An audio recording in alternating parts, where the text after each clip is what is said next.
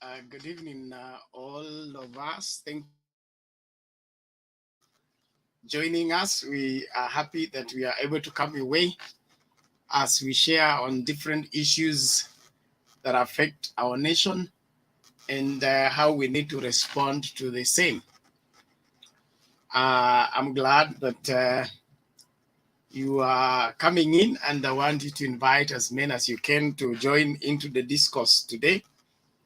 I want us to look at the politics of economics, the lies, the truths, the promises, the accusations, the counter-accusations, and where does this leave the ordinary Kenyan who is out there struggling every day to make ends meet? I want us to dive deep into that and be able to help one another in ensuring that the hopes we are building on what we are hearing from our politicians is realistic and not just wishful thinking. I believe it's important for each one of us to embrace the reality of life in spite of all that we hear and counter hear from different people around the world. So use the link on the comments and join in. Let us dissect this to its minutest particles so that they can be assimilated by all that wish to understand this. So welcome. Let us get going. Make sure that you don't watch alone, watch somebody, remind somebody, let the world know that we're here and we are set to make a difference today. Elijah, how are you? I'm fine. Hey, I'm karibu fine. kwa show. Vipi? Niko salama sana, ndio naingia saa hizi. Umejifunika kubikubi? Hata nimeamka saa hizi, nilikuwa kwa usingizi, nikasema lazima nifuatilie hii. Asante sana, asante sana. Hata sijaona vizuri. Tunazungumzia kuhusu siasa ya uchumi. Kila mtu anasema uchumi, uchumi, uchumi, uchumi. Hii inamaanisha nini kwa maisha yetu ya kila siku? Wanatudanganya, wanatuambia ukweli, wanatupatia ahadi, ama ni nini kinachoendelea kwa maisha ya Kenya wa kawaida? Sasa hata kwanza nianze na viongozi wetu. Niseme hakuna mwenye ako 100% kuongea ukweli. Tuanze na hiyo kiongozi wa upinzani. Kiongozi wa upinzani. Unanipata vizuri? Umepotea. Sorry, endelea na kusikia, samahani. Okay, sasa nasema nikianza na kiongozi wa upinzani. Hii kama hii ni historia za uchumi venye anazungumzia uchumi, anasema atainua uchumi akichaguliwa 2022. Hii historia yenye anasema kila familia yenye haina ajira itakuwa inapotea 6,000. Hiyo wakati mwingine naona hiyo itakuwa ngumu, kwa sababu kama saa hizi watu aged wenye anapeangwa 2,000 kwa kila mwezi, kama inashidikana, what about hii 6,000 yenye wanasema watapata wenye hawatakuwa na ajira? Elijah, si inasemekana necessity is the mother of invention. Aya, turudi pande ingine ya ya Ruto. Historia ya bottom up still sisi bado hatujaelewa vizuri what is it matter or about it. Kwa sababu kama ni bottom up, yes, kwani hii eneo ya Mount Kenya region ndio wanahitaji hii vitu zenye zinapeanwa kama ni misaada, kama ni wheelbarrow, na mbona zisipelekwe huko side za huko side za kwao? Sasa unaona kama ni bottom up, si ati kusema ati kuna side moja inahitaji hii side nyingine haihitaji.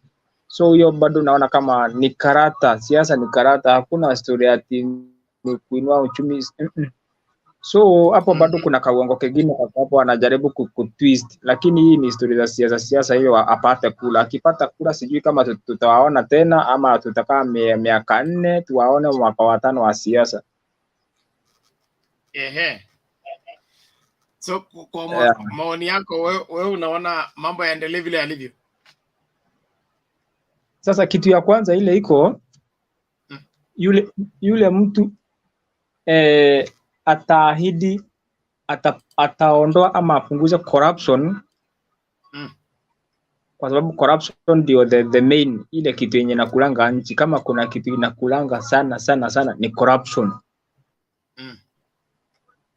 Kwa sababu kama out of the 100% unasikianga 50% iko corruption, 50% ndio inafanya kazi. You see hiyo corruption, mwenye anaweza sema corruption atamaliza corruption, mimi hiyo ndiye naweza pea kura yangu. Mwenye atamaliza corruption, simple, hiyo amaliza corruption, pesa ziweze kufanya kazi. Kwa sababu sasa kama pesa, mtu mmoja anachukua pesa yenye ingeweka rami yenye inatumika na the whole county, lakini imechukua na mtu mmoja ameweka kwa mfuko, corruption. So mimi corruption ndio inaniumanga sana. Wapigane na corruption, hiyo ingine kwanza waeke kando, corruption waeke kipaumbele. Okay, si wanasema hiyo corruption wakimaliza hii 6,000 inapatikana mara moja. At least corruption ikiisha, hata kama 6,000 haitapatikana, lakini itapatikana 3. Okay. Lakini kitu kwanza corruption sawa. Sina mengi. So, hivyo tegea hapo tuendelee katika majadiliano, tuone vile inaenda. Okay. Leon vipi?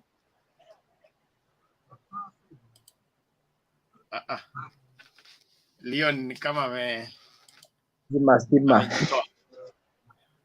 Network imekataa yeye. Network imeleta shida kwake. Yes. All right. Okay. All right.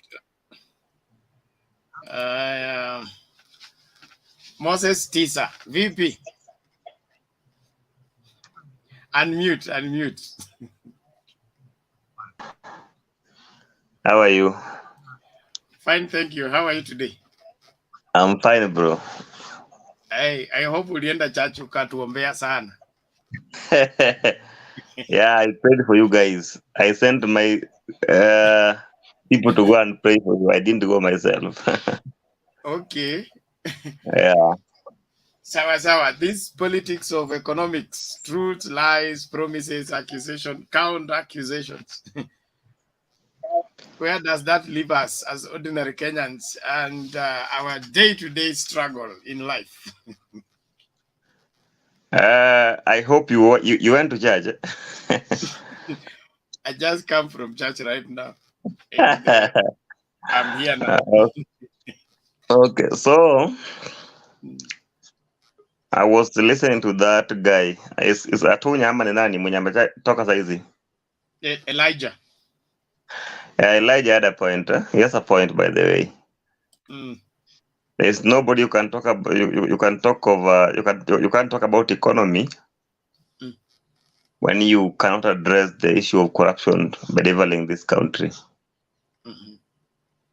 We have got 2 teams. We have got 2 horses now. The Raila team camp and the Ruto's camp.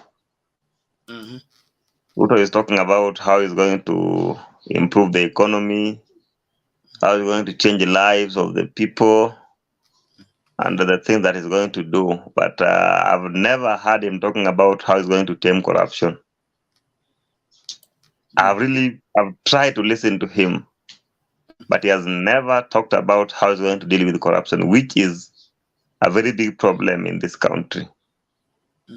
A lot of money is lost to corruption. But his team is not addressing this issue. And they're not telling Kenyans what they'll do about this issue. Today he was in Mombasa and he accused Raila Odinga of actually, in fact, he was in Mombasa in a program where I think he was distributing food. And he said that the problem in Mombasa, the drought in Mombasa, and lack of food and whatnot, has been brought by Raila Odinga. So Raila Odinga went to the government, shook hand, and then the government stopped the activities of improving their life and working on economy. And so people are now suffering because Raila Odinga shook hand with Uhuru Kenyatta. He's forgetting that the country, the government will run. Whether there's COVID-19, whether there's BBI, the government will always run. He's forgetting that between 2013 and 2017, we had issues with the drought, we had issues with the hunger. Tumekuwa na shida, and Raila Odinga had not crossed over to actually shake Uhuru's hand. So the problem that we have in this country are people who run around the country when they're given airtime and lie. And when they lie, we cheer them. We don't even ask them. I wish we could have a debate where Kenyans are allowed to ask these people questions, so that when you say something, Tisa will raise his hand and ask you a question. I think they will not lie again. But because they can lie and get away with it, they'll continue doing it. This other side of Raila Odinga is talking about 6K giving vulnerable families per month. But I also wanted to ask, but before I asked, they answered us. Where will you get this money from? I'll address the country and told the country where the money will come from. And now everybody knows that the guy is saying that he will tame corruption and that he will fight corruption. And by the way, if you read BBI was talking about fighting corruption. How to actually fight corruption was part of the document. So this gentleman is saying that yes, you're asking where the money will come from. But the first thing you must do as a country is to fight corruption. And when I get there, I will ensure that I fight corruption. So he gave us reason to believe that if he takes power, he will actually deliver on his promises. So I want to go, I don't want to talk much because I think I will still have time. But the truth of the matter is that even if you have the best president in Kenya, but that president cannot fight corruption, then you'll end up having the worst country. Thank you.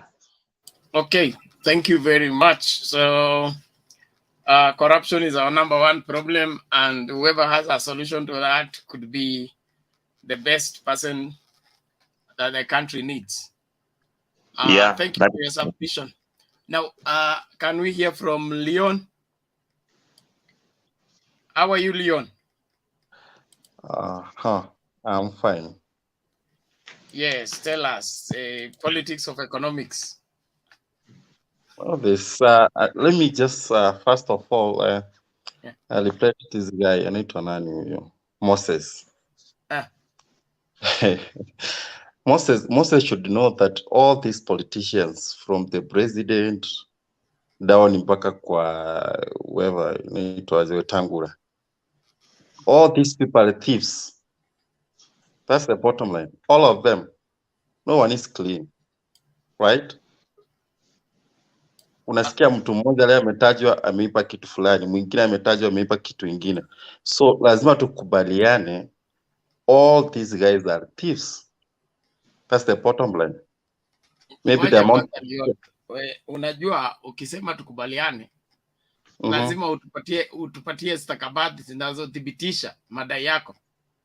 Kutajwa na wizi haimaanishi wewe ni mwizi.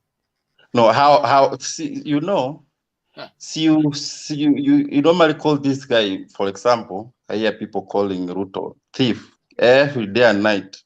Oh, he has stolen, I don't know what, stolen about what.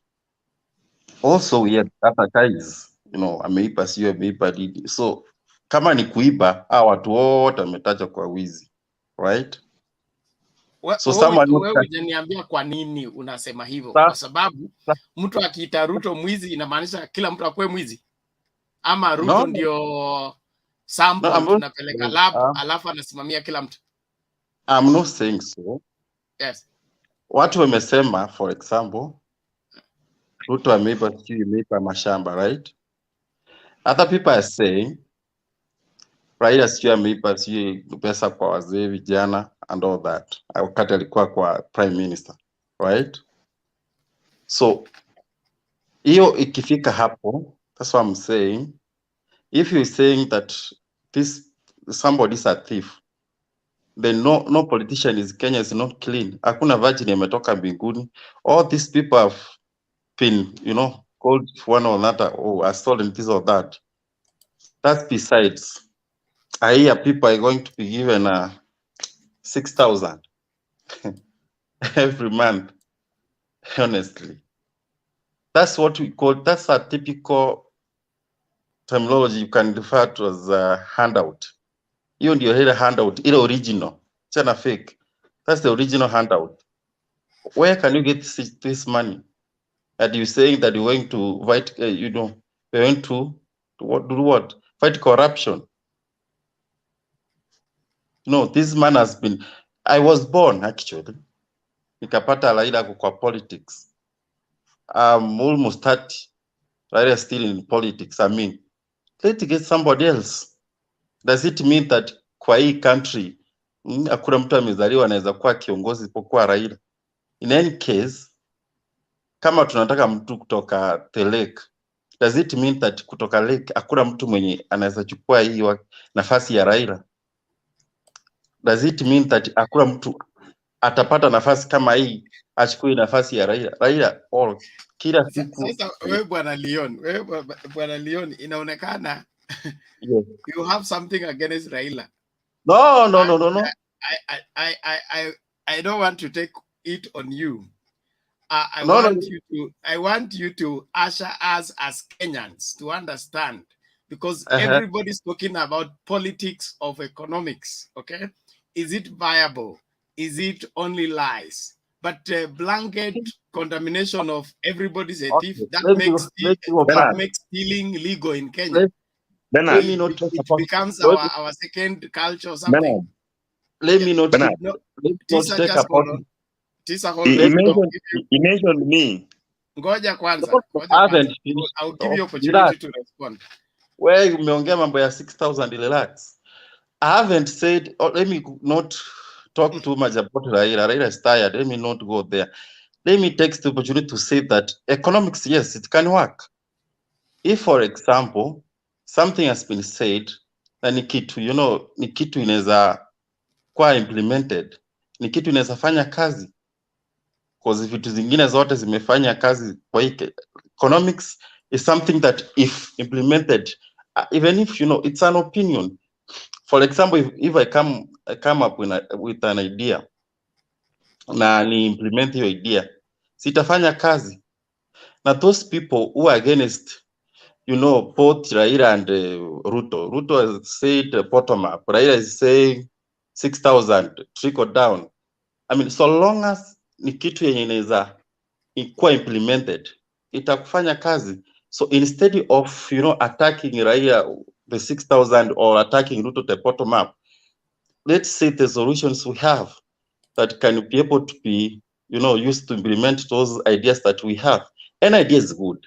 It doesn't matter whoever says it. It's good. The issue comes if itakujia kwa implementation. If it's implemented well and good, then so be it.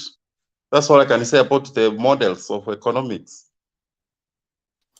Bernard, I think Leon cannot go unchallenged, because he mentioned me. Yeah, there are certain positions that he has alluded to. Hold on, both of you, order. We are on point of order, sir. So Milan, ngoja kwanza Milan. you are coming to make your submission. Yes. We are only doing opening statements. We are here You long, mentioned so me. relax. You're going to counter Bernard, everything that has been said. Bernard, you Bernard, see, you you mentioned see, me. just a minute, just a minute, Hold sir. on, all of you, both of you, hold on. Okay, I want Yes. us to debate soberly. Okay. Yes, and we are Not very sober. heckling, And not shouting. You I we are want not mentioned us me. shouting. Ngoja We are kwanza. not. Now, if you are not listening to me, that means you're not even hearing what I'm saying, and so you cannot even stay in order. So relax. Let me finish my housekeeping statement. Then we go according to the orders. After everybody gives their opening statement, now we'll open the floor for open debate. Okay. Is that okay? Yeah. Yes. So relax, everybody. Number one, the people behind the curtains, if you must not stay behind the curtain, want to see your face, the screen is too dark for the viewers. Please make sure that you show up. Number two,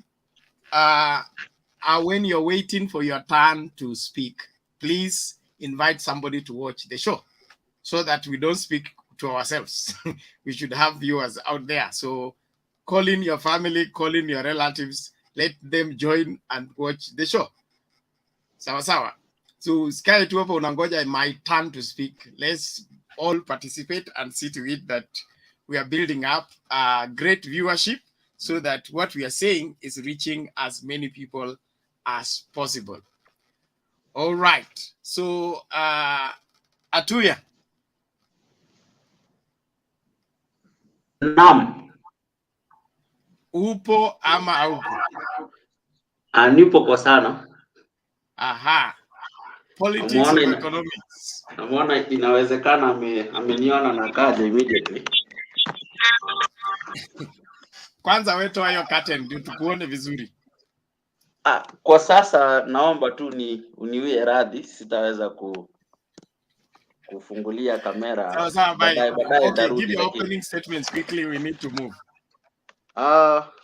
Kwanza kabisa acha nishukuru kwa nafasi, na mimi nataka mara ya kwanza kusema nimpe pongezi zangu Mheshimiwa William Samoei Arap Ruto, Rais mtarajiwa wa Kenya, kwa vile ameibadilisha mienendo ya kisiasa nchini. Miaka 4-5 iliyopita siasa ya Kenya ilikuwa inaendeshwa kwa minajili ya zile dhana za kikabila. The politics was surrounding around regional blocks. Lakini hivi sasa kila mwanasiasa ambaye anataka kiti cha urais anaongelea uchumi, na mahali tupo sisi kama Wakenya sasa, imefika wakati kiongozi yule yote ambaye atakayoshinda, sisi tutampima ama tutamuuliza maswali baada yeye kuingia uongozini ya kiuchumi. We all stand to benefit from whoever takes presidency because we have changed the course of our politics. Na I'm really proud about that. Tukiendesha siasa za kiuchumi ama siasa za politics of ideologies, inaweza tupea nafasi sisi kama Wakenya kuwapa hata viongozi wale wengine ambao wasiojulikana, ambao wanaweza jieleza kuwa viongozi. Sio lazima uwe unajulikana, sio lazima uwe unatoka kabila kubwa. Mheshimiwa kama Milan Mwango akiwa na hoja, akiwa na maono, anaweza jiuza katika nchi hii na aweze kuwa rais. So I think I want to thank the political class for taking that direction. Pili, mimi naona kuwa acha niongee siasa kidogo. Mwaka ujao mimi naona nitaacha kazi, nitaoa bibi wawili. Hiyo itakuwa 18,000 na ni pesa mzuri. Tutaishi, nitakuwa na bibi wawili 6,000 each, na hiyo itakuwa salama. Kwa sasa hiyo ndio itakuwa opening statement yangu. Najua siasa itapamba baadaye, tutaendelea kuongea. Atuya. Ukuje counseling mara moja. Haya. Book me for special counseling. Haya. Okay, that's your opening statement. Thank you. Now, next is Santos. Yes, ni poa. Leo tumeshukuru ni kuingia hapa juzi tumekaa nje 1 hour. Bernard bana, wewe bana, Sio mimi hata shida. Wewe Santos unawekanga simu yako unaizuia kufungua kamera. Sasa siwezi kuweka hapa. The platform cannot take in if you either your audio or your camera has not come on. Sio mimi. Acha niongee siasa juu ndatoka tu sahi. Si ndio? Sasa juu story na economic kweli watu wamejaribu kuleta maneno mingi. Wengine wanasema 6,000 na 6,000 ni pesa mingi, si kidogo. Ukichukua loan ya hiyo 6,000 ni karibu 300,000 kwa 4 years. Unaona? Then story ingine ya bottom up kweli ni real. Ukibalance ni real, mtu anaweza saidika, si mbaya pia vile. Ingine yenye naweza sema, kuna statement politician mmoja alisema sisi watupunguzie bei ya pombe. Really? Hata kama nini tusipunguziwe hiyo bei ya pombe. Unajua maybe kuna wengine wanakunywa pombe juu ya stress. Kama sisi sasa watu ya Asla Nation. But naona hao wengine wanakunywa pombe wakitaka bei ipunguke juu wanastarehe. Unaona, wanapiga starehe. Hiyo ndio baadhi ya vitu tunataka tuweke kwa line. Na tuongoje hii maneno yote, watu waongee, mtu alete maoni yake. Kama Eldoret juzi. By the penye niko napanda miti nikitafuta network. Niko Mandera by the way. Unacheki. So opportunity yenye napata kukaa kwa network. Bernard usionyeshe sana uko ODM. Hiyo nakulenga hivyo. Unacheki. Eldoret juzi tumeonyesha example poa. Politician alisema maoni yake tunasikiza. Sasa tunaongoja tuende sasa Kisumu, si ndio? Kisumu dala. Sehemu zote mnakaribishwa. Bora tu mchunge lugha yenu.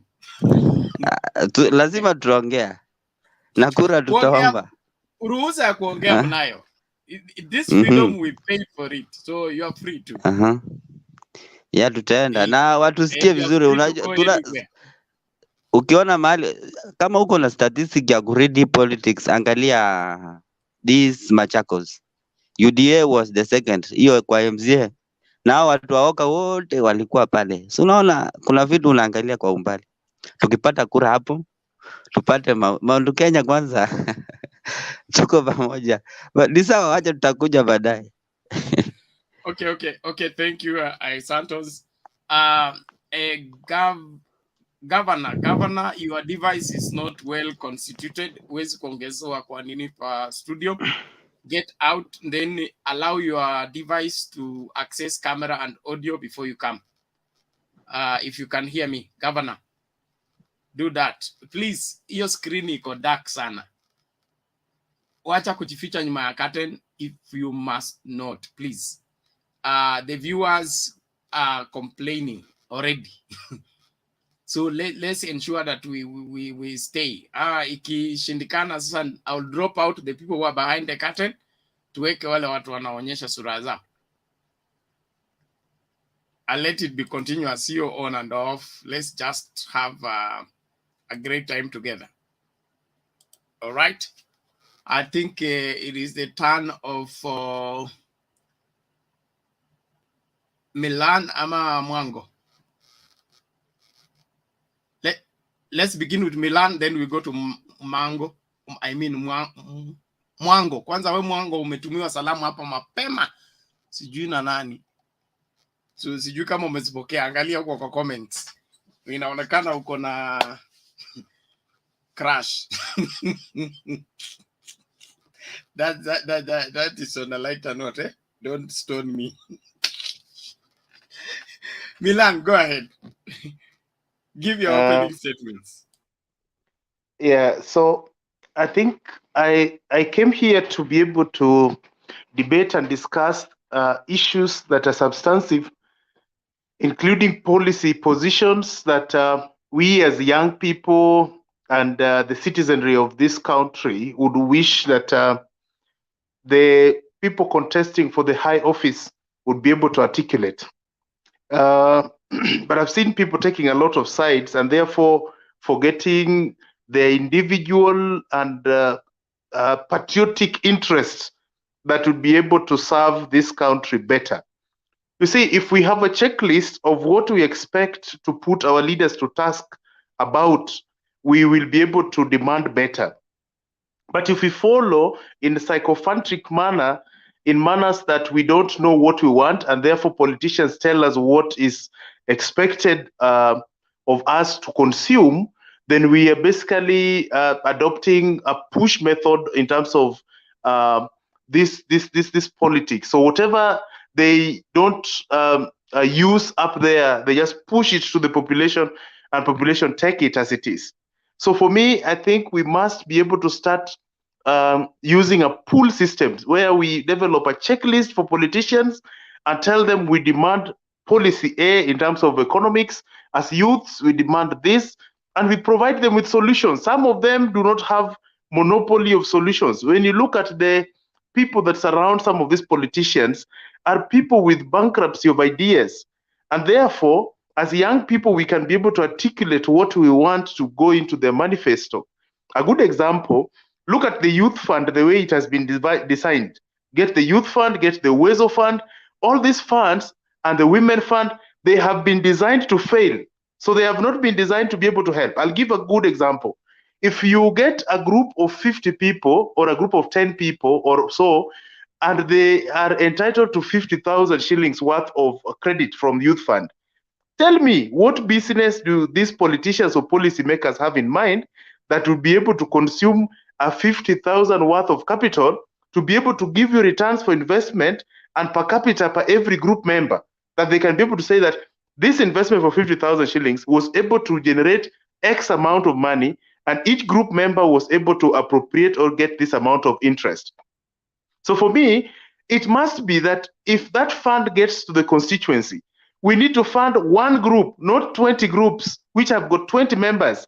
We need to give 1.5 million to one group of 20 people and lead them through a guided process that they can be able to form a company and be able to create cells of employment to generate more employment opportunities for more youths. So that is the kind of discourse I want us to get ourselves involved in terms of how we put this kind of leaders to task. Another good example would be when we are talking about joblessness amongst the youth. One good example that has worked elsewhere is to put economic hubs. A good example is, why do you find young people walking to cybers and seated there and browsing and doing things in the internet? Because they don't have office spaces, they don't have where to work. If the county through youth fund or maybe through national government can be able to establish hubs where youths can have rented office, be it temporary or permanent, or studios where they can be able to formulate ideas, come up with innovations, and be guided on how they can be able to link to credit and be able to establish employment opportunities. But I want to put Leo to task because some of his utterances, I think, are alarming for a young man like him. We don't want this kind of things where you say that X has been on the scene of politics for as long as his lifetime has been. A good example is, if you are trained as a teacher, you know nothing else. If you are a career politician, there is nothing else you expect to do apart from doing politics. And even a retired teacher is still a teacher. You don't become a doctor because you've retired. Yes? And if that was the case, even your father does not retire from being your father. You were born and you found him being your father, unless you tell your father also to retire because he has been your father all this while. So that's not a justification to say somebody should exit the scene because when you were born, you found him active or working somewhere. It depends with what contribution he has made over and over. Let us put him to task, for example, the politician you are mentioning. Is there a meaningful, significant contribution that we can be able to say that this particular politician has contributed in your lifetime of politics, like you have seen him in politics for that period of time? A good example would be that if last year, let's take when he vied for 2013, come to 2017, we had the Supreme Court ruling and those kind of things, and testing of the Constitution to see if the Constitution works. That was his contribution. In 2017, there was also something else that was contributed. And even the peace and enabling environment. If it were not for him, and I'm sure that some of the things that are happening, including devolution, would not be attributed. If he said that, okay, he tried in 1997 or thereabout, or where he tried earlier, and he left politics, we'll not be having devolution. Because you can't attribute devolution to many of these politicians that you're talking about. Some of them opposed devolution. So I think that needs to be very clear in terms of my comment.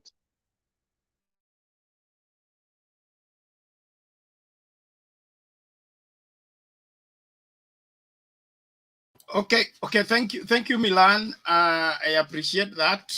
And then maybe just to add something, the issue of where will the 6,000 come from? That question we've been asked since 2002. When Kibaki said he's going to give free primary school education, the question was, where will the money come from? Have we had free primary education? When there was promised free secondary education, the question was, where will the money come from? When there was a suggestion of there will be devolution, devolving money to the counties and all that, the question was, where will the money come from? So leadership requires that you create solutions. You don't box yourself into your limited space and say, where will we get the money? I think that disqualifies you as a leader in the first place. If the money is not there, we should find the money, because any nation that does not protect the vulnerable of its own people is not worth being called a nation. We cannot have people going to bed without food, living abject life, and then we say tunajivunia kuwa wa Kenya. Haiwezekani. So it is the responsibility of the government to take care of their poor, just like they take care of each and everyone. And so we should not justify the fact that we leave people who are vulnerable, helpless, without help, simply because pesa itatoka wapi. I don't think that is the way to go, in my opinion. Let's hear from Mwango.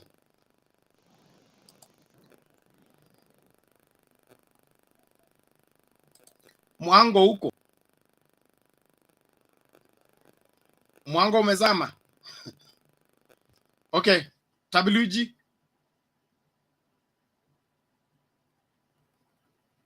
WG1. Community ancestor, how are you? Yes, I'm doing good, Baba. Yes. Hii siasa ya uchumi ndio kuenda ama ndio kutuvalisha miwani? Oh my God. Yeah. In fact, hii siasa ya uchumi naona iko sambamba. Ni ile tu viongozi wetu kama watakuwa serious, inawezekana. Kwa hao wenye wanauliza about hii 6K, hebu niwape chipu kwanza, ndiposa nichangie mambo yangu hapo. In fact, tumewaambia vizuri kuwa in Kenya we have a lot of money. Tuko na pesa mingi sana, lakini hizo pesa hatujapata a good leader mwenye atatake hiyo advantage, alafu apate kuvech hizo pesa na aziweke kwa miradi ambayo inastahili, then kutoka hapo we get the required fruits. So Raila Amolo Odinga vile aliwaambia vizuri kuwa yeye sorry, community. Yes. One moment please. Moses Tisa.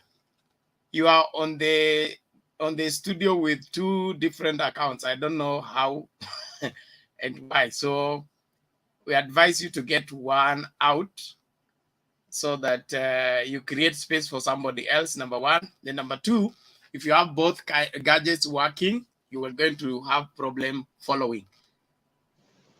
Okay. Yeah, so I don't know which one to assist you to get rid of. Sawa sawa, thank you. So you stay in with one. Asante sana. Community, continue. Yeah, so in the issue of 6,000 every month, tuliwaambia vizuri. In fact, Raila Amolo Odinga kama atachukua ile njia yenye Magufuli alichukua, whereby in fact Magufuli in 2016 when he came into power in TZ, what he did first of all, ali make a special court ya kudeal with corruption. Alafu yeye mwenyewe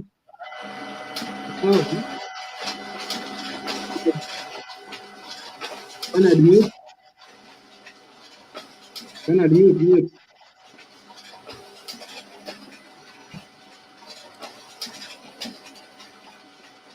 Bernard.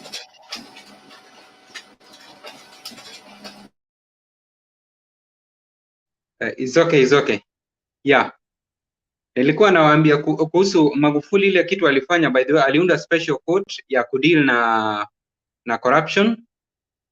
Then kutoka hapo, in fact, alitafuta maspies akaweka kwa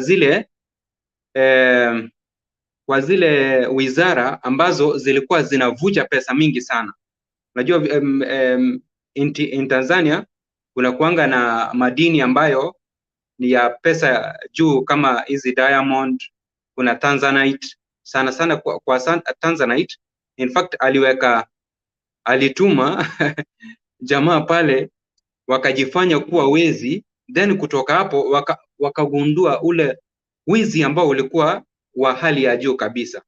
Ndio tunaona kuwa Magufuli wakati alipoondoka, in fact hakuacha madeni mingi ya kutoka China ama nini, because pesa mingi zile zenye zilikuwa zinakuja mahali kulikuwa kunafuja alifunga. So na Raila Amolo Odinga akichukua hiyo njia, hii 2 billion yenye ina leak daily, ukipiga times 12 months, hizo ni 60 billion. Ukipiga times 12, hiyo ni 720 billion Kenya shillings. So kwa 2 million Kenyans ambao wako the poor of the poorest, wakipewa 137 billion, alafu hiyo pesa ipeanwe into 4 phases, unapata kuwa Raila Amolo Odinga atakuwa ameachieve kwa 1 year vile alikuwa amesema kuwa atapatia watu 8 million. So utapata hiyo 137 times 4 itakuja 548 billion Kenyan shillings, zitaenda kwa watu milioni 8. Then kutoka hapo ukitoa from 720 billion hizi zenye zinakuja every financial year, utapata kuwa tutakuwa na surplus, pesa za juu zenye zitaenda kwa miradi ingine, about 172 billion Kenyan shillings. So unaona Raila hata ile 25 yenye alisema kuwa atakata do kutoka ministries, hizo sasa zitaenda into production ama ziende pande ya industrialization. Then kutoka hapo utaona vijana wengi wakipata utaona vijana wengi wakipata the required opportunities za kazi, na Kenya yetu itapata kusonga mbele. So nishamalizana na vile mahali tutatoa our 6,000 zenye tutakuwa tunapeana kwa watu milioni 2, lakini tumewaambia kuwa in 1 year Raila alisema kuwa atapeana watu 8 million. So yeye akifunga vizuri, I know it is not a joke, because stepping on the toes of these corrupt elements wenye in fact tumbo zao zimekuwa kubwa kwa sababu wametufyonza kabisa, wamefyonza hii nchi yetu. I'm telling you my brother, haitakuwa ni kitu rahisi, but tunamuombea because it is not a joke. Hao watu wamefilisi nchi manze, wamefilisi nchi. So yeye mwenyewe if ataamua vile aliamua Mau kusema kuwa hata Kibaki ukinitoroka, hata whosoever atanitoroka, mimi nitasimama kidete mpaka nihakikishe kuwa hiyo Mau, hata kama ndio sio watu wote walitolewa, because mnasema kuwa the Nyayo T zones kuna hawa vigogo wakubwa still they are occupying Mau, but unaona kuwa kuna extent ya wale watu ambao walitolewa pale na Mau ha glory ikafanya nini, ikapatwa kurejeshwa upya. Hata hivyo Raila Amolo Odinga, hii corruption hata ifight into totality, but tunataka someone who can fight at least 80%. Na kuambia, alafu na hiyo pesa aiweka into industrialization, itakuwa poa sana. So ile kitu nimefurahi, Raila Amolo Odinga alisema kuwa hii pesa si eti sasa atakuwa anapeana watu mpaka Kristo Yesu akuje kuwachukua. No, baada ya yeye kupeana hii pesa to the less fortunate in the society, atahakikisha kuwa industries zimeanza kujengwa, then kutoka hapo watu wataanza kutolewa kutoka kwa hiyo special package, wakiingizwa kwa hizo industries, ndiposa ile neno ya Mwenyezi Mungu kuwa kila mtu atoe jasho ndiposa apate kula. So itakuwa imeni. So wakati ataanza kuwafanyia facing out kutoka kwa hiyo special package, watapata mahali pa kushikilia, na hapo ni hii mambo ya Make Kenya,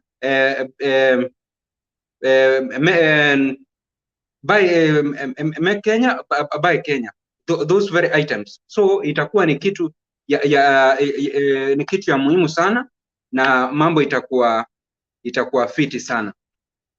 Alafu tu yu ndugu Leon, nataka nikuambie kuwa nimesikia umesema kuwa baba amekaa kwa muda mrefu sana, inastahili maybe a retire, because I saw Mr. Milan answering you. In fact hata William Samoei Ruto kutoka 1992 mpaka saa hii tunaelekea 2021, hiyo ni miaka ngapi? Hata yeye amekaa sana. So kama tunasema kuwa baba atoke kwa siasa, hata William Samoei Ruto atoke kwa siasa, but hatutaki kuenda hiyo mtindo. Tunataka kama wewe kiongozi umejitolea to sacrifice yourself for the people of Kenya, hata kama utakuwa unaenda na mkongojo, tunataka utusaidie, because tunataka ule kiongozi ambaye akona courage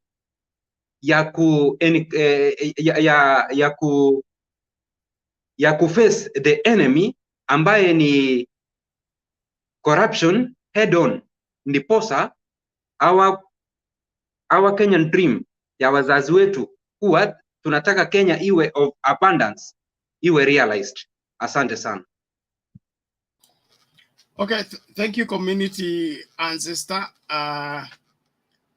I believe we are making good progress. We're going to have Mwango, then WG, and then where is this? And then the Kibe, then inawezekana. I want us to keep it in that order. There is something I'm doing on my printer, and my printer makes a lot of noise. So nataka to keep your order. I'm praying hakuna mtu ata drop out, and then I'll be back so that we proceed. But let's keep it civil. Let us not have a shouting match, please. I beg. That's why I even decided on that topic. Let's talk politics of economics, not personalities, and so that we have we have also a discourse into understanding these offers we are receiving from the government. Is it viable? And just to stress something that community ancestor said, taking care of the poor is the responsibility of every government. And from the biblical point of view, being a Bible teacher, you notice in the book of Leviticus, God tells the children of Israel, when you go to harvest your crops from the farm, make sure that you don't carry everything. Okay, as you harvest, leave out some things so that the poorest of the poor will come and walk in your farm and be able to pick something to go and use. Now that is God giving a way of taking care of the poor by even enforcing the people who are what? Harvesting. They have done their planting, their harvesting, but they should not harvest and scan the ground to see to it that they have carried everything at home. They should leave some things behind for the poorest people to pick. Now, that means that no society exists without poor people, and each society should take care of the poor. And if there is a way for that to happen, I invite it. And those people calling it handout, I don't think so. A handout is what we are being dished during the elections. Yeah, we come to buy you so that you vote to us, or I come and give you, something to influence you. But if it's a drawn out plan to take care of the poor and it is sustainable, it's an invited thing. People are saying that now people will stop working. Nobody will want to join begging simply because beggars are making money. There was an expose that was done that beggars are making a lot of money in Nairobi. But have we now gone everybody to sit with a ball becoming a beggar? I think that will be an excuse. Let's go ahead hear from Mwango. After Mwango, WG. Then from there, we'll go to Kibe, and then inawezekana. Let's keep it brief. Remember, 3 to 5 minutes at most. Precise and to the point. Okay, thank you. Thank you. Yeah. Okay, thank you for the chance. Hello? Are you getting me? Hello. Come in. Yeah, we get you. Thank you. Okay. Now, I'm very happy that the Kenyan politics have changed, and now it's about economy. Now everybody are talking about economy and not tribal coalitions. From the Asla sides, we hear bottom up. From the other side, the ODM side, though is not clear, but what I know, I've heard about the 6,000. I don't know that one is now which model or which ideology, but from the other side, at least I know it is a bottom-up approach to economy. The other side is not still yet clear because it's still 6,000. In fact, now I'm hearing of 6,000 everywhere. So I don't know if that one is what will raise the economy of the country as compared to the other one. But now Kenyans will now make their own choice. They'll make their decision based on the best economic approach from either of the candidates. So on my side, I believe that the ASLA approach, bottom-up economy, is the best way to empower those who are low in the society. those who are jobless. At least if you can empower them so that they can make their own money, so that they can earn their life, and not to wait and be given 6,000 from the top. I think that's the best. In fact, there's this saying that goes, teach a man how to fish and don't give the man the fish. Because if you give him the fish today, you'll give him tomorrow and the next day. But if you teach him how to fish, he will be going to fish by himself. So I think that the best empowerment approach is the bottom-up approach. Let's empower those who are low in the society, those who are poor, those who are jobless, and then let them now earn their life, earn their living through their own sweat. But let's not encourage this issue of I'll be giving 6,000 to those who are needy. I think that one also will also cause the culture of being lazy, something like that. People want to work hard in life, but for you to succeed in life, it's norm. You must work hard. So let's encourage working hard for you to live a better life. But don't wait for anything like handouts that is coming from the government. Okay, thank you. Yes, Bernard? I'm through. Mwango, I have a question for you. Yeah? Okay. Hold on. Sorry about that. Okay. Mwango, you finish your submission. Yeah, it was just an opening statement. An opening statement, I think. Which you are fronting bottom up. Yeah. As the best model of economics that will help Kenya. Yeah. We've been asking the question of bottom up. And you people still insist the money will come from the top, then go to bottom, then expand, then go up. So if the money comes from the top to bottom, is that bottom up? Okay, this is the thing. The policy that will be put in place is a policy that will try to empower those who are the low in the society, those like the mamambogas, the border borders, at least to expand their kind of business. When they expand their business, they'll have more money to pay for taxes. These taxes again will go up. That's why it is called bottom up. You start from down, going up. Yes, so they should not expect anything from top. They should just expand what they have, and when it's enough, we that are at the top can come and collect it. We take it up. Now, this is the thing. We're talking about the factors of production. Factors of production. If you expand the production at the lower level, at the bottom, yes, and then the countries will get more taxes from those people. When you say production, what do you mean? If you compare that 6,000, like for example, the Mamamboga, if you maybe empower her or him, we find that he will give more, he'll produce more, and from that more, you'll have as in increase the economy. As compared to the 6,000, it's about consumption. You just take 6,000, you go and consume it. You go like buy things, what, and it's over. But if you expand that economy at down, you'll expand that the tax bracket. Indulge me to just ask you a question, okay? Yeah. Empowering Mamamboga is by buying hamburger, isn't it? Okay. Buying hamburger and also enabling her. If she brings the hamburger on the market, she should have somebody to buy it for her to make profit. Yeah. Now, if she's selling burger among people who cannot buy burger, okay, then we give these people that cannot buy burger money to be able to buy hamburger. Yes. All right. Whether that money is for consumption for that particular family, but now they will use the money to buy hamburger, and then she will be able to make profit from that money and go buy more hamburger, come and sell.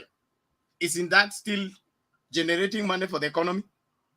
Okay, it's still yes.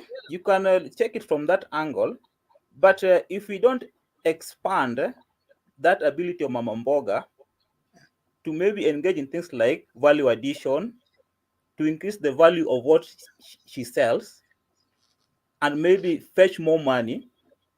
You know, if you just go and buy 10 of bob, course, that's only possible with industrialization. Okay, the processing of the mboga, the drying of the mboga, saving it for dry season. So if we are not putting up industries and we are just giving money for these people to expand their business, what we are doing is they will expand the stock. The stock will be so much. When supply increases, the prices drop, and so drop. yes. So Yeah. Now, what okay. Sorry. Okay, I Bernard, don't want us to what dwell have so much on that. I just okay, wanted us. just a minute, Yes. just a minute. Yes. What Yes.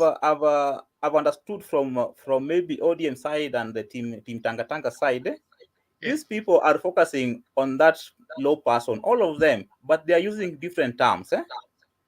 From what I've heard, they are just doing same thing but using different terms. Because if you look at the 6,000 is for those who are low in the society.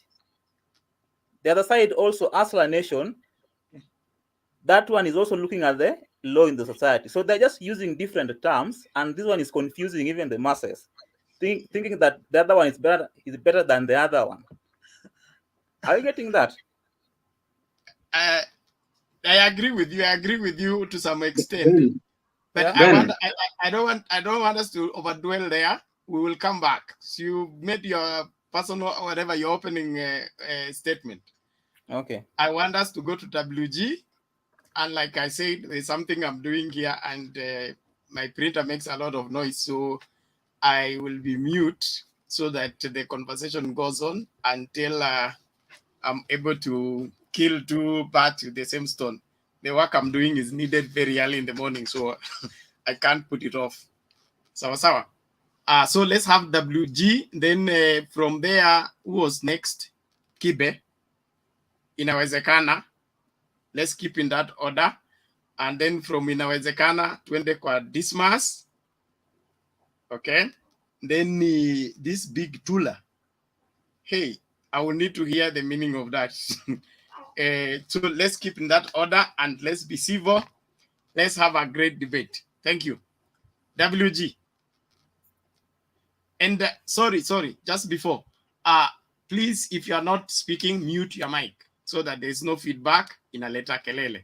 Secondly, keep inviting people to join into the watching the program. Also, you can respond to some to comments on YouTube or on Facebook, whichever platform you're following. If you're using if you have versatile of gadgets, so that there are things we may not speak about, but you can type an answer because there are some questions being posted on the comments. Achana na matusi na hiyo mambo mengine, sababu ni Kenya tu. Sawa sawa, tuendelee mbele.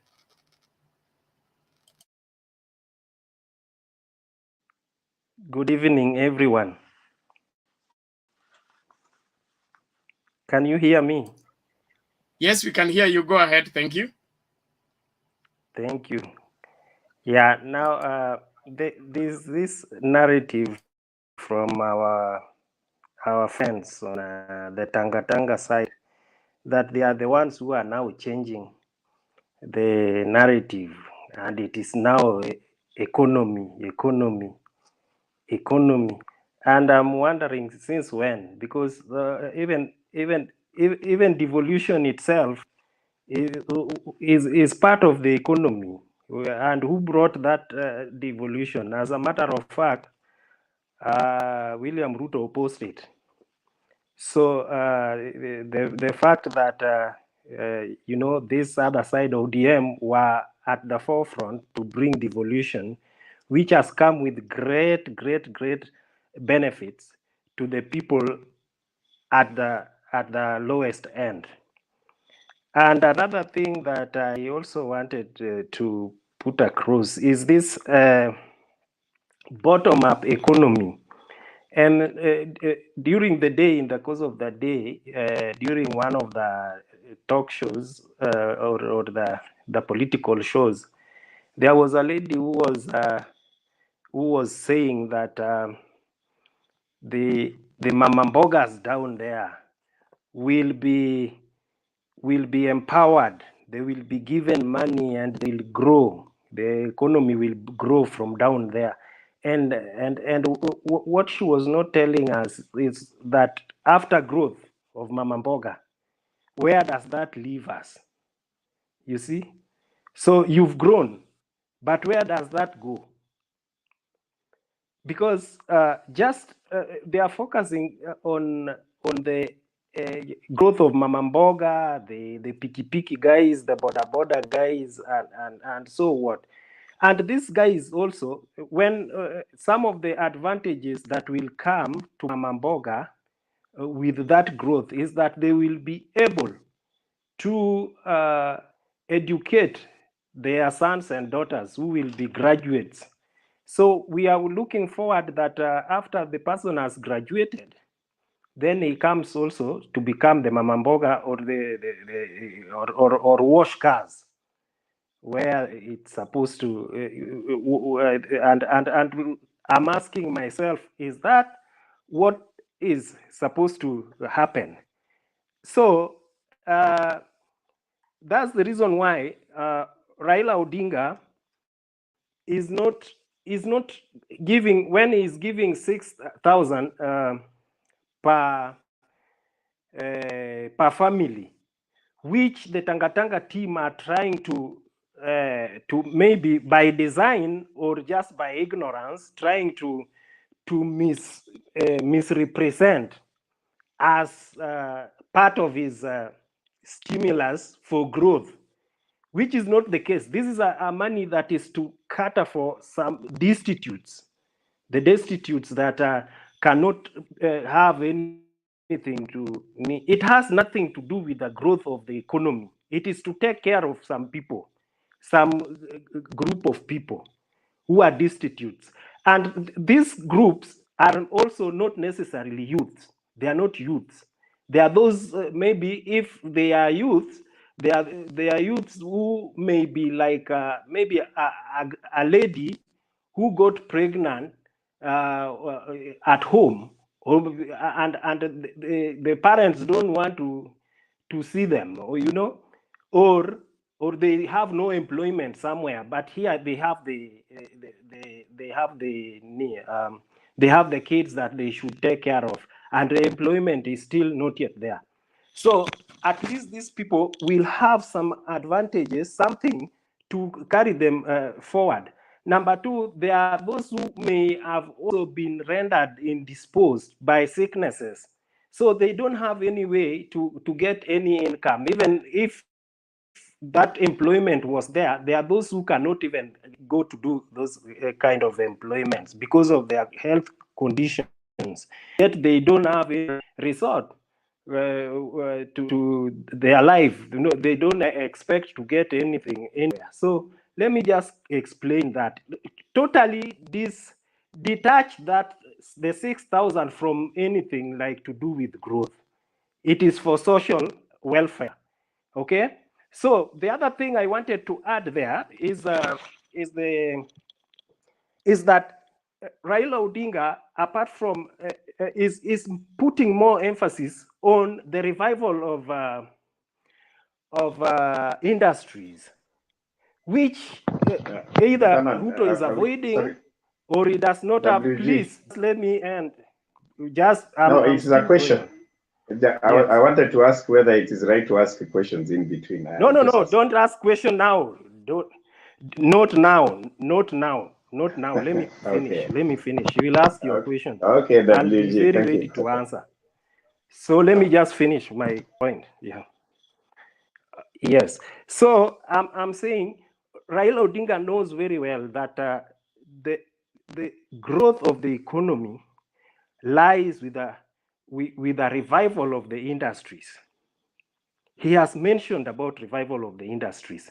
When it comes to this western part of the country, he's putting more emphasis on the sugarcane farming and those industries that goes with the sugarcane farming. He's stressing more on around Lake Victoria. He's stressing around blue economy, and that is what he's also telling the coastal people.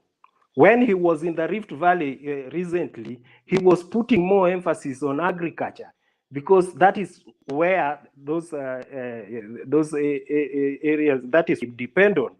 When he was at the Northeastern, he was talking about the asset and how to improvise those things, so that when these things have been revitalized, those youths who are coming out of of colleges will readily find those ninis available, the employment available. When those employments are available and they are able to earn their salaries, even the mamambogas, what are you going to wash if cars to be washed? First place, even if you are given those machines to wash vehicles, everyone does not have employment. Where is it going to come from? Those very cars. So when these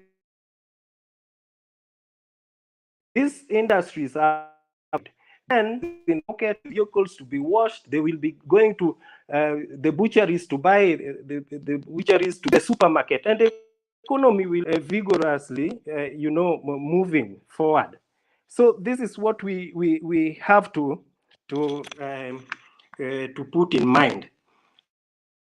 So I don't believe, while the Tanga guys don't tell us, apart from this bottom up, let's say I've brought money down to the Mambogas and the people of the low culture, then they are doing well. You can even expand that bracket to include even more people. So where is this money that they are putting up? Where it is going up towards where?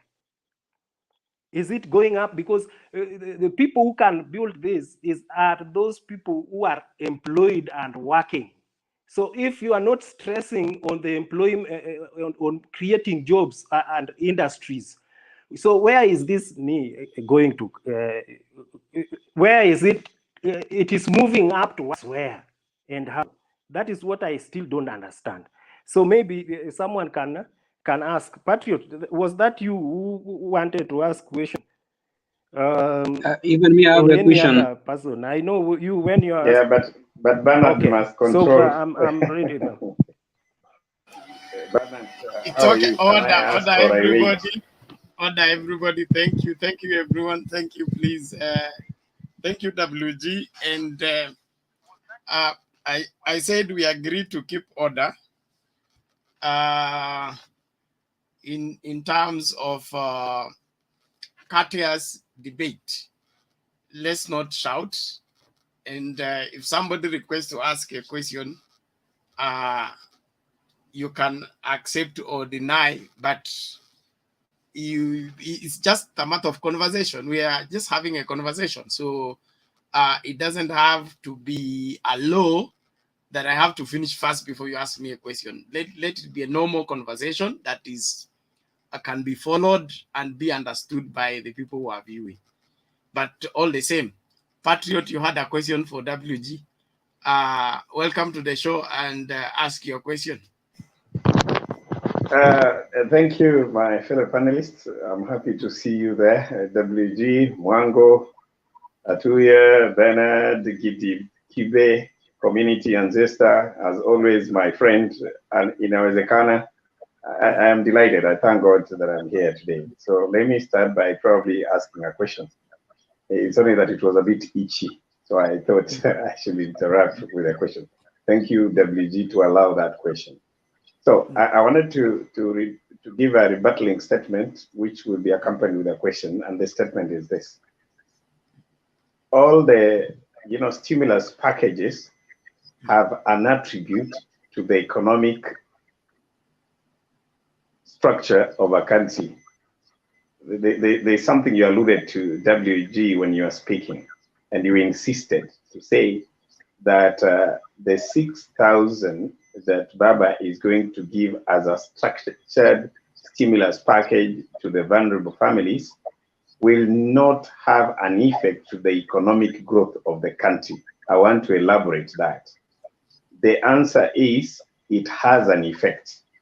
It has an effect, and I just thought it's good to inform my able, contributing panelist who is going by the name WG that for sure the 6,000 will end up having a positive impact to the economy of our country, simply because, one, there will be the sense of togetherness in people feeling that they are Kenyans. So what does that mean?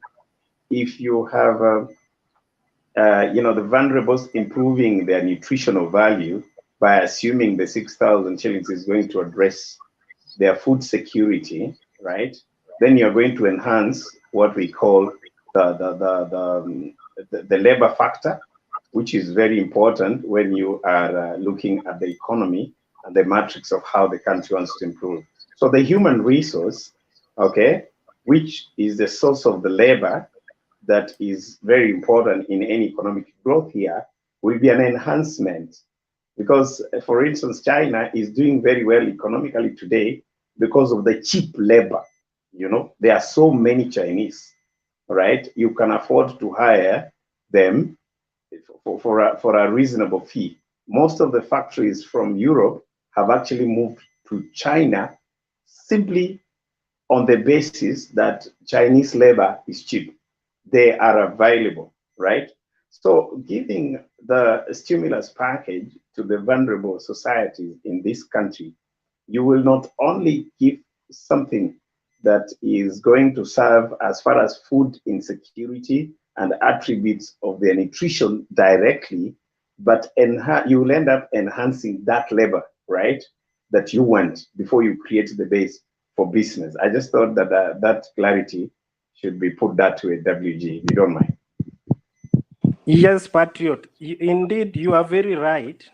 You are very right. And the reason why I wanted to, stress on, separating the two is because they are most of the hustler group is trying to measure that with the economic, the bottom up economic. When when they are saying that Ruto will be putting some money for empowering the Mama Mboga, and Raila is promising 6,000. You get that? Those are two different things. If according to my understanding, those are two different things. It doesn't, because away from just that 6,000, Raila also has another plan of empowering these people. He's proposing on the credit that will be made available for each youth who would be going, or small businesses, and which will they will borrow, but they will not return with a what it's called, a what, with interest. Interest. With interest for until 7 years. You get that? So I need the Tanga people to pick that and compare it with Ruto's, bottom up, inducement that he will, but not this 6,000, because 6,000 actually serves a different. Thank you. Thank you, WG. That's clear enough. And politics is twists and turns of many things. They will do that conveniently and for what they are known for. So it should not be surprising. But the truth will always prevail. I am a believer in the truth. If you stand on the side of the truth, you'll be left standing when every lie begins to fall apart. So let's all relax and made it clear. And that also gives you responsibility.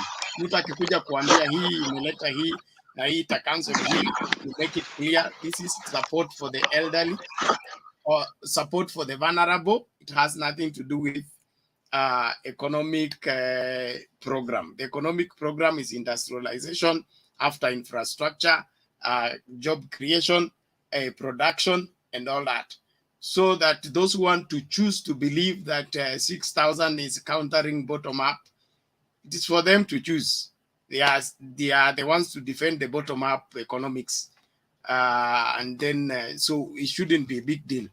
But confusing people because your opponent has said something, that's normal with politics. We can't avoid it.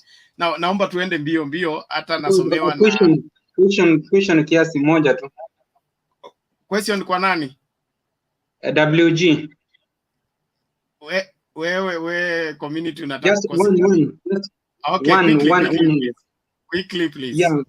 WG, naomba kuuliza, when Ruto is intending to empower mama mbogas, mtu wa kiosk na bodaboda riders, je, hao wengine wenye wako outside mama mboga, watu wa kiosk na boda, atawafanya nini? Please, naomba jibu. Alisema wajipange wenyewe. That question is not, it is not mine. Maybe Mwango can help out. Mwango can help out how.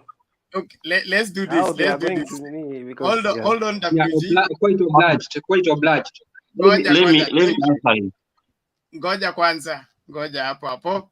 I will leave that question for the people who are in that movement. They will respond to it when their turn comes. Sorry? Let me answer him. What is your answer? Sasa akiuliza hivyo, akiuliza atapatia mama mboga, hiyo Raila anapatia wengine 6,000. Hao wengine wanaenda wapi? You are not answering the question. I mean, it's the same question. When you claim it's going to give others 6,000, hao wengine wanaenda wapi? So yeah, Leon, please. Ben, wewe umesema unataka kujibu swali. Tena unauliza swali.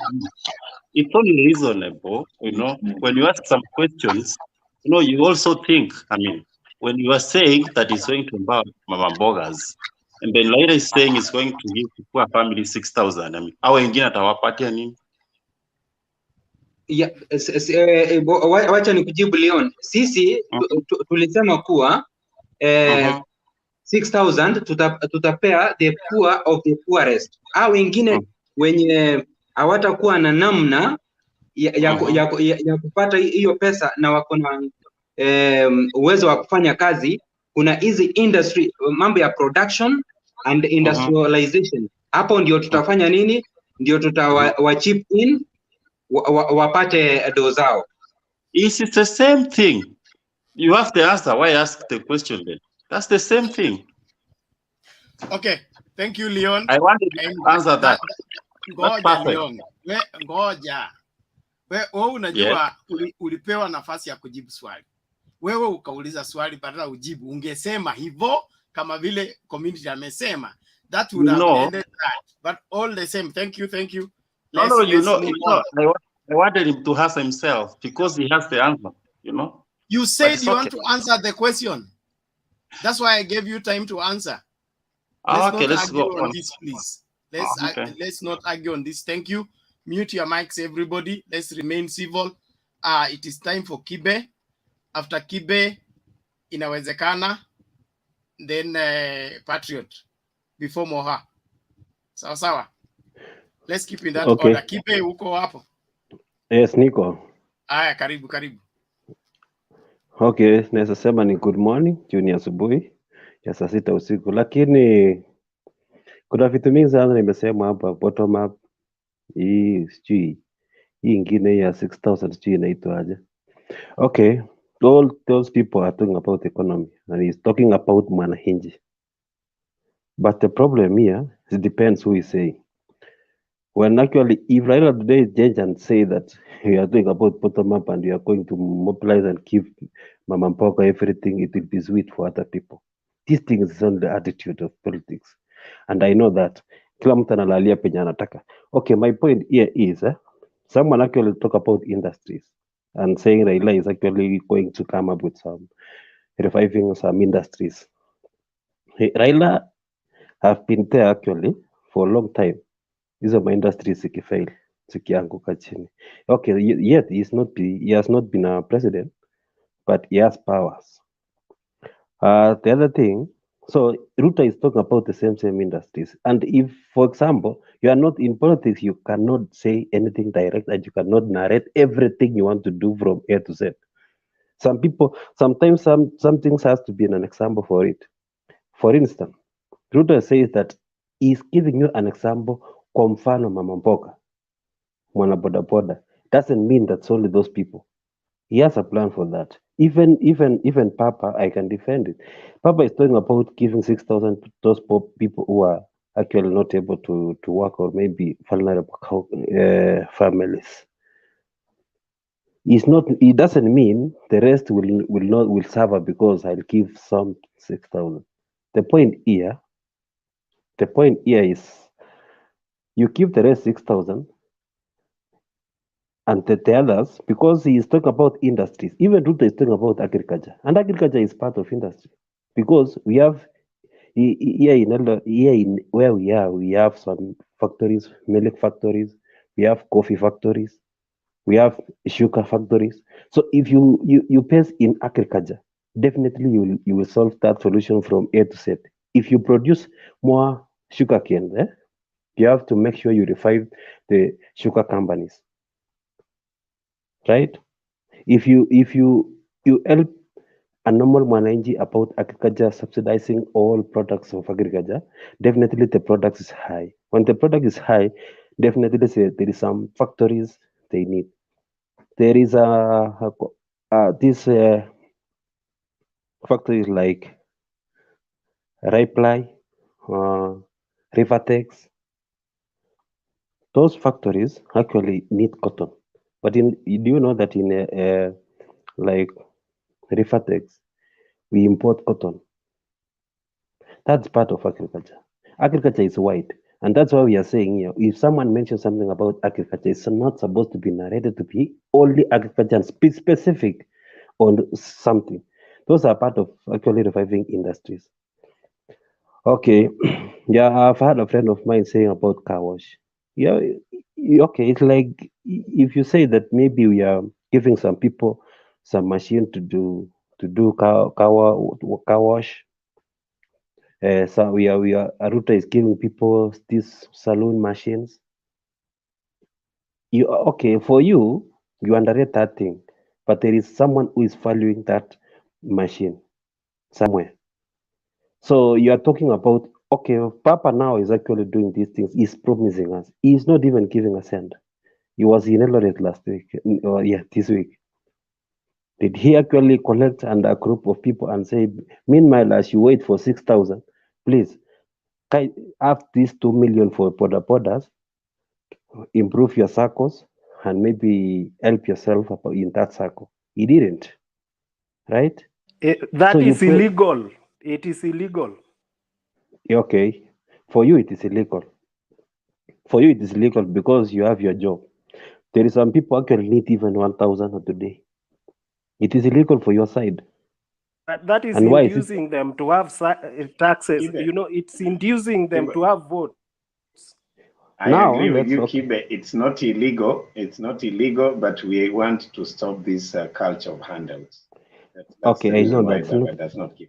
It is not about. It's not a matter of. It is not a matter of saying giving people handout. If you give to a group of people 2 million, that's not an handout. Please, don't lie. That's not an handout. Okay, I was talking about this model of. Sorry, Kibe, take that again.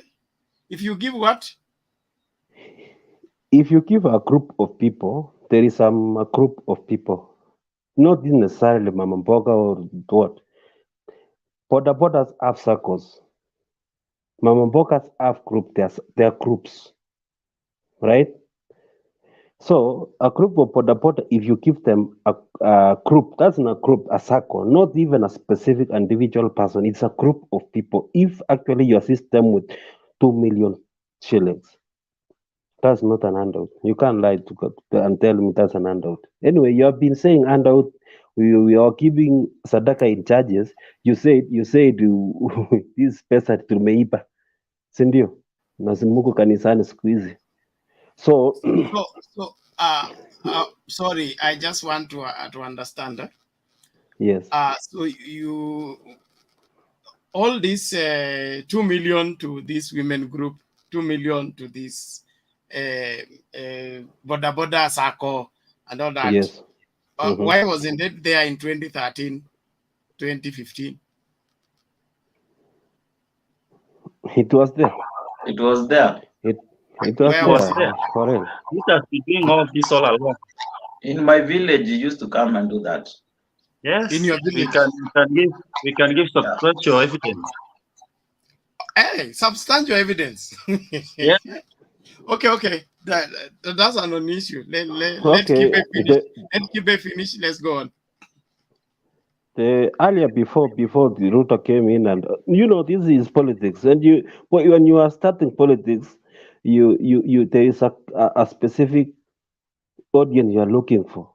Before, you were not even collecting people in shops because Ruta was not actually coming and stand in certain town, and before this year, and that actually talking. He was attending church services. In fact, that time you were constructing churches. You say this pesa ya kuipa hii msilete kwa kanisa, right? So it's now time for politics. And for politics, you go specific where people you want to talk to are there. So if you go to towns, people definitely you find mama mbogas and those people of businesses people, right? So that's why we are now in Boda. We are in Mama Mboga because you find them in town. And no one have gone actually to local village and actually address people. We go village for when we are going for burials. We are politicians, right? So, but in town, we are addressing those people. Now you are talking about this route of giving 6,000 shillings, and someone's trying to compare 6,000 shillings and giving Mama Mboga money. Actually, giving those people who want or business people to grow. So you say 6,000. 6,000, I can't refuse to give 6,000. But at the moment, and I wish if I was actually advisor of Papa, for instance, I could have said those people, aging people, because at the moment we are giving 4,000 for those aging people 65 and above, right? And so he was supposed to say, for now, let's reduce to be 55 years, and I am giving them 6,000 every day. It will be better because those people, they are not working anymore, and they are from that age. Kibe, and I want to remind you, it's not working. The money to the old people, it's not working. Yeah, I'm heading there. So the government is providing 4,000 shillings to these all 65 people and above, but they are not getting those money at the moment. They are straining to get those money, actually. So if you come and lie today and say you will be giving 6,000 to household, and and the number will increase, definitely, it will be very hard. It will be very hard. For me, for economy to grow, on my opinion, a lot of people have to be actually paying taxes, of which most of people are not paying. They give it nil. They feel nil every year because they are not even working in anywhere. They are not doing that. And for William Ruto he's saying, I'll mobilize you. If you have a business, it's not specific to the certain amount. It's like bursary for now. There is some people getting bursary and some are not getting. Some are getting 5,000 bursaries, someone is getting 20. So it is different, right? There is some people getting 100% to be actually students to be educated 100% using bursaries. Now the point here, if you make a lot of people to have their business running well, they'll create two things: employment. Because if my business actually works smoothly and actually expand, definitely I will employ people. If I have an hotel today and I have 6 employees, if my business runs very well, definitely if I expand that business, definitely I'll have people to be double, right? That those people will pay taxes, and they maybe someone, if actually get that money, he'll expand. That's what I'm saying. He'll definitely have an employment. You watu wanalipa tax. Hiyo wasa maneno ya watu wanyawana kazi watapungua. That's what I'm saying. For Papa side, to assume, let's be realistic, and let's put psychophancy aside and say Papa is actually going to give half of Kenyans, 20 million people, 6,000. 20 million, 6,000, okay, or maybe 15 million households, 6,000. Where did you get the 20 million figure that you're talking about, Kibe? There's nothing like, no, don't quote that. It's not there. I'm just asking, where did you get the 20 million figure you are quoting for the proposition Baba is giving? Please just answer that. Okay, I'll say let's estimate, actually. Let's estimate. I'm saying estimation. Baba said use 2 million. Use 2 million. If he can back 8 million. Don't misquote. Don't misquote Kibe. I didn't want to interrupt Kibe, but just use the 2 million that Baba is speaking about, please. 2 million households. 2 million. We don't have 2 million people who are poor in this country. Households, no, it's not true. Okay. If it is 2 million, let me leave that point there, because if you can understand it is 2 million, because these things it's politics. Because you are talking on the field of politics, you don't want the reality and to go to face the reality. Then I leave you that way, because if you are telling me 2 million people are going to get 6,000, then you are not right. Because how did he get that 2 million then? If you're asking me that, how did he come up with 2 million? Kibe, just a moment. Kibe, we are not throwing figures from nowhere, okay? And Kenya is not a failed state from the last time I checked, okay? We have a ministry that is funded by the government called Ministry for Planning and National Development, the one that is in charge of carrying out census.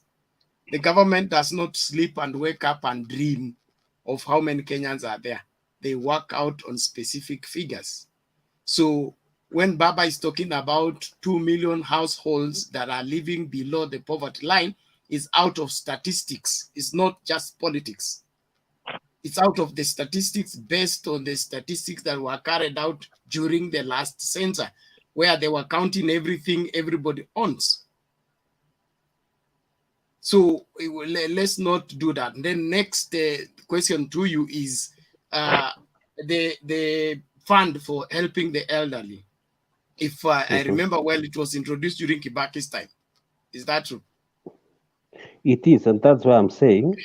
Now, I wanted to compare between Kibaki time, did it work? Okay. And if it has failed now, who has been in government to see to it that it fails? Now, if that person has seen to it that it fails, what guarantees that what he promises in 2022 will also not fail, like he has made what Kibaki started to fail? So you are talking about failing. Ruto is making to fail, and Ruto is not a president, right? It is not Ruto. It is Jubilee government, of which Ruto is the Let's be specific. Okay, you can be my head, and actually you cannot do anything if you are not a president. Let's be obvious. Let's be free. Yes, true. Kibe. Kibe. Let me try. Who runs your house for you? Is it Uhuru? Kidogo tu. Let me try to help you. Okay. Kibe, just a minute. Let me give you an example. We had a president in Tanzania, Mr. Magufuli, and we had his deputy, Suruhu. Uliona Magufuli venye alienda, the way the lady is working now. So it's the same thing. The Kenyan constitution, Ruto anapewa mamlaka na Uhuru mwenyewe, anamwasai anamwambia fanya ABCD. If Ruto ajambiwa afanye ABCD, what do you expect from him? Kama kazi imeharibika, this goes straight to the head of state, Mr. Uhuru Kenyatta. So don't say it Jubilee government as a whole. Tariq, you know,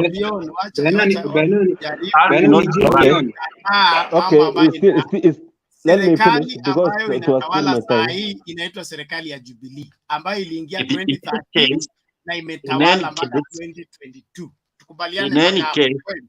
in any case, Raila has been the deputy president for the last 4 years. So in any case, kama kuna What do hiyo you mean he has not been what? He is. So then he also has a problem. Who has a problem? Raila Odinga, he has been in government for the last deputy president. The moderator has become a cross-examiner. Now, order everybody, thank you. Let's do this. I don't want it to get into the issue of I'm favoring ODM and disfavoring UDA, but I am for facts, okay? Let's report things as they are based on facts, not to score political points that are baseless. The Jubilee government is the one in power right now. And whatever fails is the Jubilee government that has failed. From the head of state to the least person in the Jubilee government, including the chief in the village, they carry collective responsibility for everything that fails in the government. If the deputy wants not to be blamed for what happens in the government, simple. You step aside, you say nimenawa mikono, hiyo serikali nimeitema. Vile Nyachai alikataa kuwa minister for transport na hiyo maneno ikaisha hivyo. We never blamed him for road accidents, never told him for press conference. He cannot do that. He cannot do that. So it's only cannot do that. Okay, but Ruto is Let also Ruto is claiming the development. To accept responsibility. Thank you very much. I want you have to give us a reply to that. 3 minutes. Why is Ruto quoting the development they've made with Uhuru? Hold on, all of you. Please. Okay? Please. Let us understand that this platform is not for pushing anybody's agenda. It's number one for Kenya's agenda. And if what you're bringing here is propaganda, we will not let you carry the day. That's our responsibility. No, we are already ready. So you cannot be the judge. But you are taking sides. Facts remain facts that we are. But you are taking sides. We have all been to school. No, you cannot judge one side to be propaganda and the other one to be the truth. You are taking sides. If you deny that DP is not in government, what do you mean? Own perspective. Leon is giving his own perspective. You cannot call that propaganda. It's not final. Okay? No, you cannot call that propaganda. Please, can you moderate and actually listen? Stay in order, please. I'm making my point. Okay? I don't want this a platform to be for peddling propaganda. Wewe sema mambo vile alivyo. Na usiseme kwamba mtu ako kwa ofisi anapokea mshahara alafu unasema hayuko kwa government. Yeye mwenyewe hajakana kwamba hayuko kwa government. Alafu wewe unasema vipi? Let us remain factual. Even if you are defending Ruto, you are free to, but don't Can we rebut that? Do what? Can we rebut that what you're saying? Yeah. Whatever you are saying. We are not agreeing to that. We are not. So Ruto is not in government. In fact, I am not the one saying. I am not the one saying Ruto is in government. Ruto is on record of saying everywhere he is the deputy president of the Republic of Kenya, and he speaks in that capacity. It's not. Raila took over. Raila took over for the last 4 years. If you want us to play politics with that, we can. If you want us to be factual, we can't be factual. You cannot be reasonable. Hold on. And you should also honor the platform. Wait, you don't talk from the point of me. There are guidelines that we must abide. I don't talk on what? We drop you. Okay? It is that simple. So I want Kibe to finish his submission. After that, we go to Enya'S and Patriot. All right? No heckling, no shouting. If what you are pushing is propaganda, we have every right to question you. And if you cannot substantiate, we drop it. It is that simple. We should also be given the right to question whatever you are saying. Whatever you're saying is not the what I am saying. It's not. No, you cannot label. You cannot label what we are saying. You are disrupting the discussion. Tuya, you stop cannot having take this platform as an stop audio having platform. That the is the sense reason. of You cannot leave. entitlement. No, that is the reason Bernard, you have to No, listen. no, This is but not we are the not first going day to on this accept platform. the lies you are No, peddling we here. cannot Hold Who accept on, doesn't that. know This that is the Ruto, continue. order, is the everybody. vice president and he has Order, not everybody. resigned? So who are How will I you? Who are you continue to when tell us that the when guy is not in Hold government? on, Who everybody. are you to Mute your I mic, tell please. us? I request Let me everyone ask to a mute. question. Kibe, I'm trying to get the order No, first, then you will speak. If you let me want to ask a defend question yourself, first I leave before you you get to to. defend yourself to the degree you can. let me Please, ask you a everybody mute your question, Bernard. mics. If you want me to Bernard. drop you from the Nini, I will. No, just a minute. Ask me a Leon, question. wait until it's your turn to speak. Wait until it's your turn to speak. Atuya, wait until it's your turn to speak. It is Kibe's final submission. He's finishing his last minute. After that, we go to Inawezekana, then Patreon. Wengine wenu, mute your mics. Okay. I was saying we are discussing here when we are people who are mature now and we want to get reality and facts. It's not a matter of being psychophancy. Because at some point, we are discussing the things that are very important at some point here. Because I see we are people actually who are grown up enough. When you see lies, it's a lie, it's a lie. If you see this one is a fact, it's a fact. So if you are not in Kenya, definitely you will tell us Ruto is in government if you are not in Kenya. So the point here is talking about, I was actually, because you have talked a lot, there is some things I've actually forgotten about. So the problem here, I want you to listen for me. Anyway, we are discussing here, doing everything, but people will decide at the end of the day. Because not all people are actually in social media to listen. Majority of voters are listening from TV, they are seeing from TV and radio, period. So they will decide from there. I'm telling you that for free. Now, because you have insisted that Ruto is in power and you are asking me why he didn't do some things for the previous years, we have to know. If a certain example, if a certain school failed for an exam, for instance, wakifukuzwa kwa hiyo shule si deputy na principal. You have to know. Hiyo shule wakisema shule imeharibika ni wanashika matawi na ni principal ndio anaendanga, si deputy. Now it depends. Uhuru we elected Uhuru as a leader of Jubilee. And if he fails as a leader, the old Jubilee will fail. Right? And doesn't mean because of those people who are in Jubilee are not all leaders.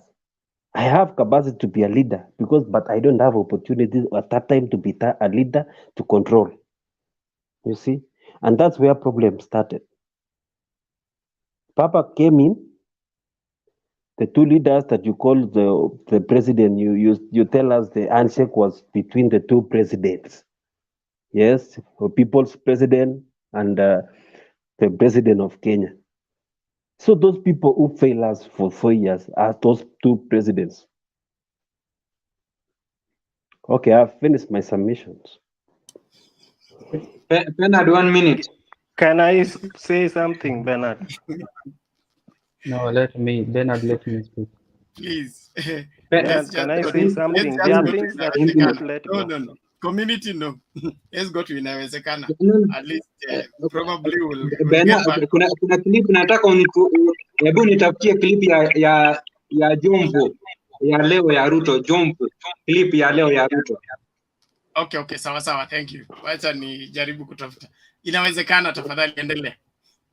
Okay, yes, wacha niseme kitu. Mr. Kibe, si umemaliza? Si tukangoja tukasikia mambo yote umesema. So let us speak. It's just for 1 minute that I'm speaking. I'm more of a listener more than speaking, so ngoja kidogo. Is that okay? Morning, panel. Inawezekana, you go ahead. Please, every other person, keep your mics mute and keep inviting people to join to watch if you can. So, my submission today, I would like to talk about what's happening in our country.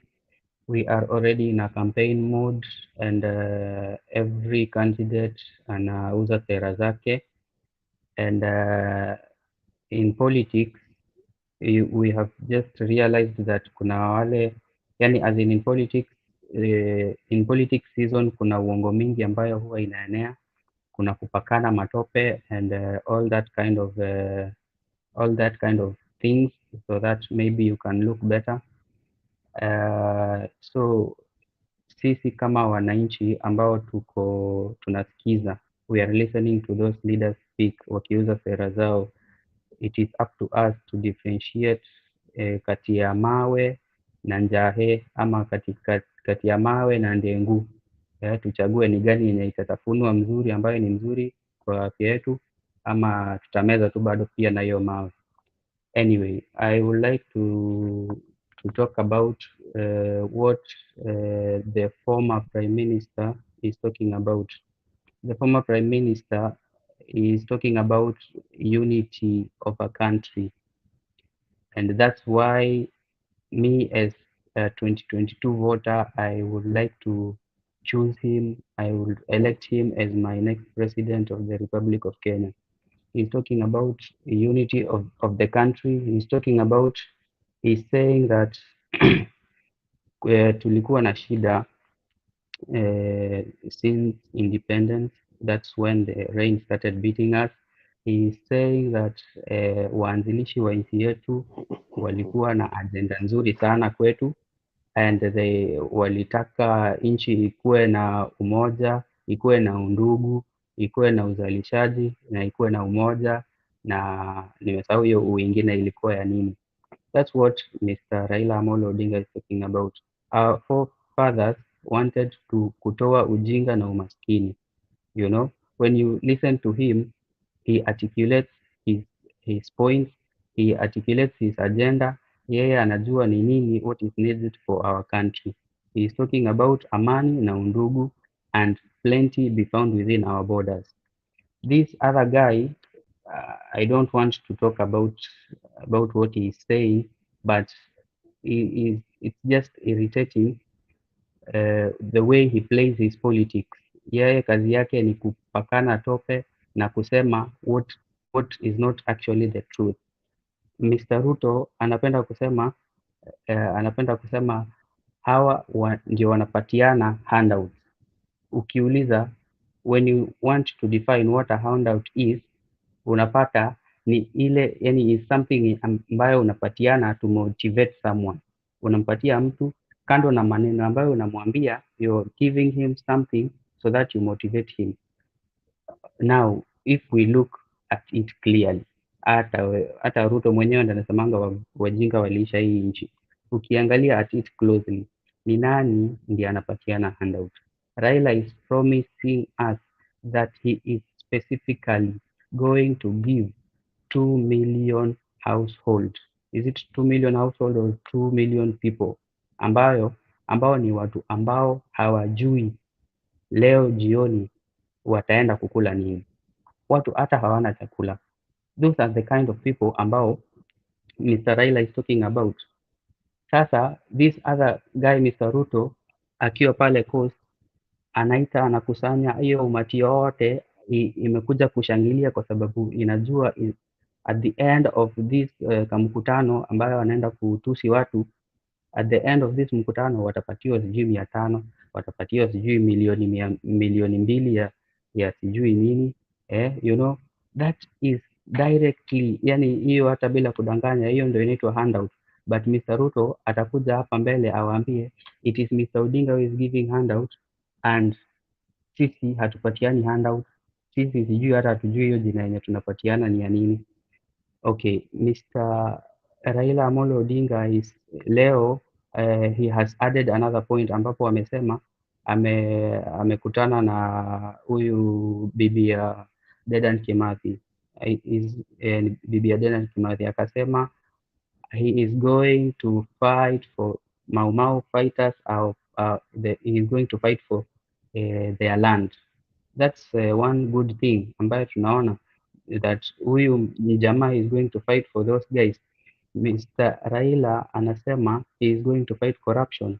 Anasema kuna mtu anaingia katika anapata seats aniye ni mkonda sijui kama nini by the time nini inaisha yeye amenona sijui kama nini. Unaona, so he is going to fight corruption. If I can remember very well, Mr. Ruto alipoulizwa what will he do to fight corruption, his very intelligent answer ilikuwa ni there will be no money to be stolen. That's how Mr. Ruto is going to fight corruption. Sasa hapo unashangaa huyu ndio ambaye amebrainwash watu wengi sana hii nchi yetu ya Kenya. Unashangaa, is that the best way to fight corruption? Excuse. Another thing, don't interrupt me, Mr. You said questions are allowed to ask, right?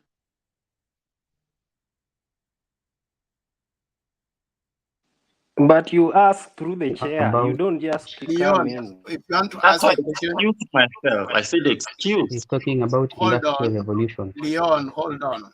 I said He wants excuse. to revive Ngoja kwanza, industry in Leon, Kenya. please stop this And argument. Are you anataka listening to me? kusimamisha industry kama Mumias Sugar Okay. If and you want to ask a question, you and lift all your that. hand, you'll be picked up You on, know, you ask the question.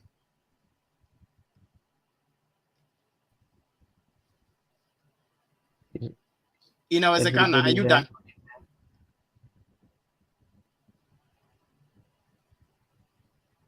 Inawezekana, umemaliza? Yes, Inawezekana seems yes, to have. I have finished, Mr. Bernard. I think Okay. I had. Okay, mute your mic and then let's hear. What's Hello, your Mr. question, Bernard, Leon? unanisikia? Yes, I can hear you. Thank you. Leon, what's your question? There's a comment that he has made that Ruto said that there was no money to be stolen. Ruto was asked a question, ni nini atafanya? Then akasema ati atakuwa na kila kazi ile ya pesa itakuwa inatoka chini kwenda juu, azini hakuna pesa itapaki hapa juu ya watu kuiba, ile watu wamezoea kuiba. That was the answer he was giving. Hiyo mambo ya kusema ati aliuliza akasema pesa itakuwa imeipa kila kitu. That's a lie. That's a lie. Ulikuwa unasema watu waje kuongea propaganda. That's a proper propaganda that he has said. That's what I want to correct. Leon, I think I will take that one. Huh? Deputy President said, if I can quote him exactly, Mr. said Leon, if you will I ever think get you're a very chance weak. to run the government, inawezekana, hold Okay, on. answer If for you me, will please. ever get a chance to run a government, okay, he will make sure that there is no money to be stolen. Yes.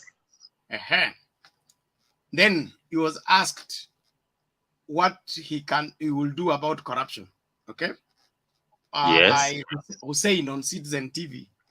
And he said corruption cannot hinder any determined leader to perform. Yes. That means corruption is not a problem. As long as you are a determined leader, you will continue leading regardless of how much corruption is taking place in a country. Now, if Kenya is being run down by corruption and there is somebody who sees nothing wrong with corruption, how do we secure ourselves by entrusting the responsibility of the country to such a person? English, it's how you understand it. Me, I understand. English is how I understand it.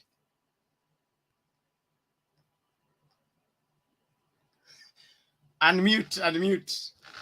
Na tunachukua muda wa Patriot. Unmute you express yourself to maliza maneno.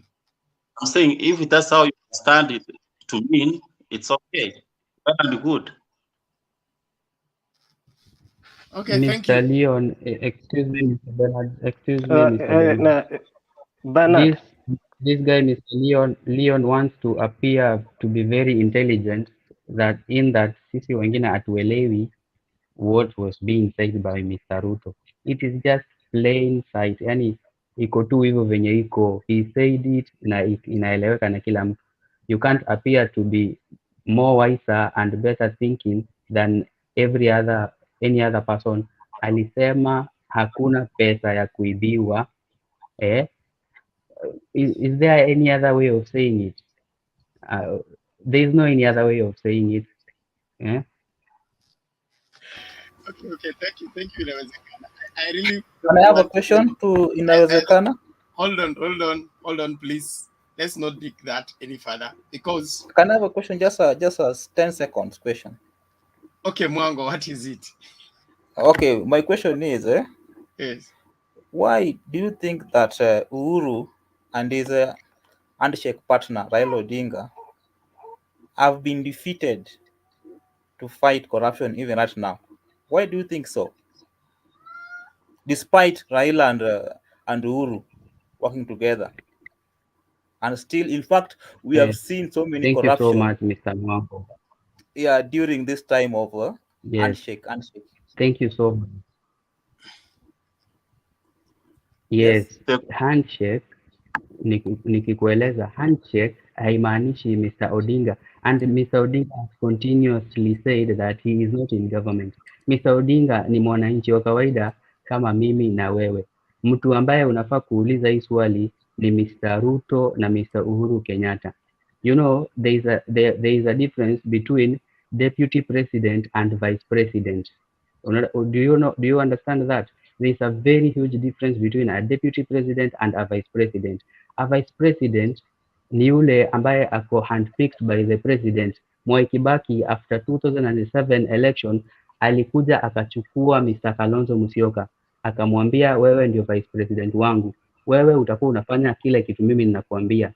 Katika hii katiba ya 2010 constitution imepatia mamlaka Mr. Deputy President. I will refer you to go to the Constitution of Kenya 2010 uangalie nini za Mr. Deputy President anafaa kufanya nini, na hawezi mvuta kazi, and they campaign together with the president, kumaanisha he has stronger say in the government. Unasikia? So hii corruption yote ambayo imefanyika ni kwa sababu huyu mjamaa mwingine Mr. Ruto ameanza kucampaign 4 years. He has been campaigning, he is not doing anything, na pia anafanya mambo yake chini chini, which we cannot explain at this moment, but he is the one to be questioned. Do not question Mr. Odinga. Mr. Odinga is ordinary mwananchi. Mr. Mwango, get that clear. Can I assist that as someone? Okay. Hold on. Hold on. Please, Patriot, a simple question. A little patience. Okay, look here. It appears to me clearly that some of us here think it is our duty to defend our presidential candidate by all means. As much as that is constitutionally right, it is not the purpose of the debate. The debate is to look into what these candidates are offering. What does Kenya stand to gain from it? So we are not scoring points that I made Ruto look good. I made Raila look good. We want to make a better Kenya. That's why we are awake now when everybody else is asleep.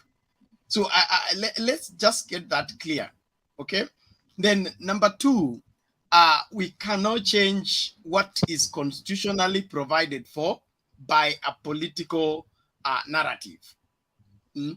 If something happened, God forbid, to Uhuru Kenyatta now, okay, who becomes president? If Uhuru Kenyatta passes away right now, will Raila Odinga become president? William Samoei Kipchirchir Ruto will become president. Yet he is not in government. Yes. Yet he is not deputy president. But Raila will cause drama. No. Questions. So yes, you are asking me questions. You would have you DA people, you accept the fact that the deputy president of the Republic of Kenya has not changed. His name is Ruto. Okay? And if something happened to the president, God forbid, what happens is Ruto will be sworn in as president of the Republic of Kenya. As the constitution says. As the constitution says. So correct. UDA people are conveniently applying the constitution when it favors them. And when it does not favor them, they throw it away. They say Raila Odinga took over. That is not the way things go. Let it settle there. In constitution, let me say, in constitution, even a comma means a lot. That's now you started by saying if something happened, or which does not happen. So you are praying for it to happen. God forbid. No, I don't mean that. Forget I'm that. saying okay. God will not answer that your prayer. We bind it in Jesus' name. No, I was saying. Okay, keep it. Thank you. That's a lighter note, and let it remain a lighter note. Please, it's time for Patriot, but before that, Mr. Collins, what is it? You wanted to ask a question. Okay, I first of all want to respond about those Tanga guys. They are saying that Raila Odinga is in government, but Ruto is not in government. But I want to make it clear that during 2007 and 2013, they are claiming that Raila Odinga should not take any credit in the Moi Kibaki government. But Raila Odinga was the prime minister. And Raila Odinga is very okay. He's saying he worked with Kibaki. But because the performance was good, they don't want Raila Odinga to associate himself with Kibaki. But for now, they are including Raila Odinga in this government, which he is not in, so that they can run away from their bad government, and then including Raila in the bad government, which Raila is not involved. So I think when you're in government, accept you're in government. For example, Raila Odinga is accepting I was in government since 2013 to 2013 as a prime minister. If there is any mistake, I am ready to take the responsibility. But allow me also to take the successes of that government. Also, the deputy president in many occasions is saying he is not manned. He is the deputy president of the Republic of Kenya. But these people are telling here that he is not the deputy president, that his duties have been taken. It's as if they are saying the deputy president was manned. Because he is confirming, we have done this, we have done that. So I think they should allow Raila Odinga to be out of the government, because he is not in government. He's just afraid of Uhuru Kenyatta. Let's say Adishik is just saying that is a friend of Uhuru Kenyatta. There is no agreement. There is no duties. There is nothing. There is even no memorandum that they signed about that I will take this, you take this. So the deputy president, unless he resigns, as long as he is saying we have done some wrongs here, when Uhuru Kenyatta when they are singing BBI, I was coming here to do this and that, I think that should be very okay that the deputy president can never run away from the Jubilee government. Also, about adults, I will also go back to my Kibaki government between 10 to 7 and between Okay, 10 Mr. to George, Mr. Collins, hold on. Thank you for your point. You are coming back to make your submission. Okay? Okay. Subiri hapo ilikuwa time ya Patriot. And I'm happy that you have brought in a good understanding. If we want to accept, let's accept everything. Want to reject, let's reject everything. Thank you very much. But tarry there after Patriot, you will be the one Patrick, coming 1 in. second, please. 1 second. Sorry, community. Wewe ni mzee wa hii platform, tafadhali. Na unajua leo ni nguo day, leo ni market day. So we will close. Naomba ile clip yangu naomba kuna kitu mimi mtu wa UDA nimepaka peke yangu bwana, acha ni respond. Ngoja kwanza. Mtu wa UDA peke yangu, acha ni respond to Collins. No, please. You will respond when you be giving your second round of submission. So, let's forget that for now. We are going straight to Patriot. Your clip, I can't seem to get it, but when I get it, I will play it. If you have a link for it, share with it. If you have a link for it, I'm talking to community. If you have a link for that particular clip, ni share kwa private chat section, then I'll be able to pick it and play it. Thank you very much. Sorry, Mr. Patriot, please take on. No, it's okay, Bernard. This is Kenya, and this is how we do things. Lazima tukubali tu. Sasa, today I want to speak a bit of Swahili. Nataka niongee Kiswahili leo. Ndio tuelewane na wenzetu. Where is Kibe? Kibe, don't go. Kibe ubaki hapo, usitoroke. Nataka tuelewane na wili hapo. Kibe Sasa, hata huyu Leon alitaka kutoroka. Ndio nataka Leon akae mpaka mwisho huyu Leon. Kibe kaa hapo kwanza, tuelewane. Sasa, mimi nataka kusema hivi Kibe. Nitaanzia story yako nikimaliza kwenda nyuma. Kuna mtu ambaye ni engineer, ametengeneza gari. Hiyo gari anatengeneza ili iweze kufanya kazi ya matatu. Yeye amemanufacture hiyo gari. Yaani ameiunda, yeye ndiye fundi. Alafu kwa sababu yeye hajui kuendesha gari, ama angetaka kujifunza kwa dereva vile gari inaendeshwa, lakini yeye ni muundaji wa gari, anatafuta dereva, anampa hiyo gari. Lakini kumbuka dereva pia haelewi the mechanics. Yaani kuna vitu hapo vingi ambayo lazima akae na yeye ndio hiyo safari ikuwe mzuri. In case kunakuwa na breakdown njiani, atengeneze gari, ukiwa na pancha amsaidie. Sasa wanaingia kwenye gari, wanaanza kwenda. Kufika njiani, yeye na dereva wanakosana. Huyu dereva anaamua kwa sababu yeye lazima aendelee na safari yake, anachukua mtu mwingine ambaye anafikiria angeweza kukaa na yeye, anamweka kwenye kiti pale mbele penye huyu alikuwa ameketi, na huyu asonge nyuma, lakini wako katika gari moja. Wanapoendelea kwenda, gari inapata pancha, gari brake fluids inakuwa ina leak. Ule anajaribu kuweka gia, anagundua ya kwamba hiyo kuengage gia haingii.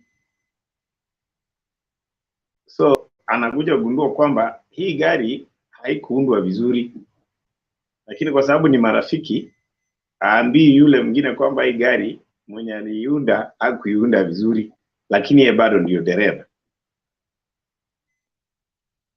Sasa jambo ambalo unajaribu kusema Kibe ni kwamba yule ambaye amekuja kukaa karibu na yule dereva ndio mwenye makosa ya leakage, ndio mwenye makosa ya leakage ya brake fluid, na ndio mwenye makosa ya gari haiwezi kuchukua gia.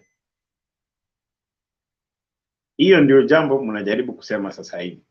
Lakini ukweli ni kwamba muundaji mwenye gari ile ndiye ana makosa. Kwa sababu huyu ni dereva, gari shida inayo ni mechanical. Na aliyeunda gari ni huyu ambaye hataki kusema kwamba hiyo shida sio ya kuendesha gari, ni shida ya the mechanical dynamics ya gari. What am I trying to say? The deputy president is on record saying that yeye ndiye alisaidia the president to become the president of this country. Akafanya Uhuru akawa dereva wenye gari inaitwa Jubilee. The man who has the technical knowledge of how the vehicle was produced is the deputy president. Shida ambayo Jubilee inayo ni mechanical. It has nothing to do with the experience of the driver. So when we have mechanical breakdown in a gari, you blame the person who is behind the formation and the manufacturing of the car. It is not the driver. That is why we don't really direct our questions and our worries and our concerns to the head of state, because the person who shall have been there to aid him, let me answer you. Mlima ukipanda weka gia moja, ya pili ikifika pale weka turbo. because he understands the mechanics. Akarudi ako nyuma ya gari anakula maembe yenye iko kwa boot. Unaona? Yeye anakula miwa yenye iko hapo nyuma. Akiulizwa anasema unajua kuna mtu amekaa hapo mbele, sasa siwezi kukueleza vile gari inaenda. Akiulizwa swali anasema ningekaa hapo karibu ningekuonyesha vile ungekunja hiyo steering. You know, but the problem anamuuliza, lakini mimi naona hii oil imeisha na hii mafuta. Sasa hii inauzikanaje na wewe kukaa hapa mbele? That is what exactly you're telling us. Sasa mkifika kwenye maaskari wanauliza mbona hii gari ina shida, the person who understand the mechanical default anasema ati ni dereva ndiye anaendesha gari vibaya, kwa sababu ameleta mtu akakaa mbele hapa, mimi ningekaa hapa, hii gari ingekuja vizuri. That's the kind of semantics you're treating us to. If I may use a good example, hiyo ndio mchezo mnatufanyia Kibe. Sasa I will allow a quick one, you know, from Mwango, if you don't mind, if it's a quick one. Okay, Patriot. Yes, Mwango. Between the driver and the passenger, or I can say the co-driver, who has that ability to control that vehicle? Who was that ability? Nani mwenye kwa steering pale? Yenye gari kienda hivi anaiweka hivi, gari kienda hivi anaiweka hivi. Nani akuna hiyo? Ni hiyo nguvu. Very good. Let me answer that, Mwango. Unaona hiyo example nimekupea? It is exactly the questions mnatuuliza ya Ruto na Uhuru, the same questions. The answer to that is this, Mwango. Hii shida ya hii gari kwa mlima haichukui gia ya 3. Unanipata? Akijaribu kupiga kona anapata kwamba steering inaenda left badala iende right. That problem is mechanical. It has nothing to do with the experience of the driver. That is how I wanted to bring that analogy. Let me continue, Mwango, then you will ask other questions as I finish. The mechanical problem has to be associated with the one who produced it. And the deputy president is in record saying he's the one who formed this government for the sake of Uhuru Muigai Kenyatta to become our driver. And that is true. So the mechanical producer is the one who has a problem. It's not the driver. According to that analogy, if you might relate to why we don't have development, Uhuru is not getting the support he requires from the DP. That's why things are in a mess. And he brought in a co-driver who is also trying. But because he is not the one who produced the car, you blame the one who produced the car, not the one who is trying to assist the driver to drive. Okay, now let me move to the next stage. We might not agree, but that's how I'm bringing that. This is the kind of, theatrics we are being treated. The thing I wanted to say is this. For me, I am not worried how our debates will go, which direction they will go.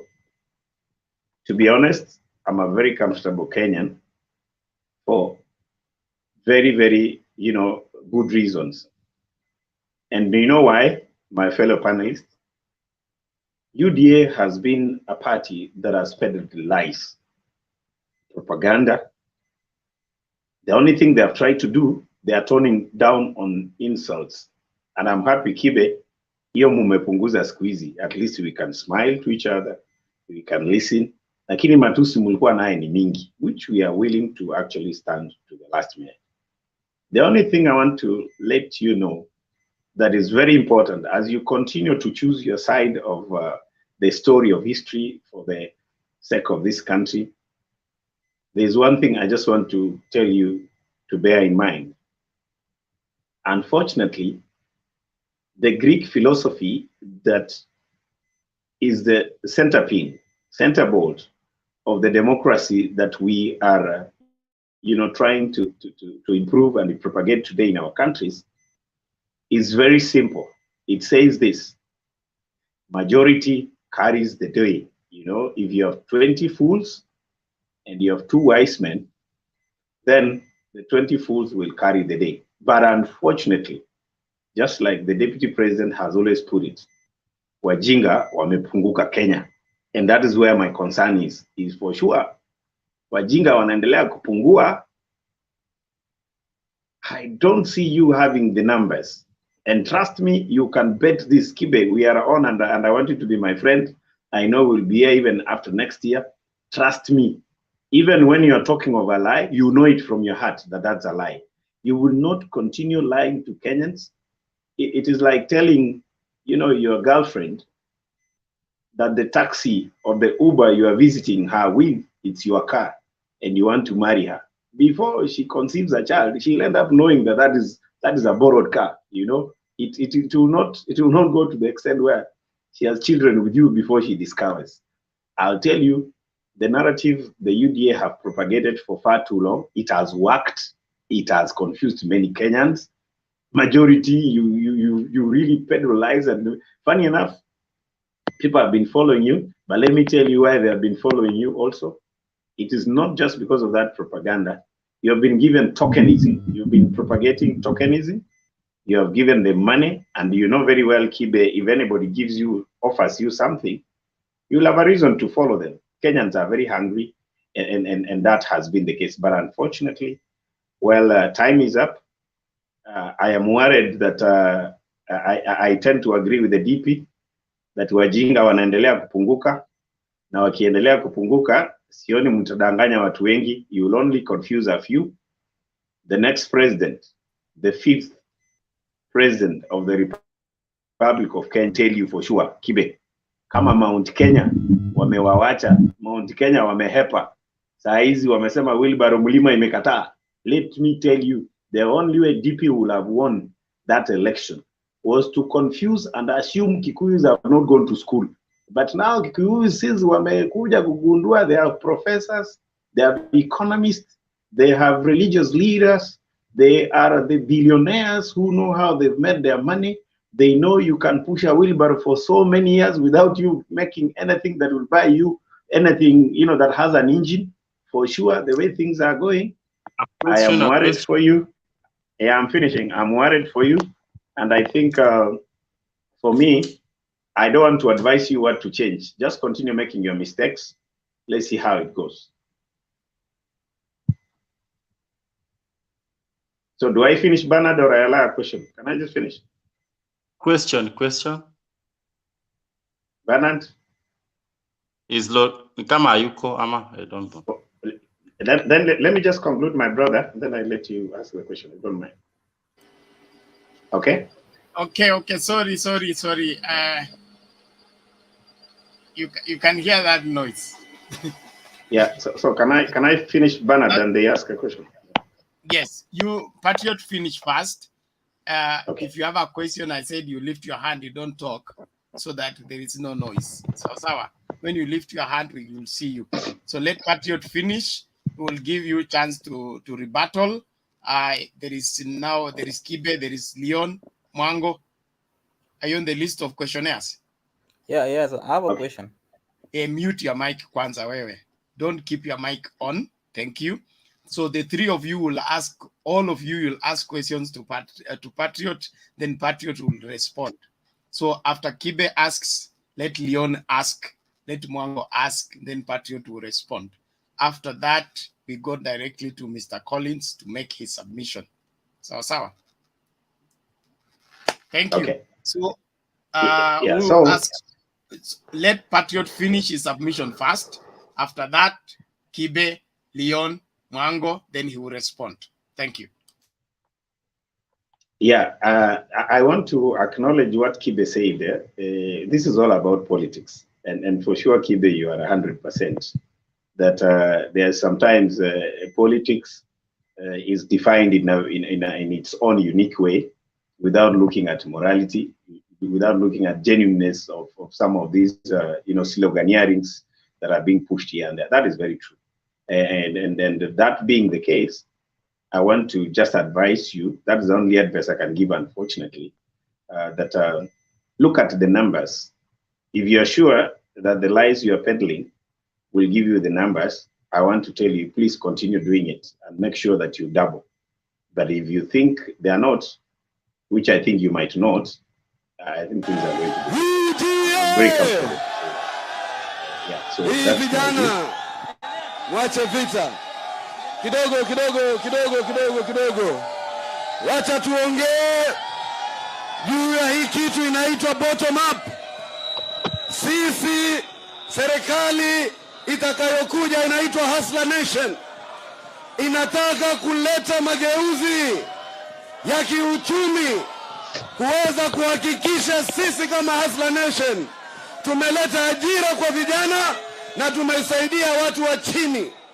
Sisi tunataka kuleta serikali ambayo itaheshimu kila Mkenya.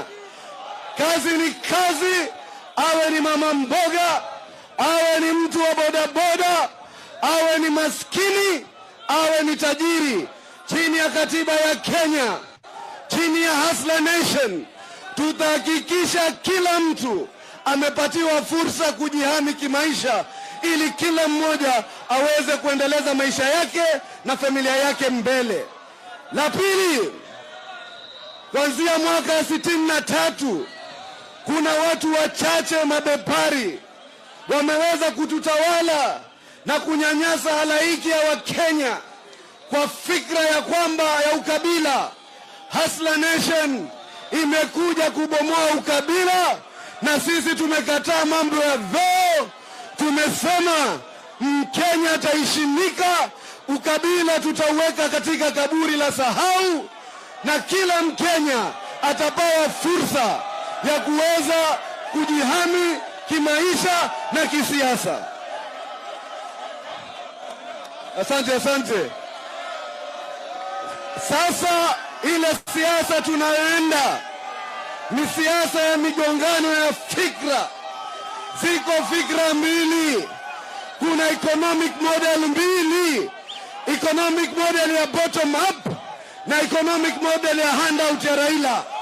Nyinyi ndio mchague katika barabara ya ajira, barabara ya ustawi, ama barabara ya umaskini, kutoka ndugu yetu Lord of Poverty ambaye pia amehakikisha Mombasa nzima imekaa katika umaskini.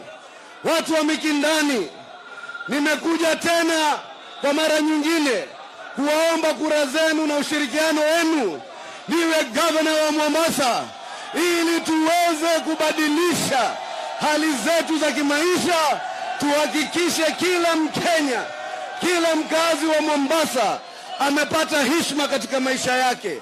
Katika kutoa hii heshima, tutahakikisha tumeboresha huduma katika sekta za maji, katika sekta kodi, ili Wakenya na watu wa Mombasa wanunue chakula kwa bei ya chini zaidi. Tutahakikisha tumeleta maendeleo mengine kama vile katika sekta ya elimu, ili kila mtoto aweze kukaa shule na aweze kupata fursa ya kimaisha. La mwisho, wale wanyakuzi wa rasilimali zetu ndani ya taifa la Kenya, mimi nawaambia your time is up. Sisi tunajua Raila Odinga alikuja pwani akatuomba sisi kura zetu ili atulinde watu wa pwani kutoka dhulma na ufisadi wa Uhuru Kenyatta. Raila Odinga sasa ameshikana na Uhuru Kenyatta, anatuomba kura zetu ili amlinde Uhuru Kenyatta kutoka dhulma na kulinda ufisadi na dhulma ya Uhuru Kenyatta. Na mwisho, vijana, sisi tutakomesha madharau ya polisi. Vijana hawatopotea kiholela. Tutahakikisha tutaleta discipline katika idara ya polisi, kwamba kutakuwa na sheria, tutatii sheria, na vijana hawatopotea kiholela. Kila kijana ataangaziwa kisheria, na kama kuna uhalifu utaadhibiwa kisheria. Nionyeshe kwa mikono nani Hustler Nation. Sisi wa pwani yote tumeamua kwa kauli moja, sisi tutampigia William Samoei Ruto awe rais wa 5 wa Jamhuri ya Kenya. Wale watu wanajiita Mount Kenya Foundation, ama wale baadhi ya watu wawili watatu walikaa wakasema yako, sasa weka chini. Karabai, wangwana wa Jomvu hamjambo? Jomvu hamjambo? Assalamu alaikum. Bwana Yesu asifiwe. Hebu nione kwa mikono. Bwana Yesu asifiwe.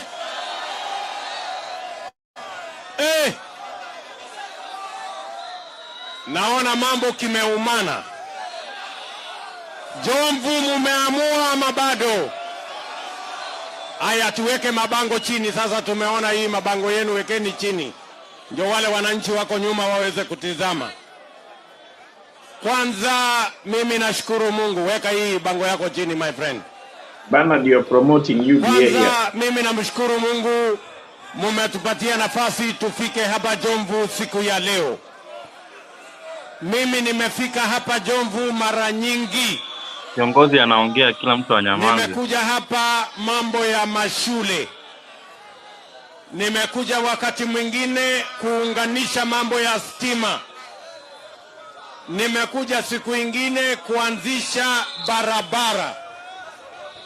barabara ya kutoka kwa Jomvu kwenda Jitoni mpaka Rabai. Mimi nilikuja kuianzisha, boss. Tuachane na kusumbuana hapo. Sawa sawa? Please. Sawa sawa?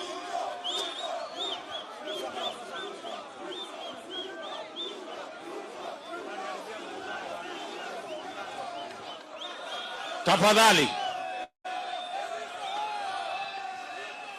Tuko pamoja? Tuko pamoja? Mnaweza tu kuja karibia hapa, hakuna problem. Nyinyi kujeni karibia hapa, hakuna shida. Kujeni hapa karibu, hakuna shida. Sawa sawa. Mimi nasema hivi, nilikuja hapa kwa sababu maendeleo ya Jomvu kama vile maendeleo ya Mombasa ni ya muhimu.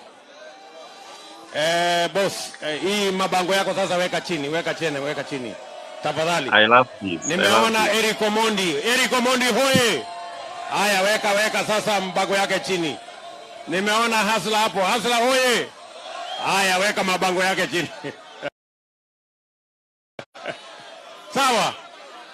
Nasema hivi, nimetembea hapa Mombasa mara nyingi na nimekuja hapa shughuli ya maendeleo. Tafadhali boss, tafadhali. Namna hiyo, tunyamaze kidogo tupate kuongea. Nyamaza kidogo. So nasema hivi, watu wa Jomvu, nimekuja hapa mara nyingi. Nimekuja hapa kuwaanzishia mambo ya stima inaendelea.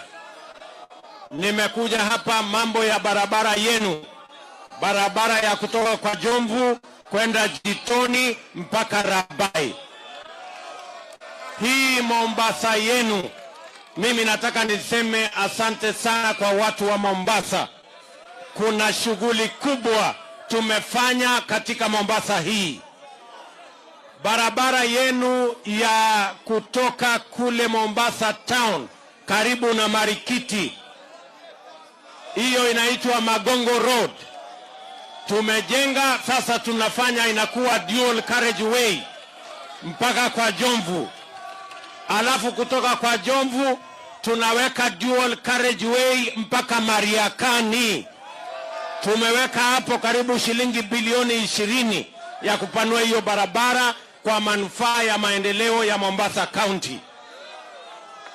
Nataka niseme vile vile, barabara kutoka Miritini mpaka Mwache, hiyo barabara tunatengeneza saa hizi, na kutoka Mwache tutapeleka mpaka Mteza, na kutoka Mteza tutapeleka mpaka Kibundani, na vile vile tutaunganisha daraja, ndio watu wa Mombasa wanaweza kutembea mpaka Likoni, wanaweza kwenda mpaka Kwale kupitia daraja ambayo tutajenga hapa kwenu.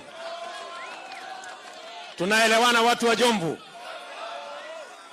Mimi nataka niwaeleze watu wa Jomvu ya kwamba katika mipango ya kupeleka taifa letu mbele, hatuwezi kukubali Jomvu ibaki nyuma. Lazima tuandamane pamoja.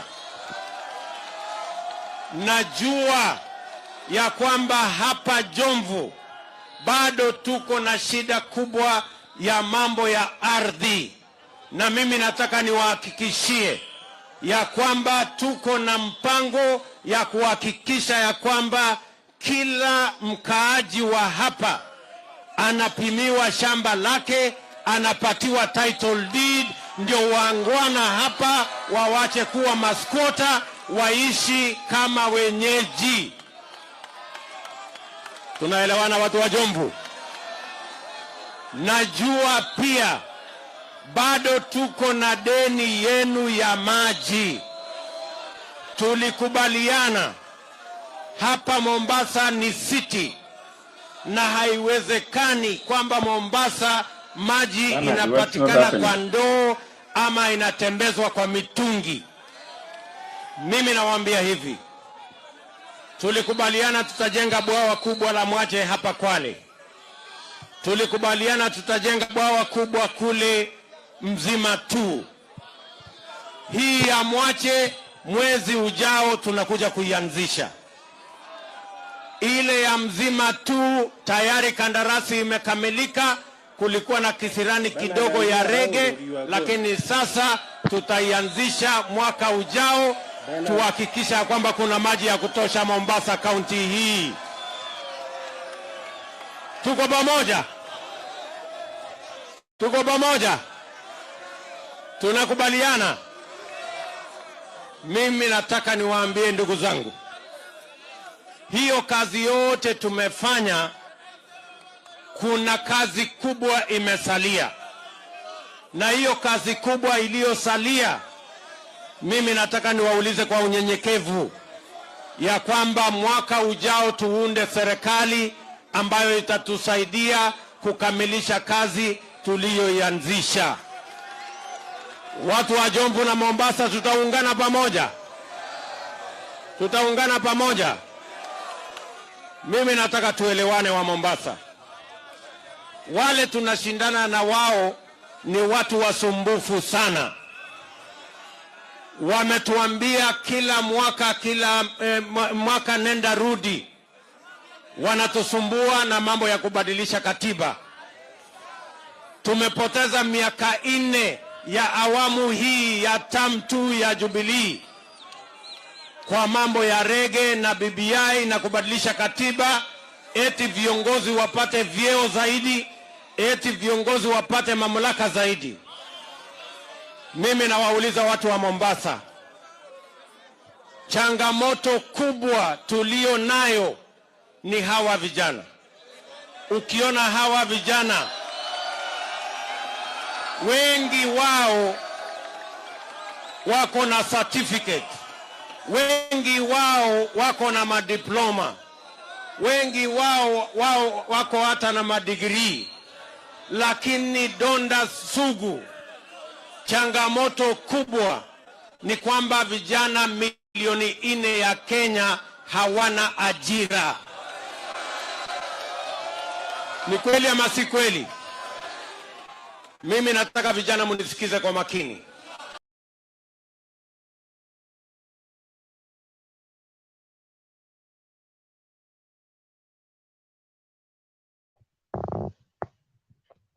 So Bernard. Hello.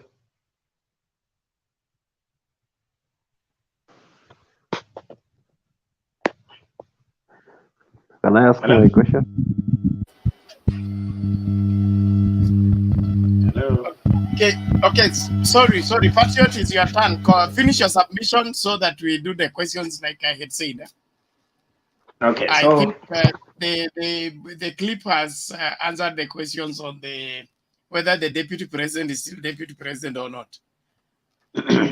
okay. So just as I was concluding, what I wanted to say is that I might not have a problem with the either bottom-up, trickle-down economic models are concerned. This is my personal submission again. But where I have a problem, in my view, is where you're using very, very smart and very brilliant terminologies to lie to Kenyans. I want to give a bait to my brother here, to Kibe. If Kibe will prove me otherwise, I will send him 10,000 shillings. He'll give me his account number. I will send him that money as a brother who has debunked what I didn't know. And the very, experiment that I want him to do for me is this.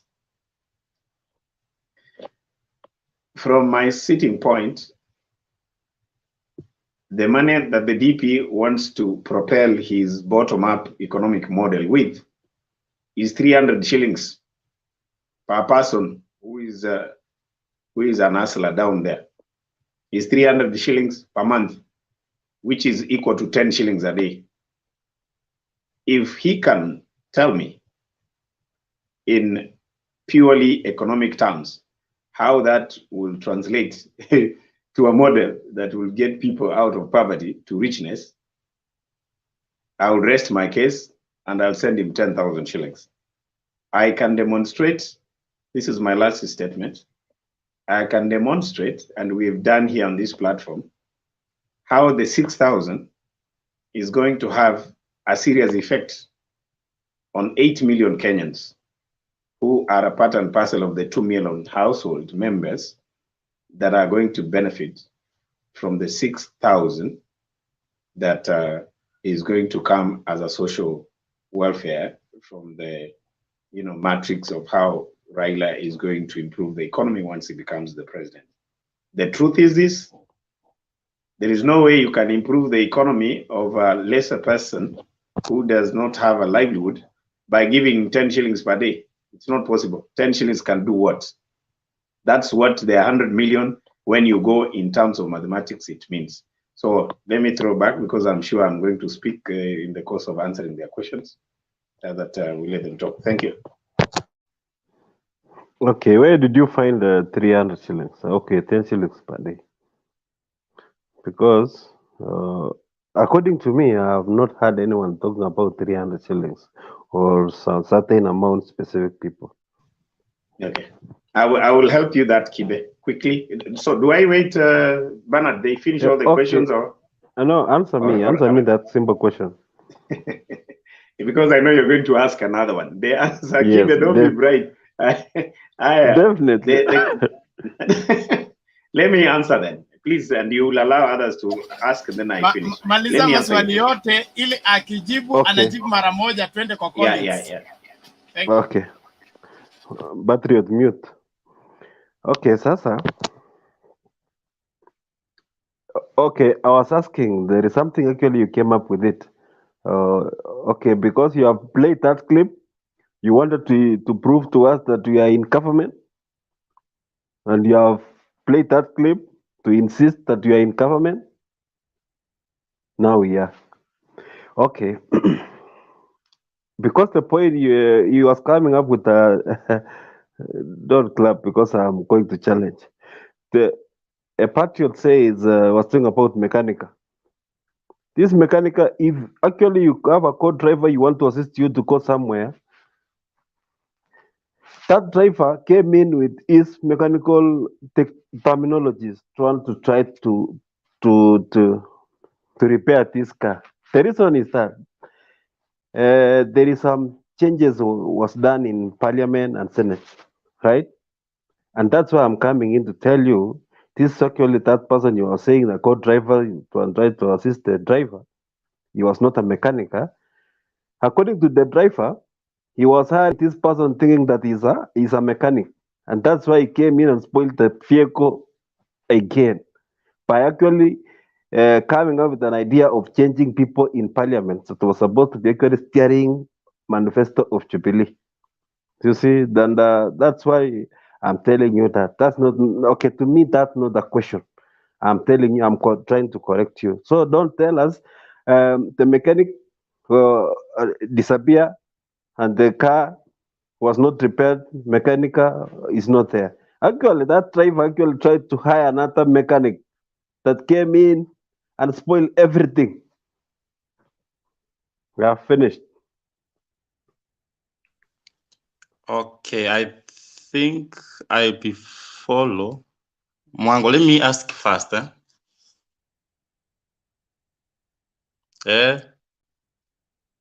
I ask?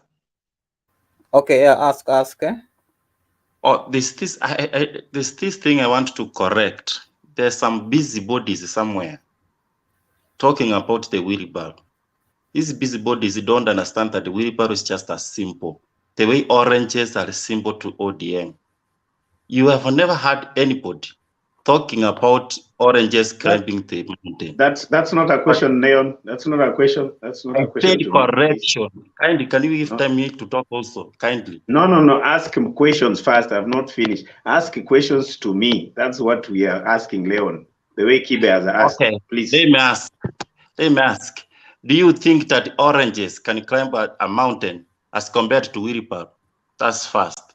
Second, if it was not Ruto who came up with the ideas of models, these other guys were talking about, tribal and tribal kings. You know, this region, Western, Eastern, you know, those things have disappeared. If it's not Ruto, who then? Those are the two classifications I want from this guy, Patriot.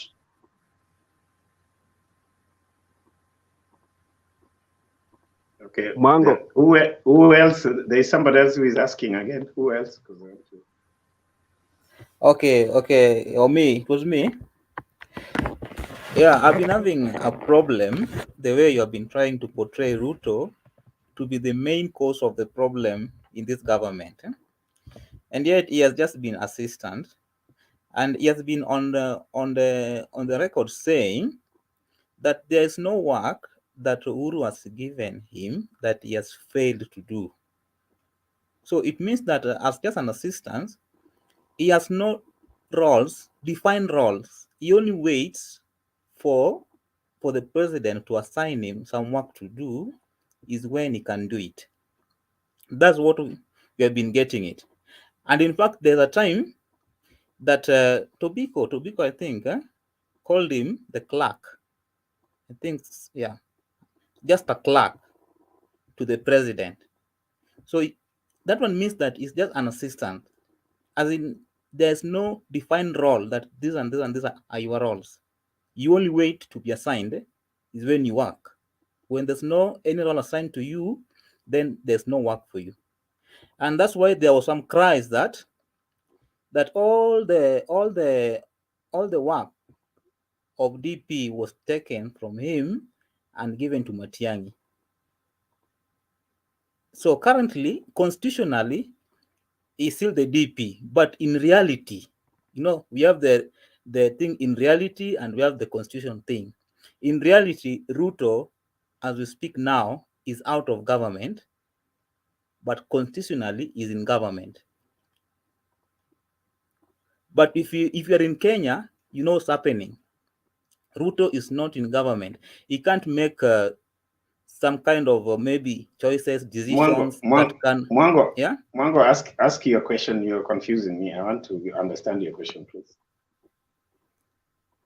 Yeah. So my question is, why take all the blames of the government, the current government, and put it on deputy president?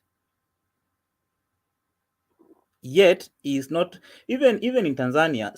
Suluhu only started working when Magufuli was dead. Before Magufuli was dead, I wasn't even hearing about Suluhu. But I only heard of him when Magufuli now was out of the way. Mwai Kibaki performed well as a president than he was the vice president.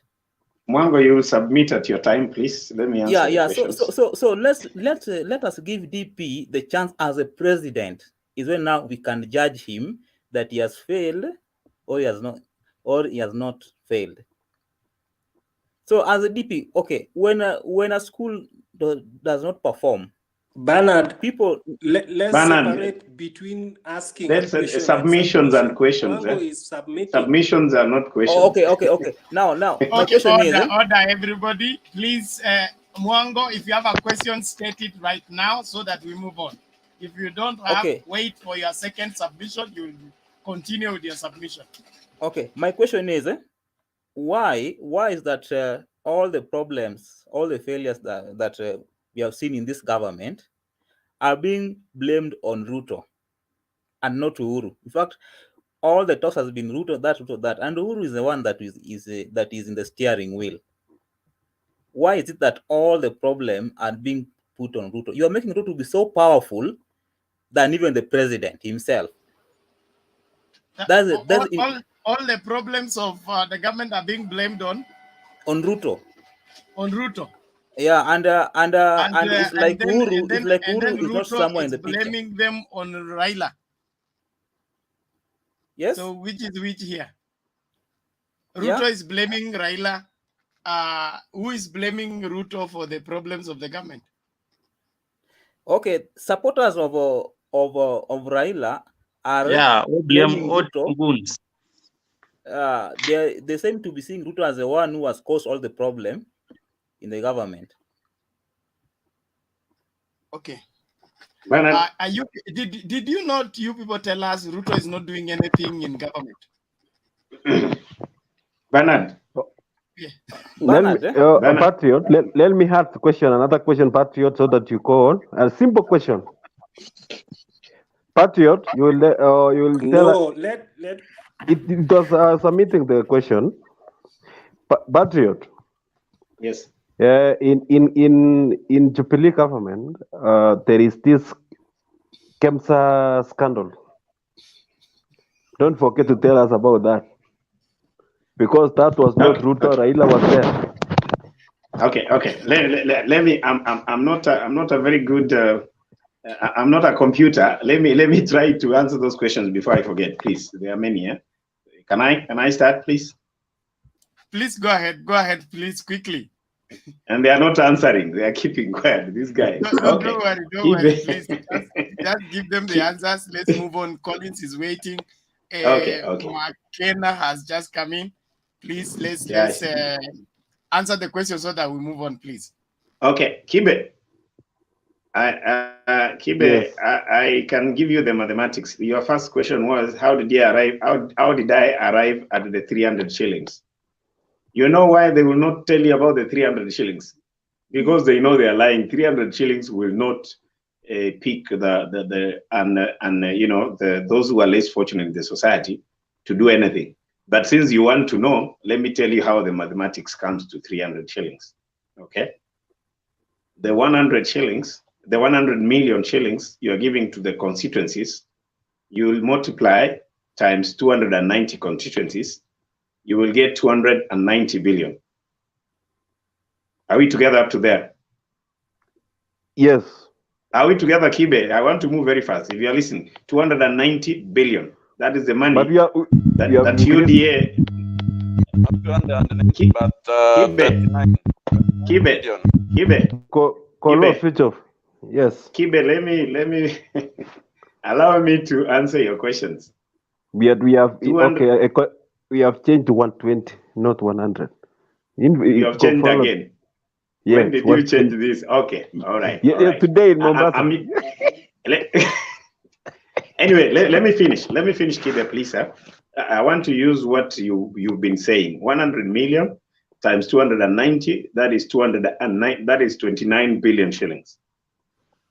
29 billion shillings divided by, because ODM have already set the pace on what kind of population they are targeting with the 6,000. So for us to compare, we'll pick the 8 million that Raila is going to donate the 6,000 shillings as a population of the 2 million household. All right. So I'm giving you the mathematics how we arrive at 300 shillings. So you divide by 8 million Kenyans. Then once you get that, that is annually, you divide by 12 months. Okay, you will get 300 shillings a month per each. Then that 300 shillings divided by 30, you will arrive at 10 shillings a day. Okay, that's your answer. That's your answer. No. I'll have to finish the other questions, Kibe, please. That's how please. Goja Kibe, please. Wacha nimalize, yeah? So the next question was, there is a friend here who asked whether a wheelbarrow does what kwenda kwa mlima. You know, he asked a very interesting question. Sijui kama wheelbarrow sisi tunapeana machungwa. The answer is this: Raila does not give machungwa. Machungwa has been a symbol of the democratic movement, which is ODM, right from day one. You know, you can check even on your YouTube. Ruto has been giving physical wheelbarrows. He has given those wheelbarrows until people complained because some of the graduates refused to pick the wheelbarrows. He decided to change the wheelbarrow to be a symbol. If you want that evidence, it's even on YouTube. He was even dancing. He was even dancing. Who is saying a lie? Please, let's respect each other. You want me to give you evidence? That's the truth. That's the truth, my brother. When he was in Karen, you will see Ruto seated in a wheelbarrow. What was that? That was not a symbol. We need. Okay, we need can I finish, please? Can I finish and then you rebuttal? I'm answering questions. Thank you. Ruto was using physical wheelbarrows. Raila has never sat on machungwa. Hajawahi kalia juu ya machungwa, lakini Ruto alikuwa kwa wheelbarrow. Na hiyo wheelbarrow iko kwa YouTube. Inaonyesha alikuwa anaongea juu ya wheelbarrow. No, you have to. Order, everyone. You said Order, when someone says propaganda, we must desist from propaganda. That's a lie. Hold on. All of you. It's a fat lie. What lie? Oh, you're saying it's a lie. You're saying it's a lie. It's a lie.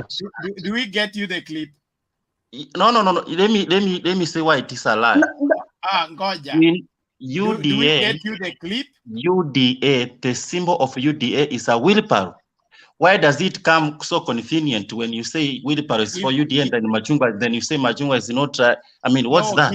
Give us the history of wheelbarrow in UDA. If you have asked me a question, if you have asked me questions with a lot of respect, because I allowed you to ask, allow me to answer, please, with a lot of respect. Allow me to answer. You will rebuttal, you will disagree. That's why we are here on this platform. We don't need to agree. But as far as I'm concerned, the wheelbarrow economics started, wheelbarrownomics started in Karen. And the deputy president was in a blue shirt, light blue shirt. He was in a cape. He was dancing, seated in a wheelbarrow in Karen. That is true. I can give you that evidence. That's not propaganda. That's the truth. If you are bitter about that, I'm sorry, but it's there. So the last question my brother asked there, it is not true that we are blaming the deputy president for all the things that Jubilee have not done. I want to be very, very, very, clear for the purpose of record. For those of us who are in the handshake arrangement today, we are not in agreement that Jubilee government has done anything just because we value the position of the president as far as the Azimio la Umoja is concerned. The point is this: as much as we are together in this Azimio la Umoja, when we want to apportion blame, we apportion blame that goes directly to the president and his deputy. The only problem here is this: you are playing the victim card, okay, which you have used for far too long. When you talk about corruption, you think we are talking about you. When you talk about thieves, you start running heaven just because you think you are a suspect. Those are the kind of things. So let me make it very clear that we want to blame the Jubilee government, the DP, and the president. When we want to give credit, if you ask me, any sober leader or Kenyan must give the credit and discredit both of them. So the question is this: Raila Amolo Odinga is not part of Jubilee. And if there is any chip of Jubilee that is between the DP and the president, which does not augur well with Kenya, then we must be able to make sure that Ruto and the president go home at the same time, because we want to have a new leadership. So I don't support the president in everything that he has done. There are things they have done with Ruto. There are things they have not done. So as far as blame is concerned, in my view, we will blame the Jubilee government. Don't stop playing the victim card. Thank you. Okay, I want 10,000. Don't forget, Patriot. Sorry, okay, you want 10,000? How? Let me answer him, because I want to answer him on that, actually, that 300 shillings or 10 shillings per day. Papazo. Go on. Okay. If you do calculation in such a way, I want you to answer me if CDF that has been given to constituencies 100 million per year, not per year. It's per year. Per financial year. Yeah, financial year. So, is it being given 30 shillings per student or per pupil? That we can't calculate that way. No. You have asked me a question. I should answer. Kibe, can I answer them? I'm asking. Okay, if you have gotten my point correct. No, we are together, Kibe. The issue of the CDF. Yes. The allocation of CDF has very specific, needs from one constituency to the other. The dynamics are not the same. Okay. For instance, Kisi or Nyamira, right? And that's why we were talking about the disparity in the constitution. That's why we wanted to change the constitution, for your information. The people of Central, when you allocate that money, you'll find a student ends up getting like 3,000 shillings or even 1,000 shillings. But when you look at the population of Nyamira, for instance, vis-a-vis the 100 million, you will find that you can end up giving somebody 20,000. So that disparity is why we were insisting that we need to have fairness on the way we allocate funds. And that is why, for your information, that is why Mount Kenya are very bitter with you people. They are not going to vote with you because you lied to them. It was about leadership. It was about kugawana mamlaka. You denied them the opportunity to get the proper balance of their equitable money from the central kitty. Thank you. Who did not? Okay. Okay, I'm not satisfied with your answer, but don't talk about. I'm not satisfied completely because Kibe, don't be unfair. Don't be unfair, Kibe. I've answered that correctly. You have answered correct according to you. To me, no. Okay. And there is something you have mentioned. You have said Mount Kenya, we lie to them about this one. Actually, let me correct you one thing in 1 minute. 1 minute. It is the court who actually nullify maneno ya PPI, who stopped reke. Sio sisi. Sisi tulisema direction yenye ina face tunaenda hapo. Sasa kwa nini mlifanya makosa? Bernard, this is a quick one. Let me just answer you. Why mlifanya makosa Kibe? Ukipata ajali barabarani, alafu uone watu wengine wanakuja wanacheka na wewe umelala hapo chini mguu inaumia. Si utasema hata mtu ndiye aliniroga nikaanguka na gari. So you people celebrated when this thing was stopped. So we believe, because politics is perception, you are the cause of why we did not help our people from Mount Kenya to get their rightful, equitable money that they need, which is 1 man, 1 shilling, and they will punish you for that. But they do your research. Why they will not vote for UDA is because you lied to them. And that is what Kiunjuri has said, for your information. Kiunjuri is leading that story away from UDA. Thank you. Kiunjuri is the Kenya. Kiunjuri has 1 vote. Okay. Order, everybody. We have taken too much time. We are going directly to Mr. Collins. Thereafter, we hear from McKenna. Be as brief as possible.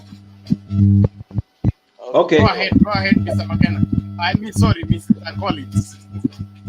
Okay, I want first of all to respond to a clip that has been played where an aspirant from Mombasa, and gubernatorial aspirant, was saying that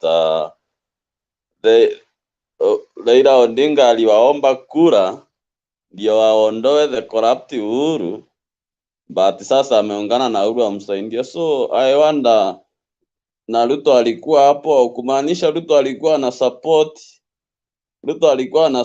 the corrupt Uhuru. Now it has interchanged a lot of what was it trying to say? Okay, hapa tunataka kuambiwa. Then I'll go back to the Astra narrative, where the deputy president tried to explain with his own ones. According to me, the one Astra is someone who involves in illicit dealing to obtain money, or maybe a prostitute. But let's go as per his definition that an Astra is an hardworking Kenyan who struggles every day and make it, like the way he says. Then he goes ahead and calls somebody like Peter Munga, Titus Iboy, he calls them brokers and maybe in deep state or dynasties. But I wonder, does he mean that those people did not work hard? Someone like Macharia, someone like Peter Munga, did they work hard to be where they are? Because if for a matter of fact, William Ruto, Rigathi Gachagua, Moses Kuria, Kimani Ichung'wah, and maybe majority of his team, these are the people it is not their effort. It is the effort of maybe the deep state, or the effort of maybe the party they went in. Even Dindi Nyoro winning in Kiaru, it was not his effort. It was the effort of Jubilee Party. William Ruto, he worked through Moi, he worked through Kenyatta, he worked through Kibaki government. But now you want to tell us that he is the most hardworking Kenyan, more than Peter Munga, or maybe more than SK Macharia, which I don't understand the nonsense he is saying, because Rigathi Gachagua has been been misused for many events, and now he is a billionaire. Now they want to tell us that Rigathi Gachagua is the person who has worked very hard. I don't think so. I don't think Rigathi Gachagua has worked more than that Peter Munga to be a billionaire. Okay, let's come back about the 6,000, which some say it is a handout, or maybe it is not handout. I'm very happy. I'm very happy that I started primary school during Moi's time up to class 6, and I also studied class 6 to class 8 through Kibaki. And I can tell you there was a big challenge in education. In our class, when the education was made free, the number of my classmates doubled, because a lot had been left school. But we cannot say that Kibaki gave handout to students instead of empowering those parents so that they can pay school fees by their own. You can't mean that way. He just looked at the main issue. That is, the people cannot pay education for themselves. So, and I think there are many students, every household, both for the rich and the poor, and 1 or 2 students in primary school. So they are even more than the number that we are talking about, maybe the 80 million we are talking about today.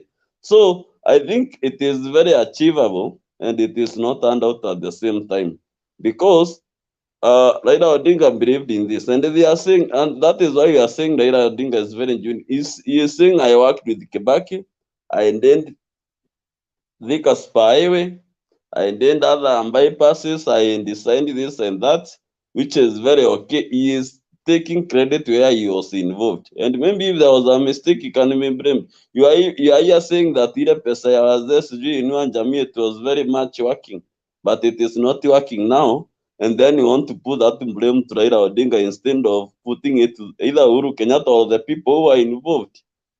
So most probably that money has been lost because of mismanagement of this government, and that does not mean the next government will be responsible, that it will not pay. No, because if the government of 2023 managed to offer free education, the government of maybe 2027 managed all those bypasses. Then that Ruto tell us, when I was the minister for agriculture, and then this, when I was minister for education, let him say that when I was minister for agriculture, I stole some money meant for maize, and that is when I was fired. Maybe after I'm being allocated to another ministry, and then I mismanaged everything. We can understand. Let him tell us, when I was in my government, I helped how many hustlers. Then there is another story they are trying to bring that they are the ones who have introduced the story of economy. Economy has been discussed every electioneering period, starting from 2023. Mike Kibaki promised an economy, a boost economy that he managed. In fact, intended the best.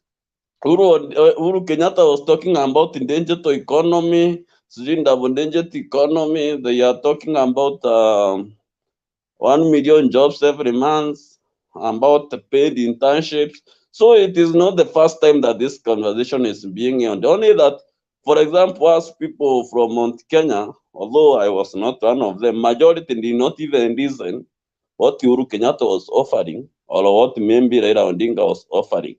In fact, the issues of allocating more resources to the counties was being discussed severally by Raila Odinga.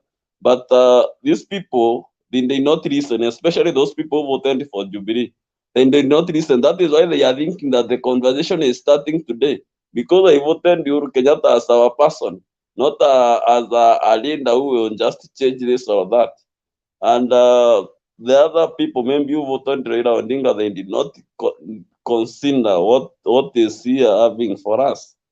I think that was the problem. That is why people think that they are the ones who have introduced this conversation.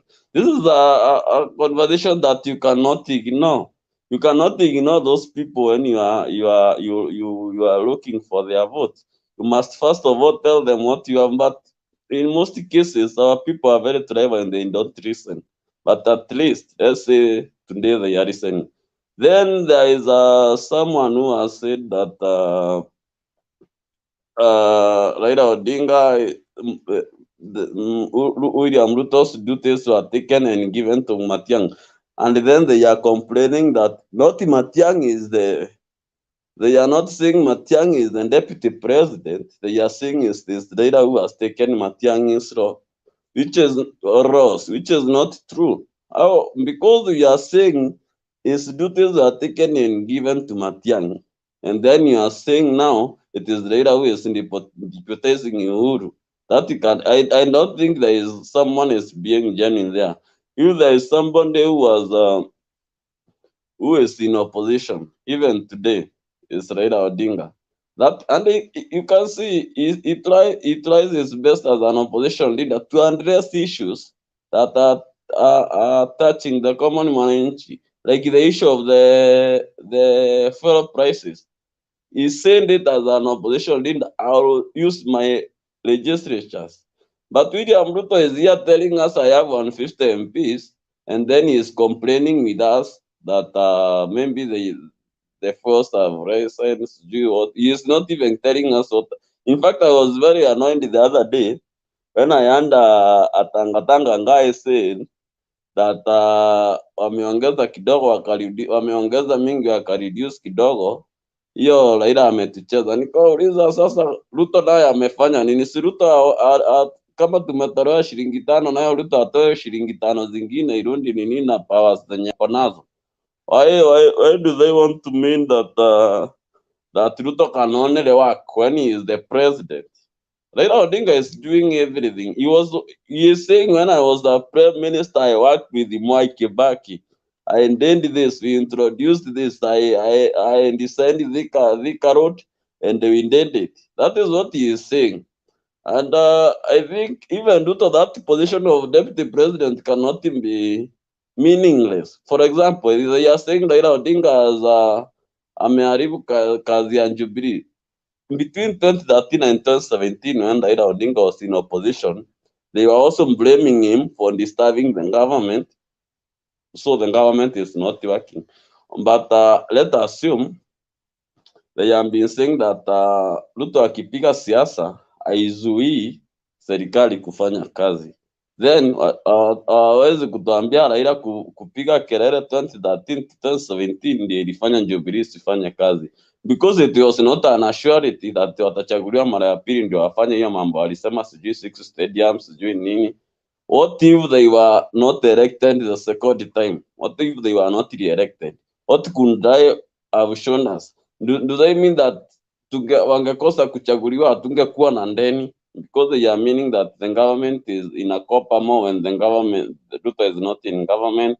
Many people have lost jobs when Ruto is not in government. Do they mean that between 2013 and 2017 everything was very okay? Everything was moving smoothly?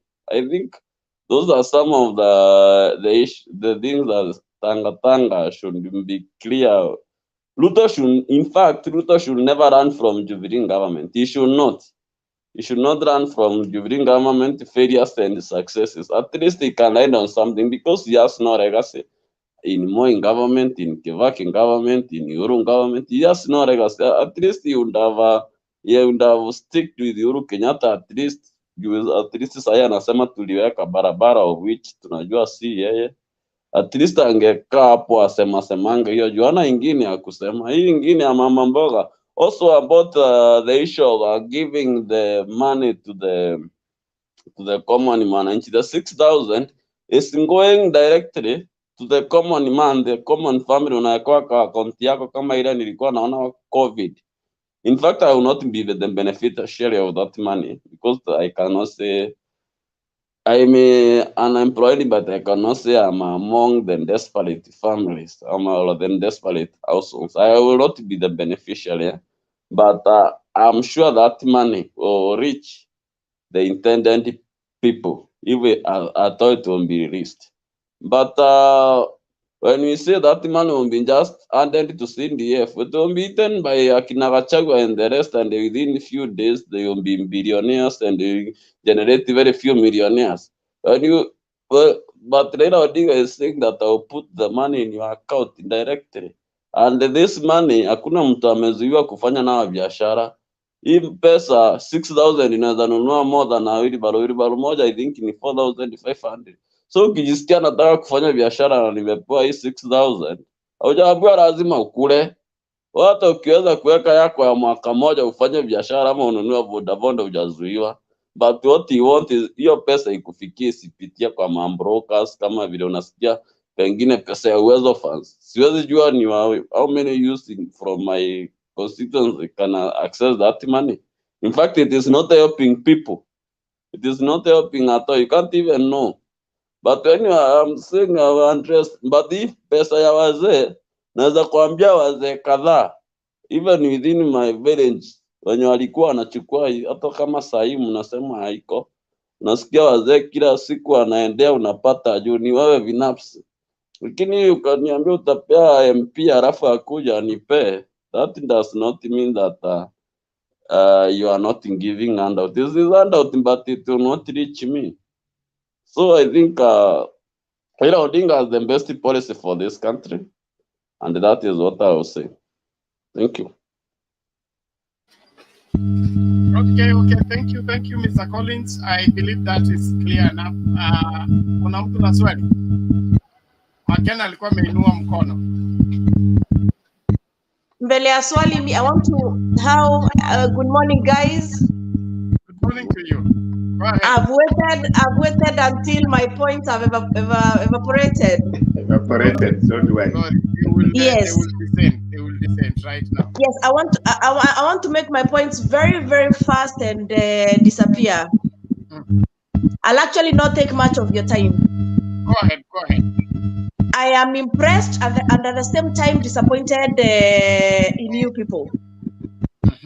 We are all here 2:30 in the morning, but all I hear is Ruto. Okay, which is okay. And I see our topic today is talking about truths, lies, promises, accusations. We can only be fair enough or honest enough. And this goes to you, Patriot. I was listening to you very carefully. Apparently, the only liar in this country of ours, Kenya, ni Ruto. The rest, wengine wanaongea tu kweli. Yes, I'm very disappointed because we can only be honest. Mr. Collins, tuko Kenya hii moja tu, tunaona news. We are not from Jerusalem. Tuseme ukweli, ukweli usemwe. We will. I will not keep quiet and get blinded. And by the way, I'm a hustler.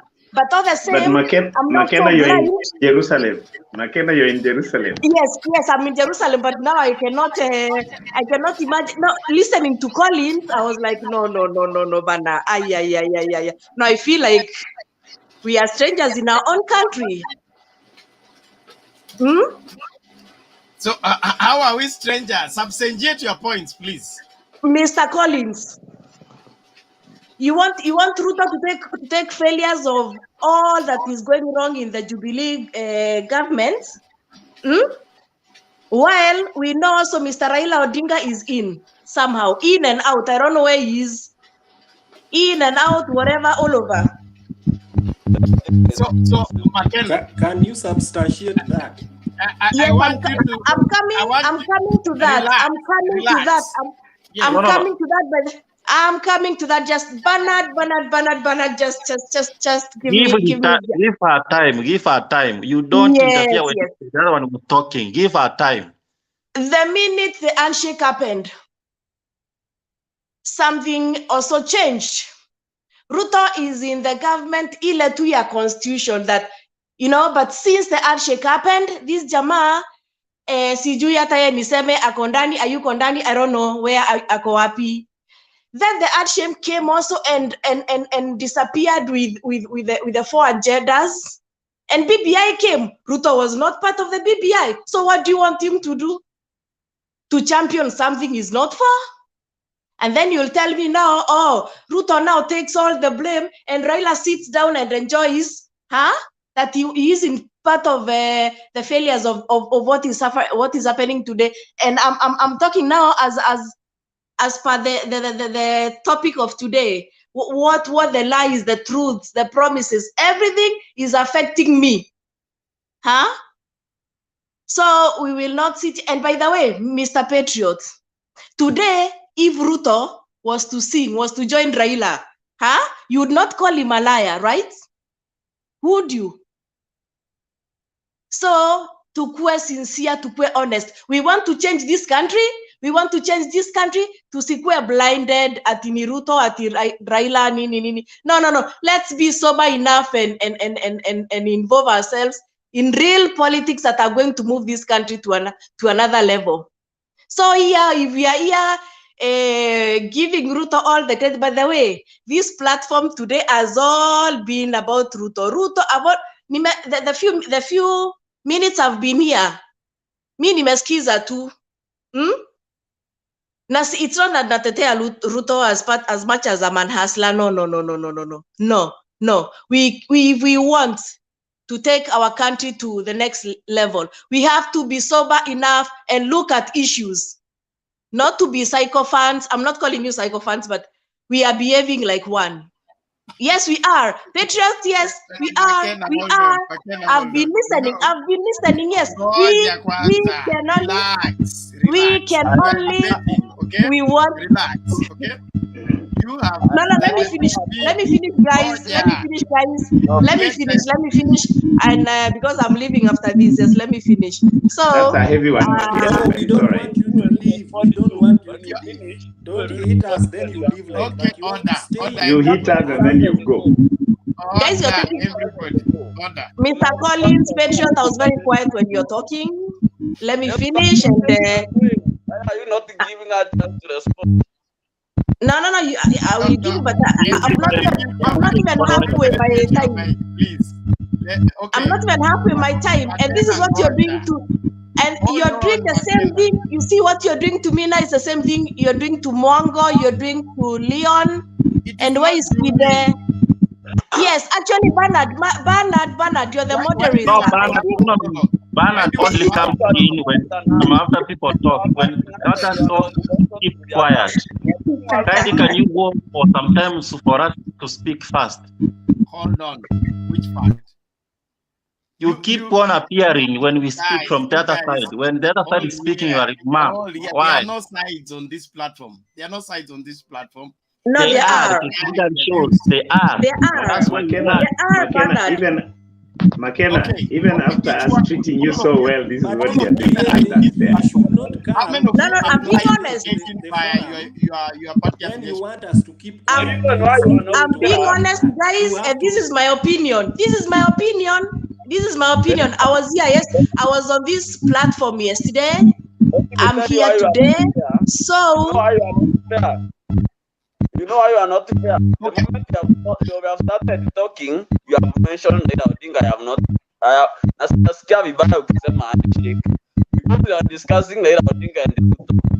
But when I say about Ruto, you just react and should not talk. When we are discussing presidential candidates, I must mention Ruto and I must mention Raila Odinga. One positively, another one negatively. The way you are doing. You are mentioning Raila positively, negatively, you are mentioning Ruto positively, but you are no, lying. no. Yesterday Okay. in Can this we have platform, order, and Mongo everybody? can bear me witness. Hold on, McKenna. We are not fighting, okay? I can Everybody mute bear your mic. McKenna witness. Everybody mute your mic, okay? Let's get back to order, okay? You're free. You're free to make your submission, okay? You're free to defend Ruto to the grave. I have no problem, all right? But let it be factual. Coming to say everybody's blaming Ruto, it's in public domain, okay? Ruto has chosen to play the victim. Even if you cough, you say you're coughing No, against him. no. We Yesterday, cannot, Excuse me, sir. we cannot Excuse me, defend sir. Bernard Excuse me, can be, sir. no. Yesterday, you people That's how you are confused taking me. side Today now. you aren't. No. Today I'm making my point. I am not. If you want to argue, we can Okay, argue. Bernard. I've listened to DP Ruto in his campaign in the coast. He has been there for 3 days. Okay. The only thing he's talking about, even he has forgotten the other Serazaki. Ni hao majamaa umenipangia. Hao majamaa umekusanyika pamoja. Hao Is it not wamenipangia. true? Is it not true? Yes, but it's true. Yes, it's very true. That's true. What is Nambona na Yeah, when wakati anasema watu ni wajinga. Wewe unataka siasa ifanye bila mpango? Anyway.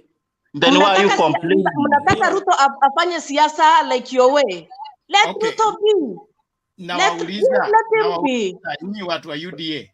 Kuna kiti ya urais hapa Kenya ambayo ni hereditary. Come again? No. Is there the presidential seat in Kenya, is it hereditary? No. Is it a must for somebody to be president? No. And where is that coming from?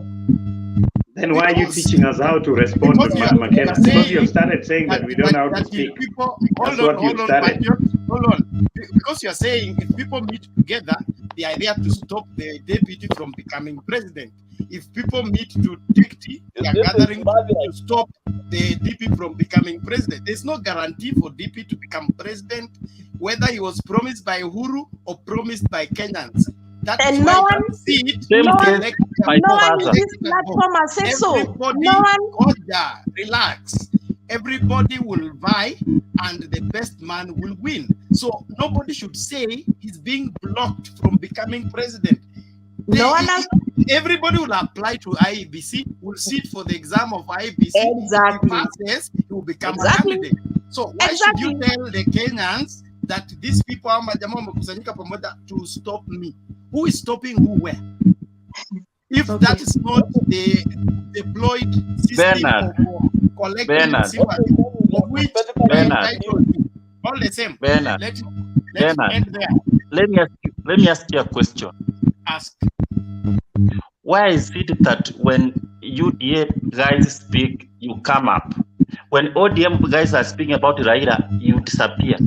Is it that we UDA, you have points for UDA, but you don't have points for ODM? The answer is very simple. Leon, I let me answer that. Let me answer. No. I know. Let's answer. If that is the way you want us to go, let's answer the question. The answer is this, Leon. He is a supporter of Baba. He's entitled to that, just like any other person, and he will always support Baba. That's okay. Give me a time to finish. Everybody Bernard, this guy, Bernard, this guy. can I talk? Guys, let me finish my time. Everybody order. Okay. Can I talk? Just McKenna, just a minute for I a am minute. not.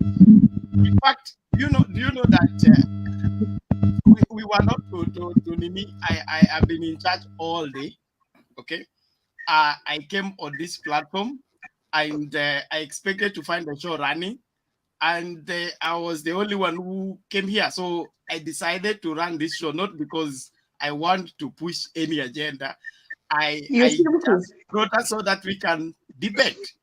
So okay, if you people think that I come here because I want to stop somebody from talking or another person from talking, my business here is one, to provide a platform where we will debate factually.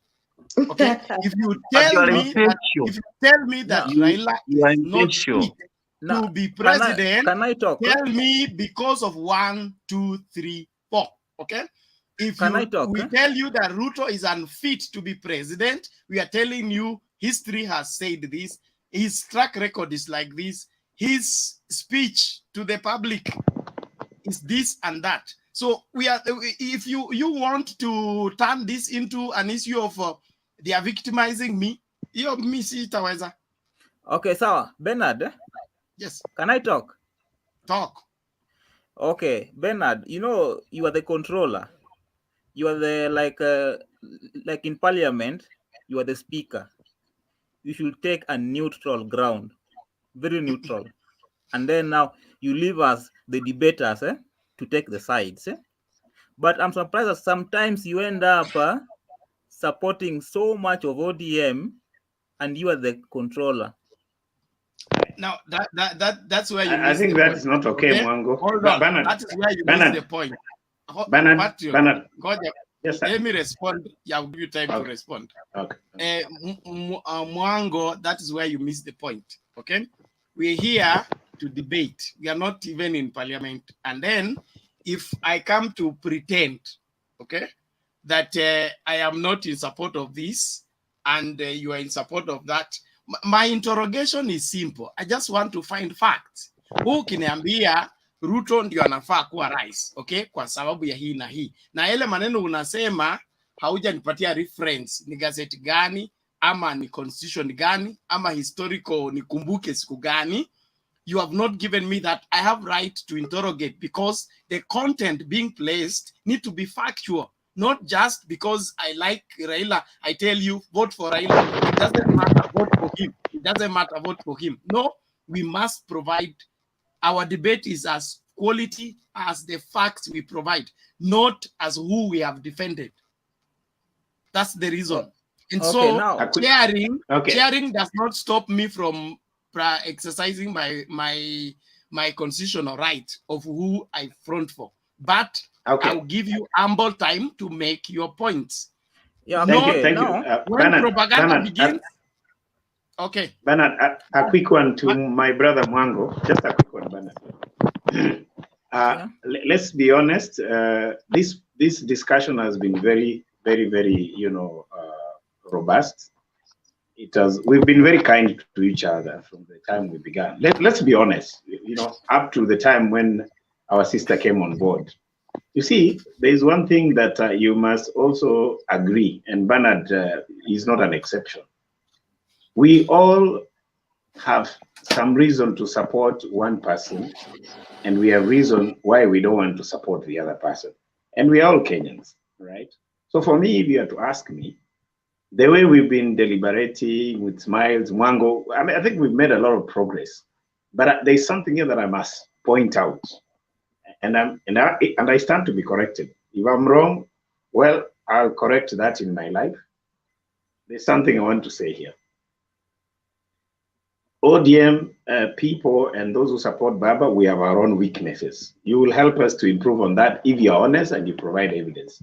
But there's something I want to speak to my brothers and sisters who are supporting the UDA.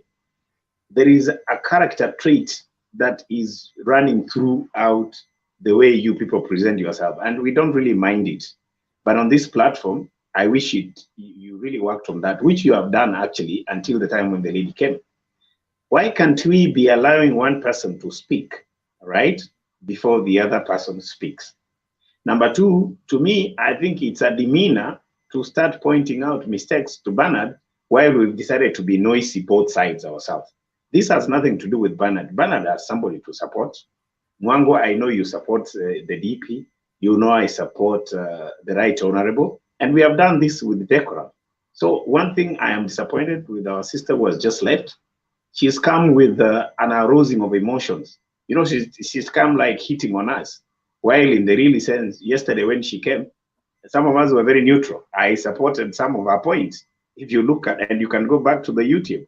So this thing of her picking emotions and being disrespectful to us, we will always rebuttal with the same. So my appeal is this, my brother Mwango, you're making a lot of sense the way you argue, but make sure that your points are there with respect. But when you don't show respect, then what do you expect? You expect us to be emotional also. And I'm sure Bernard has somebody to support just like you. Thank you.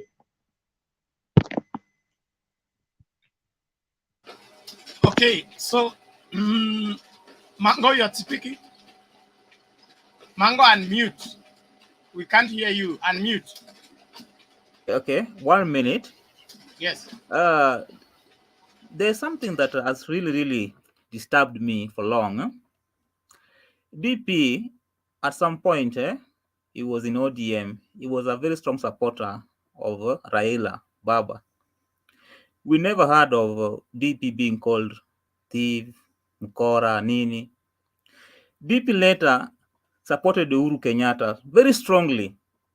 We didn't hear DP being called thief by Uhuru, mkora. Now DP has declared that he wants to vie for presidency. That's when I started hearing now issue with thieves, mkora. What has really changed?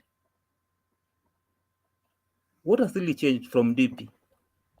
Can somebody What has changed? What has changed Yeah. is this, Mwango. Let's pick it from there. What has changed is very clear. When you are the president of this country, and I'm just using your own submissions from your end, according to the UDA brothers and sisters who are on the other side of the divide, the only person who can control the direction this country can go is the president, according to your narrative. If you are the DP, you only wait for functions to be given to you. If you are somebody who is not the president, it's the president. The buck stops as the president. This is as per the definition of the UDS. Okay?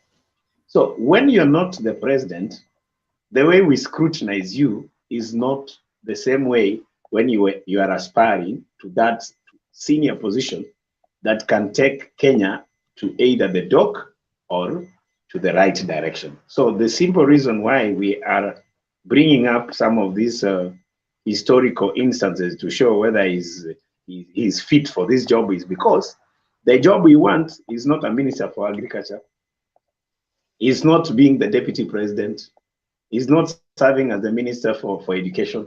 He wants to be the president of this country. The merit is higher.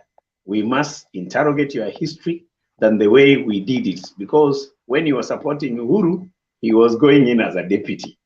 When he was in the Sumkate government, he was going in as a minister. When he served under the Ministry of Education, that was a different jurisdiction altogether. But you now telling us that you want to become the president, we must interrogate you. We must interrogate your education. We must look at the validity of, because you are going to instill personal character to a country that has 45 million Kenyans. We must interrogate now. That is the reason. That time, he's never been running for the presidency. This is the time. Including Raila. Raila has been running. That's why we've been interrogating him.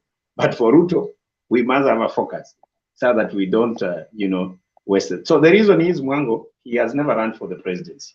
This time, things have changed. We must bring the history forward. Thank you.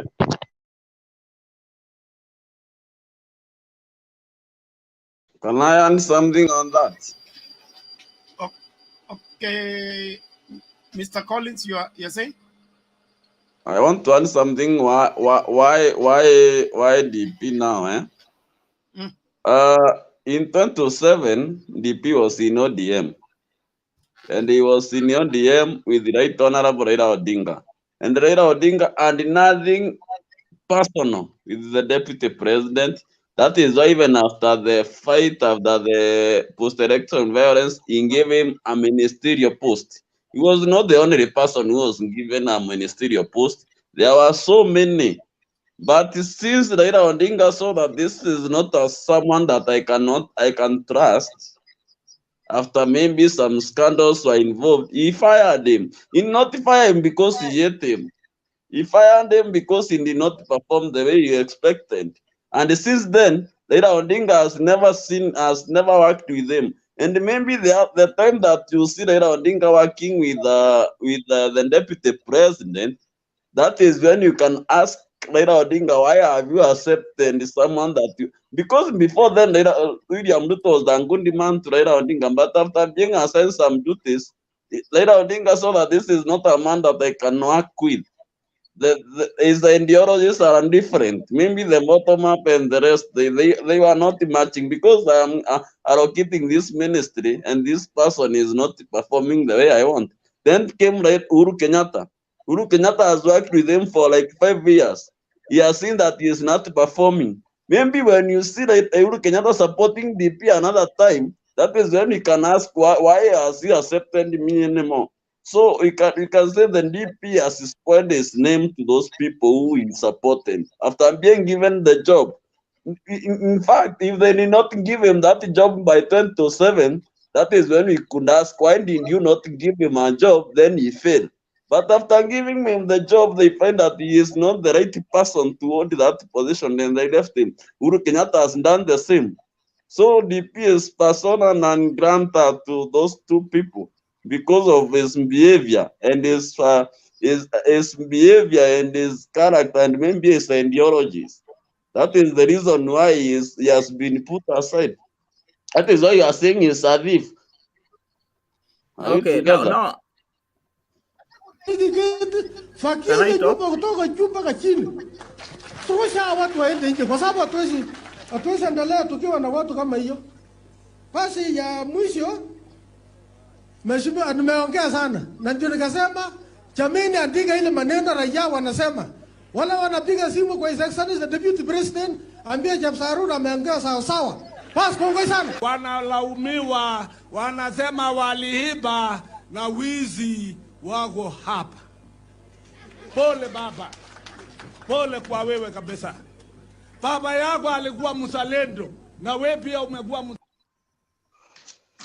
wa maana kwa kila nyumba, kwa every household in Kenya. Raila kweli ni baba wa maana, wa maana.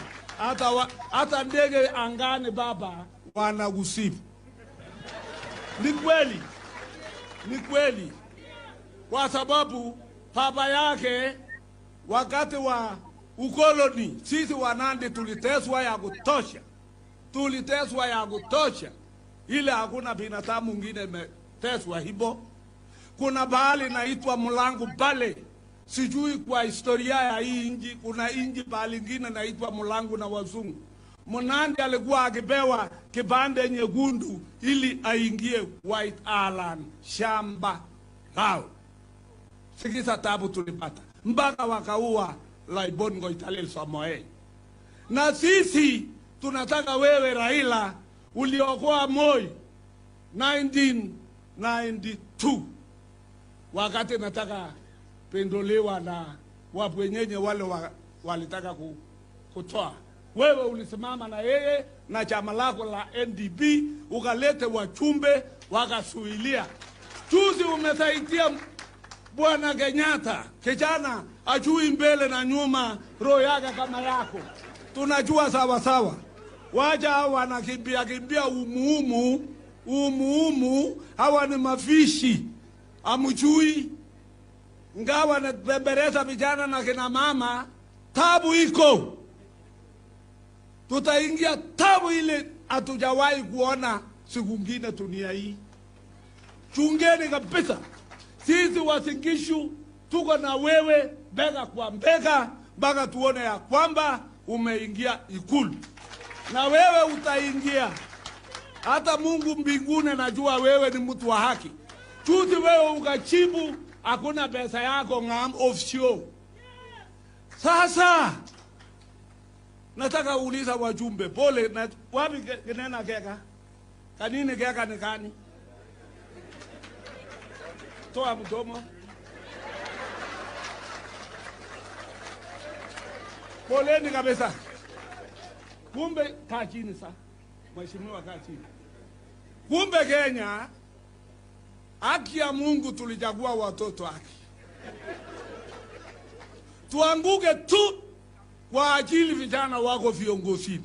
Mbona nyinyi bunge pesa inatoka kwa Kibaki na Raila 1.8 trillion inaruka mpaka 9 trillion? Nini?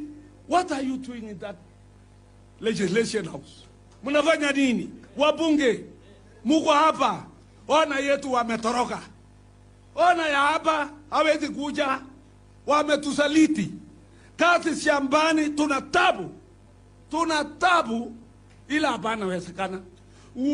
Upeleke salamu zetu kwa His Excellency. Asante kwa kazi yake. Yeye ni mtu mtulivu, anasikia, anaweka, anafanya. Asante wewe kuunga yeye mkono mpaka mnasimamisha inji ilikuwa imeenda kwa maumbu. Asante baba, asante baba. Wewe kweli ni baba. Baba yako alisema Kenyatta tosha. Visasi ya sasa mnajua? Baba, mbona nyinyi hawezi heshimu huyu? Mnafikiri kuongoza inji ni kwenda Singira? Inji tatereza na kukwisha, na sisi yote tutakwisha. Mjue kabisa, inji hapana kunywa kama maziwa ile fresh unafanya lok lok lok. Hiyo inakunywa kama ile maziwa imekamatana pole pole. Huyu ndio natosha na ni baba wa inji na nitosha. Na asante tena baba. Umekuja hapa, umetangulia, na sisi tulikuwa tunajua. Hata wanandi the most silent hapo wa Wasingishu wanajua baba iko. Wanajua baba iko. Hapa ile devolution kukuja inji hii bila wewe ulilala ndani mwaka 9. Nani tena amelala hapa? Wakati Kenyatta anachukua nani Kibaki anachukua ushukani ndani ya wilbaro, huyu alisema tosha. Siawa wapo wenyewe wote walikuwa na moyo.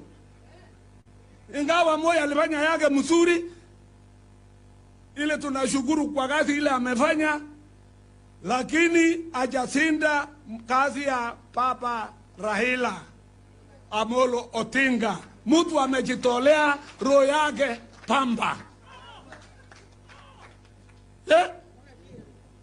Asante watu wa Mount Kenya, mmesikilia. Waja ile wagora tu wakame hiyo ng'ombe, kwa maana hiyo ng'ombe iko na maziwa sawa sawa, anaweza pasuka na itakuwa sambi kama hapana kama ng'ombe. Wakame sawa sawa, lakini kura ni kwa hapa. Sasa waja ni waje siasa, waja ni kuje uchumi. Asante Torgos, Your Excellency. Uchumi hapa imesoroteka. Tulipochagua serikali ya nusu mikate, baba akabea kijana wetu ministry wa kirakacha kutoka chini, from the sweeper to the MD to the minister. Iligulwa waligula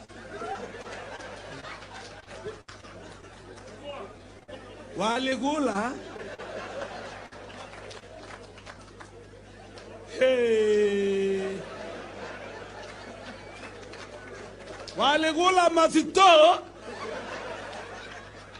Haki ya Mungu.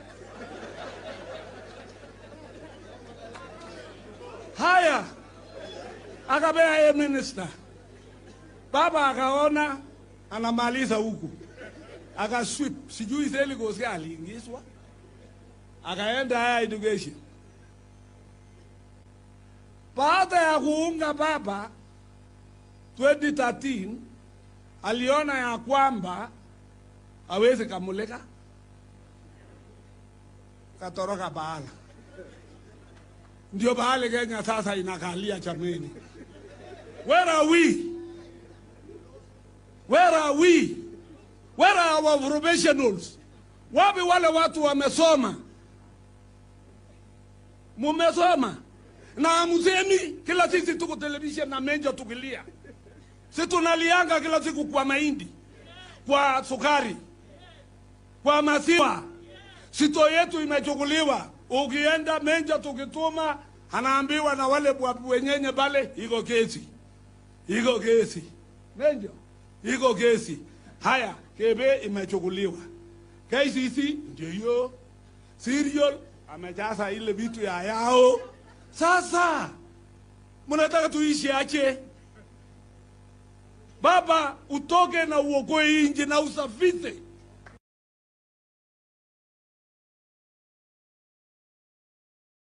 Usafishe. Hata kansela hapa hakuna. Wamekula. Ile pesa inatoka huku. Oh, hakuna pesa akao napo. Juzi ati mwingine nataka waje legacy anaenda jenga rego ati mnashaka bosho kama unga. Hey! Rego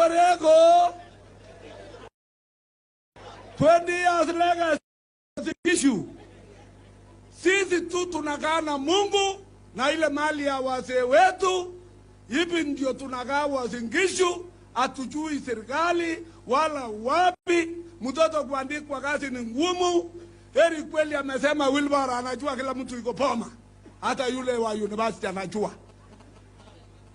Sasa mabaya ni mabaya kabisa. Na Mungu awatalaani, uchukue vitu ya umma, uchukue kitu ya mtu, hiyo vizazi yako kwa boma yako, milele walai haitakuwa watu. Haitakuwa watu, msitue kabisa. Samani sisi wanandi wa mtu mzee akichukua kitu. Watoto nasaliwa, naenda namna hii. Ingine natembea kama mbuzi. Ingine naenda kama... Mama anapiga nduru, amekula ng'ombe ya fulani. Sasa mzee anabamiwa, mali inatolewa, nyumba inapona. Kwa hivyo, you are right reverend, sitaki kuchokeza wewe. Usiendange sana. Hapa sisi tunakupenda na utapata hiyo kura kwa hali na mali. Ukitaka mali hata Turkana hiyo ulienda, tungetaka uchenge huku sito. Na sisi wakulima tutatoa mahindi yetu through Mr. Menjo. Mnasikia wakulima wenzangu? Kwinia mbili. Mnaona watu wa Turkana wanakufa kabisa na njaa. Hata uchenge tena sito ya nguo, tununulia hawa mitumba wavae. Naona gavana yao anahangaika Nairobi hotelini, pole Mungu. Asante. Asante sana.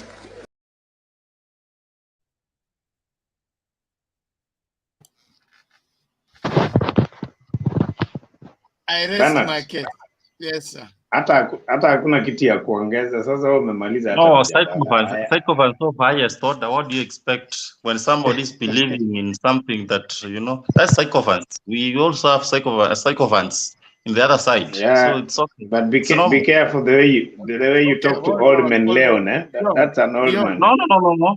It doesn't matter. An old man, it doesn't matter age. It matters. Age also comes really? Age, no. also comes with responsibility. Banan, educate that guy. No, it's okay. Let me handle him. Leon. Thank you. Your relationship with elders must be different. You cannot say it doesn't matter. No. So you want to tell me that an old man like that will be coached to go and say lies? Yes. So that he gets what? Yes, I stand with that. Yes, it can be coached to say anything. So that he gets what? This Kenya we are? Yes. Yes. Okay. Explain that. If that is I stand by that. If that is how you think, then you're free to think that way. But Yeah, truth be thank you. told, this Mzee is not speaking for the first time. This Mzee spoke before the Senate in 2016. And the same outcries he had in 2016 are the same one he's having in 2021. That means the story is the same. The situation has not changed. And if we are not concerned as Kenyans, then it means we are part of the problem. We are not ready for the solution. Of course, you are part of the problem. Actually, I had a question to ask. There's someone who said that, I don't know, Ruto was given a job by Raila and he stole everything. Has ever Ruto been convicted in a court of law that he stole something while he was a minister for agriculture? Does he? He was charged. Ruto was charged. He was charged. He was acquitted. But but since we know the judiciary system of Kenya, No. You said let's be true. Look here, Anybody can Leon. accuse anybody of You anything, can right? Leon, look here. Hold on, Mr. Collins. Hold on, Mr. Collins. Leon, what do you want? I'm saying you want Ruto to be innocent, or you want what? What do you want? Listen. I asked the question.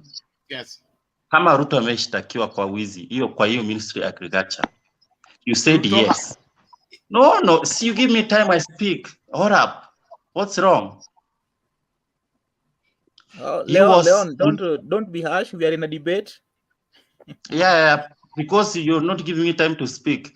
Don't be emotional, Leon. Don't be emotional. I'm not emotional.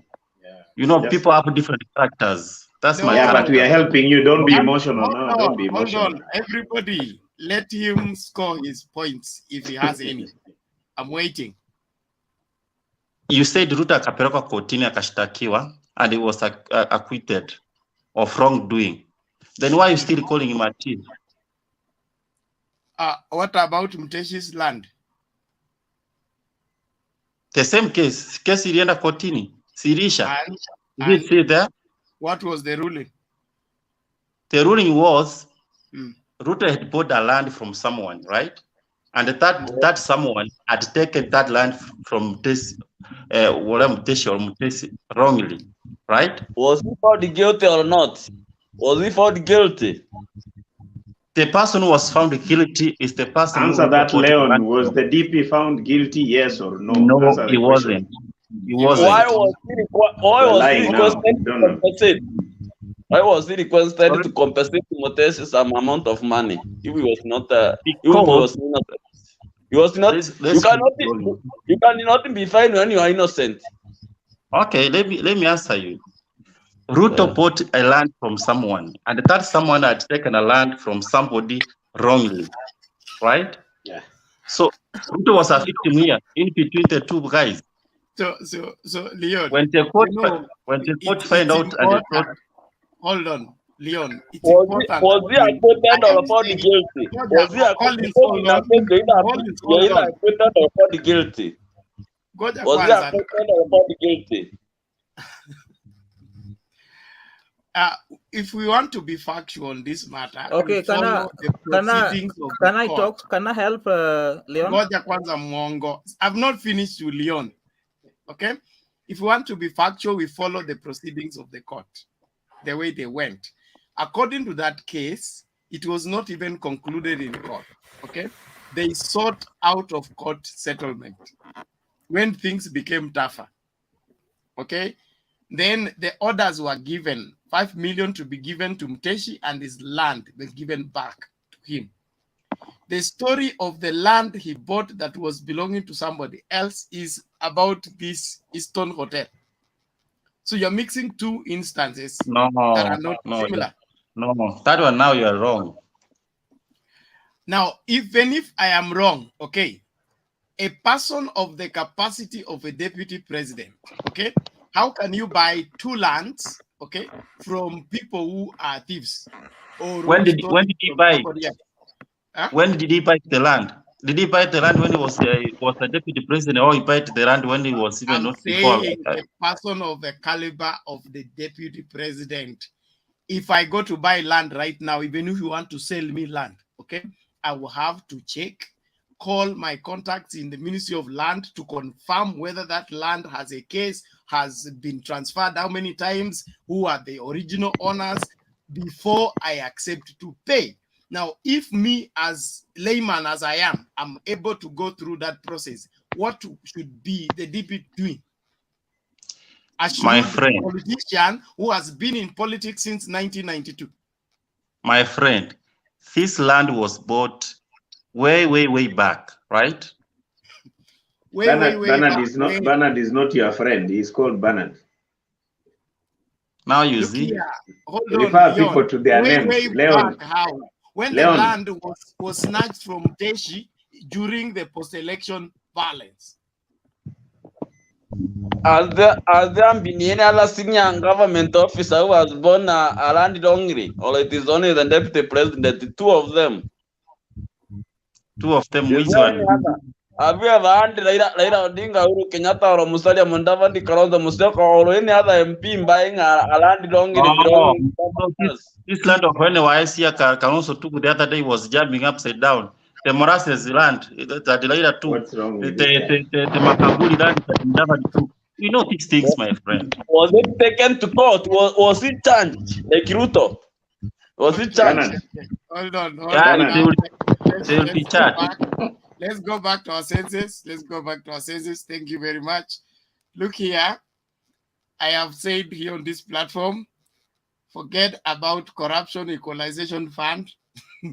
Corruption is corruption everywhere it is. Yeah, there are no virtues when corruption it comes is to right. corruption. Okay.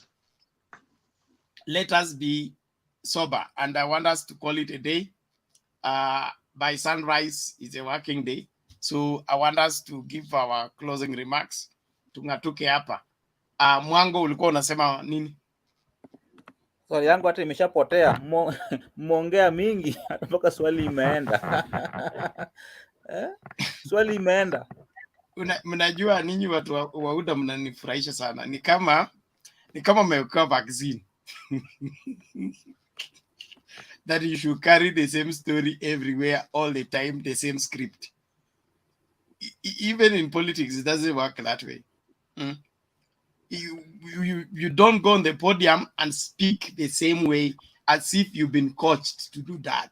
It's not natural, it's too artificial, and that's why it's very difficult to uphold it. Just accept, sisi ni wa Kenya, we question things. What we need to question, we should question. Tuache maneno ya kubebana na narrative ambazo hata sisi wenyewe we cannot substantiate. Kusimama na DP ni sawa, haina shida. Slogan yake kama ndio unasimamia iko sawa, lakini sikue eti what Mwongo says is the same thing that Leon says, is the same thing that McKenna says. Kwani mnaendanga university moja mnafundishwa hii maneno? Let's just be normal. Can I say something and then I get out? I'm gonna sleep now. Can I say something and then I check out, please? Hata si tunataka kwenda kulala, hapana. Kila mtu anataka kwenda kulala. So that I can leave. Leon, as a brother, ngoja tu amalize, si wote tutoke. Acha tumalize wote. Hata si tunataka kwenda kulala. I just want to tunataka kwenda kulala. Hata sisi tunataka kwenda kulala. Can I speak something small? Ngoja kwanza Leon, tafadhali. No, kwanza Leon. You said this is your first time on this platform? No, maybe. Hey, so which is which? I said maybe. So you are not aware whether it's your first time on this platform or not? Oh, sure. I know. You don't know, or you don't know yourself. Or you don't know yourself. You relax. So Leon, let's No, it was my first time to join, to log in, but I normally follow you anyway. Oh, okay. So you listen, you have never come to Yeah, sometimes, yeah, I do. When I have time, like now, I normally listen to you. Okay, thank you very much. And we appreciate you joining the studio. but inside here, things are different from what they are out there. First and foremost, we respect each other. Even when we collide, we leave alone what we collided today. Here we collide mpaka ile tunachemka nywele zinasimama hivi. No, I understand. At the end of the day, I understand ODM mentality, so I understand, you know. It is not ODM mentality. You see the way you have funny conclusions. Okay? ODM is not paying me to be here. I'm being here because of my love for my country. Don't drag ODM here. So what I'm saying is, after we argue, you are free to remain with your points or be converted. It's no problem. But no, respect for one another is important. And listening one to another. You are not listening. And that is a very difficult position to take in a debate like this. And as you conclude, Bernard, he will pray for us, because they pray so much. He is the one to pray for us as we leave. Leon, no, I'm not a pastor. You see now? You don't have to be pastor to pray. Don't you pray before you go to bed? Kindly, can I have some 30 seconds then I leave, kindly? I would want you to be patient, okay? Just like everybody has waited for you, you will also wait for us. Okay? This is your first time. Your request can be granted, your request can be denied. Thank you very much. All the best. Mr. Collins, tuanze na wewe. Peana your closing remarks, twende kwa community ancestor, patriot, mwonga, alafu tufungashe. Unmute kwanza. Mi nasema closing remarks mingi but lakini taambia hiyo ndiye juu hapo hapa historia I think historia Raila ako kwa serikali na ako kwa kuja tumemaliza. Then I have just elaborated why the deputy president has been, kila mtu amtaki juu kila mahali ameenda, kama Uhuru amempea kazi amekula kimalaya, maybe amekula zingine huko, amesikia maybe kidogo, maybe hata hakuwa anajua hostel na hotel zikienda. So I think that is amelose trust na yeye. Wale watu wote kama Raila hawezi fanya na Ruto, niko sure kunyeshe kusinyeshe hawezi fanya kazi all the same. So watu wa Jubilee wasimblame Uhuru, blame Ruto wao kwa makosa yao, na to wish all the best. Asikuwe na hasira. Hii kiti is not a do or die. Hata sisi hatukuwa tunaamini tunaweza kosa hiyo kiti, but asimbadilite ya Ruto in fact chances are zero. Chances of Ruto being a president are zero. So it just the area you accept the best. Ndio to move on, usitulete kelele mingi juu tunajua. First of all ni kuambie Western Ruto atakuwa number 2. Nyanza Ruto atakuwa number 2. Rift Valley atakuwa number 1. Nairobi atakuwa number 2. Coast atakuwa number 2. Eastern atakuwa number 2. Mount Kenya atakuwa either number 1 or 2. That means it is either number, when I mean number 2, I mean either number 2 of Montavandi or Raila or you will not be number 1 in any region apart from Rift Valley. In Mount Kenya, we are not sure. So, possibility ya Ruto kukuwa president tu mkubali mapema ndio msikuwe na mambo mingi. Thank you. Good night. Okay, thank you. Leon, you're back. You can take your 1 minute. Oh, no, I think my internet sijalipia data. Okay. It is a constitutional right for every Kenyan to choose whoever they want. No matter the situation, Kenya will remain. Even if I support Ruto, you know, someone else is supporting Raila. Let everybody does their part. Then sisi wananchi wenyewe ndio tutachagua yule tunataka. Na kama mtu amechaguliwa na ameshinda, hii sarakasi ya kwanza kufanya maandamano kila saa ati umeibiwa, ikome. Hii mambo ya kutumia watu, unafanya maandamano and later unaenda handshake, unakura na wale watu wamekufa, you don't care about them. Hiyo tutaachana nayo. Aya, another thing, tunaombea baba, tunamwombea mazuri, amepigania haki ya nchi hii. Tumezaliwa wengine juzi tukapata baba kwa anaimbwa baba, so this history tumemsoma kwa history books, so he is a man who has done great job to this great republic of ours.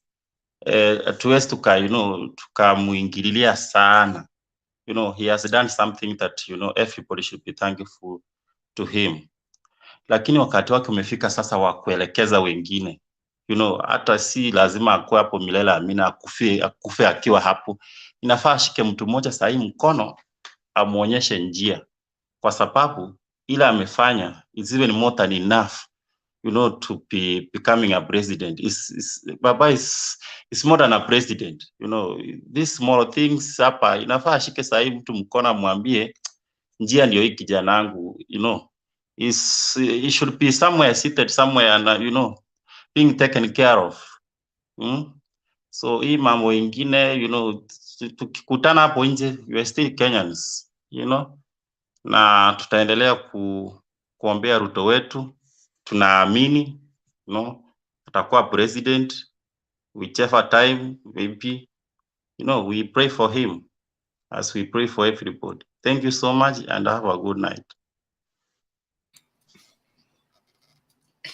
Okay, thank you. I will not comment anything. I don't want trouble now. Community ancestor.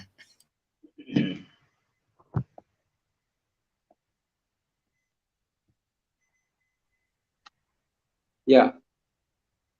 Asante sana my fellow panelist na chair panel kwa debate ambayo imekuwa mzuri. In fact, ningependa kusema jambo hili that azimio ya umoja ya baba has done has done quite a good job, because sasa hivi hao wenye wanaitwa hustlers na wale ambao walikuwa wanaitwa dynasties, all of them are in one room. Now the poor are asking the rich, where did you get all these earthly materials from? Because in fact, from your mother, you came naked. As me who is poor, I too came out naked. Now the rich are keeping quiet. So that is now the conversation which we are having right now. Because we who have felt that our leaders who have really enriched themselves, they have failed us. Now it is time to ask those already who have those people who have already acquired a lot of wealth. Can they be able? Can we use our leaders in order, in fact, to elevate us who are poor from the bottom part of the pyramid, so that even us we can be able to be like human beings. Now this is where Baba comes in, because Baba, in fact, through the issue of production and industrialization, is telling us that once he gets into power, he is going to ensure that the energy production, which is lacking, is put in place, and also through that energy production, our industry our industries, which is going to build for young people to go work and earn a living. In fact, everybody is going at least to smile for the first time in the history of our country, Kenya. And also, Baba is going to ensure that the cost of business is brought down so that we can be Kenya can be able to attract investors who will come and bring jobs into our country, so that our country can be an investment hub, which in Africa, truly we are going to be a good example, which presidents and our fellow African citizens, they will be able to say that truly Kenya, if Kenya has done it in terms of raising up those poor or the poorest in the society, to an extent, they reach into the middle income, even them, it will be a challenge to them to copy what Kenya could have achieved. So nawaombea mazuri, sisi wote ni wa Kenya. Wacha tukae kama mandugu, and I'm very sure after 2022 general elections, yeyote mwenye atachukua, if it is Ruto, if it is Raila, whosoever mwenye atachukua, sisi zote tusalimiane mkono na tupeane heshima kama wa Kenya. Asante sana. Have a very good night. Okay, thank you, community ancestor. We acknowledge the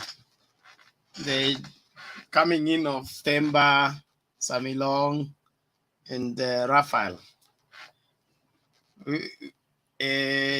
Karibuni, tulikuwa tunafungasha sasa.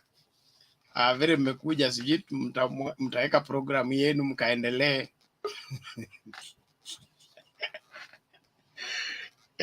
But me, I really want to sign out, because kuna job ingine hapa nafanya na inaharibika nisipo concentrate vizuri. All the same, we've had a good debate. You can continue the conversation if you want to, and then you log out when okay, sawa sawa. So it is the turn for Mwongo. Yes. Okay. I'm also tired. I want to sleep now. The debate has been good. We have discussed so many issues. There have been high heated debates. Some have been emotional and things like that. But we have discussed points. Every party have tried to defend their sides as much as possible. Like Anna Masla have tried to defend Maslas and ask questions about Raila. And also same also you have done also to Ruto and ask us questions. But I have a concern. The topic, I see that sometimes people are going beyond the topic, as in people are digressing and going overboard, because the topic was about economic something. But okay, next time I'll want that people stick to the topic, to the main topic, so that we don't go overboard into other things. Yeah, I think from that, I don't have any more to say. Maybe tomorrow. Okay. Thank you. Thank you. Let's hear from Patriot. Okay. My fellow panelists, as I've always said, it's my great pleasure to have such a conversation with my fellow Kenyans.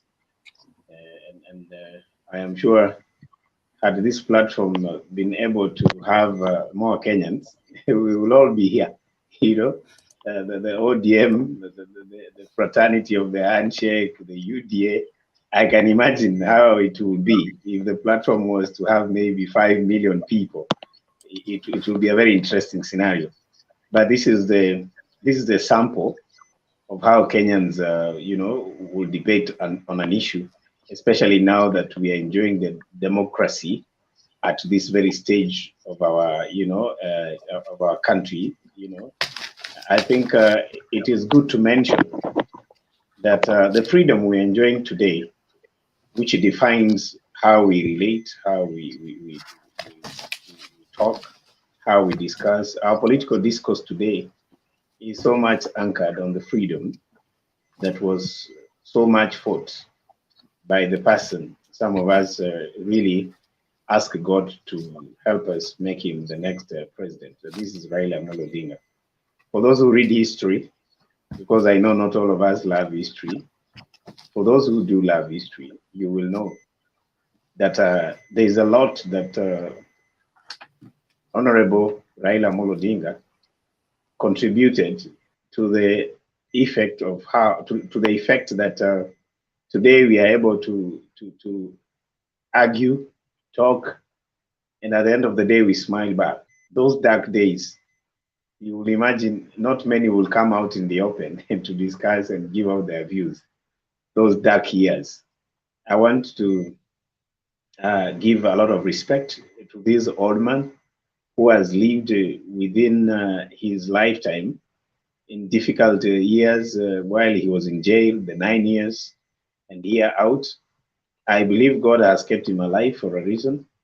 And it is a living example to some of us. I'll tell you, we have named our children after names that some people will wonder, why do you end up calling your child a name that is not coming from your tribe? Some of us are so international. We have a lot of respect for this man. And I think the way to go, my brothers and the sister that I've seen here, is to protect this very freedom that we have achieved for the years that we have been here. And I'm sure history is going to define where we are going. We must be able to appreciate that history is playing a great role, especially now that we are looking into political transition that is going to define how we are going to transcend to the new trajectory as far as the social and economic fabric of this country is concerned. Personally, I am delighted every time I speak to you guys. I appreciate the way you speak. I know we have our own shortcomings in the way we debate, but that is the real reason why we call ourselves Kenyans. And I want to thank God for this opportunity, and I believe it is going to be a learning lesson for each and every day as we move on. Last but not least, those of us who support Baba, we are willing to accept the results of 2022. We will not go to the streets because we don't have a reason to go to the streets. I'll tell you, my brothers who have never gone to the streets, don't try it. It is not the right road. It will be a very difficult road, and I'm speaking from experience. Don't try it. Don't even imagine. Because for sure, I can see the people who might be tempted to go that direction. We are done with the streets. It is time to go to that glory land. But in case you people want to try the streets, you try it and see how it will go, because we are done with the streets. We are meant for the greater country, and I am waiting for that day when Baba will say, I, Raila Amolo Odinga, the 5th president of the Republic of Kenya. I thank you, my brothers. May God bless you. It is our country that will, for one and final blow, define a better economic trajectory for all of us. And I don't think the distance between State House and where the first wheelbarrow will be appearing is anything one can be able to define. That will be a very difficult mathematics. Thank you so much. God bless. Thank you, Patriot. Let's move on as we give our closing remarks. It's important that we keep that in perspective. Going to the street is your democratic right. Accepting results, I have made it clear on this platform over and over, results are not to be accepted. Results are supposed to be outcome. Okay? We went and voted, and this is what came out. Not bring us something and ask us to accept. We will not accept anything. So Bernard, why is a million smiling? Why is a million smiling? It's because it's the propagator of accept results. We don't accept results. Results are outcome of what we have done. So if we voted this way and the result you're bringing is that way, and you're asking us to accept, forget it. We know what to do to change that. So let's just keep that clear. All mangi business around IBC must be kept away. Yeah. Tunajua ni nani tulivotia na mkisha hesabu mtuambie ni ngapi, kama sio ile tulivote. like last time we were voting na ukitoka kwa booth tunaambia tukutane Oh my goodness, Bernard, you're killing us. Bernard, unaharibu kabisa. Unaharibu kila kitu. No, it's humor. It's all right. It's okay. Then that I was very good. Hold on. I also want to say this. There is a narrative that UDA guys are saying that they have changed the conversation, that they are no longer discussing tribal politics. They are now discussing economics. But how come you're preaching water and drinking wine? Because Oga is receiving Luya delegation, Kisi delegation, Meru delegation. So are these not tribes, or they only become tribes after the whatever? What do you mean? Because if you are no longer preaching tribe, and you are no longer playing politics according to tribe, then just meet hustlers at a go. Not for them to be demarcated into Kamba delegation, into Luya delegation. Then Awalo brings you Luo delegation. Halwale brings you the Kakamega delegation. Then the other one brings you Bukusu delegation. It's the same thing, Vane. Why can't we just tell each other the truth? All the same. Now we'll have the last man who have the last laugh. We begin with Raphael. Bernard. Yes. Bernard. Yes. Just on what you've said. Yes. It is. You know, when you have githeri, then you say, I don't want githeri. I want to eat. I want to eat beans and maize differently. That is what he's telling us. I don't want tribe, but I want to meet those tribes as groups. No, you see, you see where you go wrong. Where you go wrong is, Melong, you know, we are not wrong, because that is what is happening. He is meeting delegations every day, and he's saying, let me try. We are not talking about tribes, and then he's also saying, we are not dealing with parties. He's not meeting parties, yet he's meeting tribal groups that are led by individuals. Owalo is the point person in Nyanza. Kalwa, like Canada said, is the point person in West. So he doesn't want to meet parties, but he wants to meet some brokers in the name of organizers and coordinators. No, where you go wrong is whoever goes to see His Excellency the Deputy President is not really tribal. It's the representation of a region. For example, the Meru, it's not even Meru. It is the Wanaita, the Eastern Mount Kenya region. That is. So let me ask you, Melong, yeah. Yes. If the Constitution allows parties, political parties, to be the representation of people, a political party, that's also a representation group of people, isn't it? It is acceptable. It is acceptable, but it's just that. What makes you not want to meet a political party? Because it's a representation of a group, and a party is more national. But meet some kind of the so-called coordinators, which for me I consider brokers, to bring people to Karen, and say that now you are not dealing with tribes. Wacheni upuzi. Nyinyi ndio mnasemanga watu wako na upuzi. Wacheni upuzi bana. You see, my brother, allow me to explain this in just 1 minute. Huh? There's a difference between representatives and changing. Bernard, I'm sorry. Bernard, I'm sorry. Si unaona vile hao watu. Bernard, protect me. These people are never democratic. Hold on. Okay, Samilong, ngoja kwanza. Patriot, what are you saying? I just wanted to leave one statement to Samilion. Samilion Karibu, I just wanted to tell you this, to add to what Themba said. Si mnasema kazi ni kazi? Ndio. Aya, kama kazi ni kazi, Yes. Mbona DP amechagua kuwa president na anasema kazi ya DP, it is only allocations of functions by the president. Mbona anachagua kuwa president na huku anasema kazi ni kazi? Ya pili, mbona asiende kuwa MP anaamua kuwa president? You see, that is double standard. Why must he go for the president na anawaambia kazi ni kazi? Kama kazi ni kazi, if you ask me, let him go for an MCA in Sogoi. Or governor of Wasingishu. Alafu achukue mama mboga. Achukue mama mboga. Mama mboga akuwe president. Alafu mtu wa baiskeli akuwe deputy. No.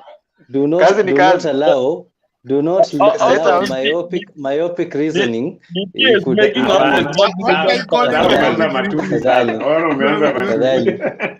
No, I'm just saying kwa sababu that reasoning is way out of order kwa sababu No. Wait, let me explain it. What do you mean? Let me explain it.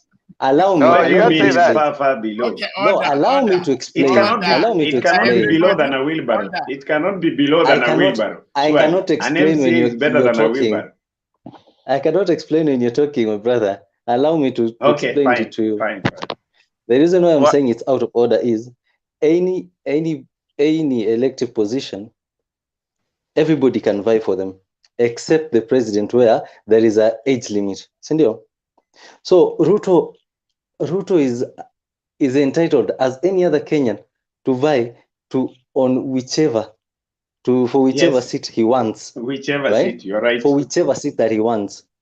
You cannot dictate to him that he goes to this one, or why didn't it was a suggestion. It was a suggestion video. It was a suggestion. Now the reason why I'm saying that is because for him, he sees that he is best to serve Kenyans as the president, because he's been there being the principal assistant to the president for 8 years, of which those 8 years, he has only worked there for like 4 years. The rest, munajua what happened, and you will never accept that one. But we are not dwelling there. So tell us what happened. Tell us what happened. The rest he has been earning. Tell us what happened. So kazi sio kazi, lakini kazi ya maana. Kazi sio kazi, lakini kazi ya maana. Kazi ni kazi. You see, Patriot, what we actually want. All of you. Themba and Collins, okay? There is the other Collins. I want to leave you, take charge, mtafunga stesheni, mimi tuonane baadaye. Samilong, Yes, the next show I want you here very early so that to manzani maneno ya wheelbarrow-economics. Mulianza na wheelbarrow-economics, mukaenda bottom up, sasa mmerudi kwa mama mboga. Sasa hii tena mmebadilisha nyingine. Sasa sijui ninyi mtatupatia. By the time election inafanyika, I'm sure even the symbol will not be wheelbarrow. The symbol will be something else. Bernard, let me give you these two things. Bernard, before you go, let me give you two these things, please. Before allow Samilong. Before Bernard goes, allow Samilong to speak very well, because Themba is going to be our main man. Is going to control the meeting. Yes. Before you go, allow Samilong to finish when you are here. I'm going to answer him when you are here. I'm going to answer him when you are here, because I want you to hear what he's saying. He is having a natural point out of nowhere. So we want to hear what he's saying in this natural point that Ruto worked for only 4 years. We want to know what happened within these other 4 years and why has he been earning salary. That's the only thing we want to know from him. Thank you. Samilong, Okay. go ahead. You see, you people, we have been discussing this for ever since. You all know very well that Matiang'i was appointed the super minister, and all the duties that deputy president was allocated by the president during the first term were given to Matiang'i. That is one of them, and the main one being going to inspect the national government projects, right? So it is evident, it is out there. We don't need to try and sugarcoat these things. It is what happened. What did But the Ruto thing is, do? Ruto alifanya allow nini? me. Tuambie alifanya nini ndiye akafutwa kazi? Samilong, which part of the Yes. constitution says that the deputy president was the super minister? He was not a super minister. He But was if- allocated Number two, duties. number He was two, allocated beyond, duties. as we- Allow me let's to throw, explain. no, we want to You throw see- questions to you. You see, you Umali- can't No, throw you questions and expect you me to are answer now like the that. man. Samilong, Milong, you are the man. Samilong, It doesn't work like that. allow us to ask a question. You allow me to Let finish. me- You allow me. Patriot, wait. Okay. Look here. Let Samilong prosecute his case. Okay? Yes. Then you can come for his neck. But as Yes. at now, wacha amalize ku-explain vile deputy president alinyang'anywa super minister ikapeana kwa mwingine. And where does the constitution do that? So after he explains, prepare your questions. But everybody mute your mic. Let's keep the order, please. Thank you. Point of Samilong. correction. Point of correction. And kindly do not put words in my mouth. I have not said the deputy president was the super minister. I have said Matiang'i was made a super minister because he now the jobs zenye deputy president alikuwa amepatiwa, na nikapeana very good example. One was to inspect the implementation of national government's projects. Ndio maana alikuwa akizunguka huko, ndio mpaka ile jina ya tangatanga likatoka, ni kwa sababu ya hiyo. So when you look at the constitution, yeah, there are those basic the basic inaitwa nini, basic duties. Kama kuna the chairman of a certain committee that the deputy president has always been attending. He has been kazi yote ya deputy president apart from the ones that are already protected by the constitution, hizo amekuwa akifanya. You can all agree with me there, ama mkatae, but that is the truth. Another thing is you cannot, unajua deputy president cannot leave that office, yet ilikuwa ni nusu. He is entitled to those votes yenye ilifanya Uhuru Kenyatta akakuwa rais as much as the president himself. So yeye kunyang'anywa hizi kazi does not mean that atatoka kwa kiti, because he saw to protect and uphold the constitution, meaning he saw to protect that office, he saw to stay in that office, and he saw to protect the constitution. But he is not doing that. He is not doing that. He's doing that. His salary. He's not protecting. No. What he's doing, he's protecting that seat. Because he's protecting a seat, na anasema ya kwamba kazi ni kazi. He's protecting his job. Milong, be honest with the people. He's protecting to get money for be honest with the people.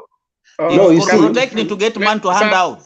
Samilong, I want to ask you a few questions, if you are done, so that we go in a scene. So, are you, Bernard? Let him confirm he's done. Through the chair, if he is done, am I allowed to at least ask him a few questions? Okay, yes, Samilong, are you done? Can you be I'm asked done. a few questions? Yes. Okay. I'm going to ask you questions straight from your speech. Okay. Yes. One, you said Uhuru Kenyatta alinyang'anya Ruto kazi akapea Matiang'i, correct? Yes. The constitutions say that the deputy president is a principal assistant to the president of the Republic of Kenya, correct? Yes. It's the president to assign him any other duty that he likes, correct? Yes. If the president assigned Matiang'i duties that he thinks Matiang'i can do, were they Ruto's work?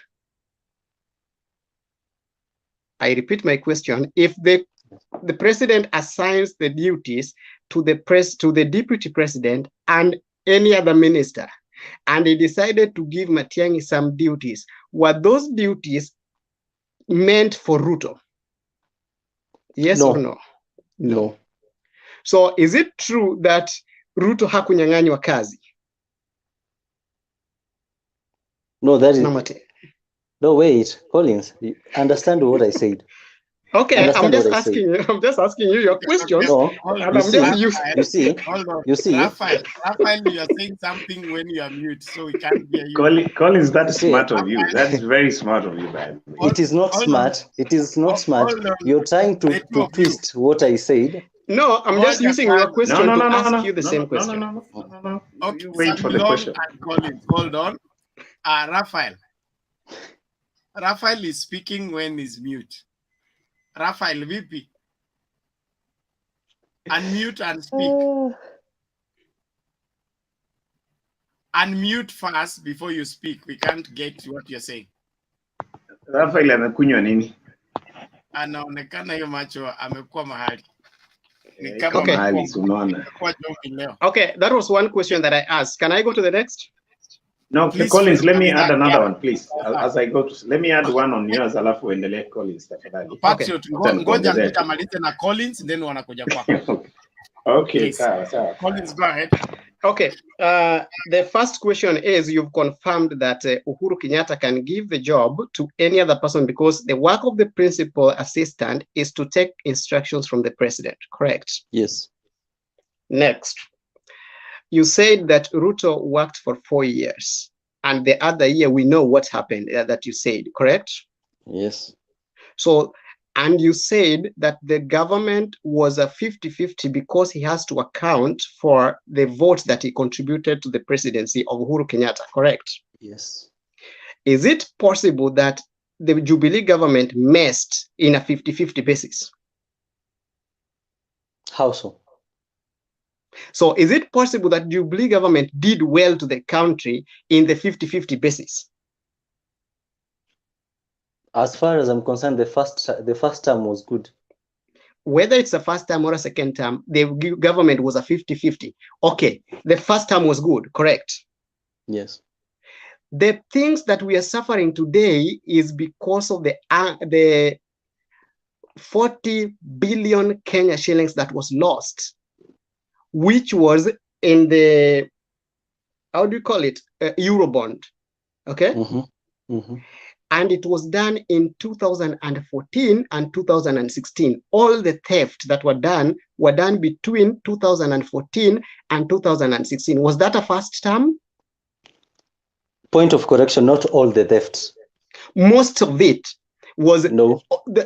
Was at 2014, that's where we lost the Eurobond, and 971 million shillings was lost through the NYS, that was Waiguru, under the first term of Uhuru's cabinet, which was Ruto's best done at 50%. Is that correct? Correct. The National Cereals and Produce Board, the money was lost in 2016, and that was the first term of Uhuru's government. That is correct? Was that a 50-50? Yeah. So does it mean that most of the theft that happened and the tender of the SGR that was inflated at a 300 billion Kenya shillings was done in this 2016, where Wanjigi and Uhuru disagreed? Is it the same first term of Uhuru's government? Those are only three, all right? Talk okay. Now. Be fair, Collins. Be fair. Yeah. Be fair. Now mention the graft allegations. No, and, be patient. Be patient. That He's have going happened. there. No, we are working. Be patient. Please. We are dealing with your fact that the first term is when Uhuru and Ruto worked. So we are dealing with whatever happened in the first term where all of them were hands-on, correct? Yeah. Because we don't want to judge Ruto on the term that he was not in the government, as according to you, Ruto was not in the government the second term. But he is the deputy president of the Republic of Kenya by law. Yes. He is earning from the government or deputy president of Kenya, correct? Yes. He is initiating projects in 2017 and 2018 before and immediately after the handshake as a deputy president. Okay? Correct. He was facilitating the Big Four agenda, which he said was diverted into the BBI as a deputy president of the Republic of Kenya, correct? Was there anything that is telling us that Ruto is not the deputy president of the Republic of Kenya? Is there anything? And he is not demand. Yeah. No. I rest my case. Now, Collins, let me tell you this. You see what you've done, huh? Mm-hmm. What you've done, you have taken a part of the truth. And that one is not fair. It is very unfair. Oh, you want me to take the part that Ruto was not in government so that we can see the mess that happened when Ruto was alone? Yes. So you want him to No, take not, to give not you a alone, lie? not alone. Correct your statement. Correct your statement. When he was with Raila, when they were running the government with Raila, correct that first. Before you say anything else, correct that. Let me first have to accept this, that Raila is not running the government. He is part of the government now. He is not part of the government because the law does not allow him. Collins. The law does not allow him. You see, the thing is, Collins. Okay, let's say he's supporting Uhuru's government. That's true.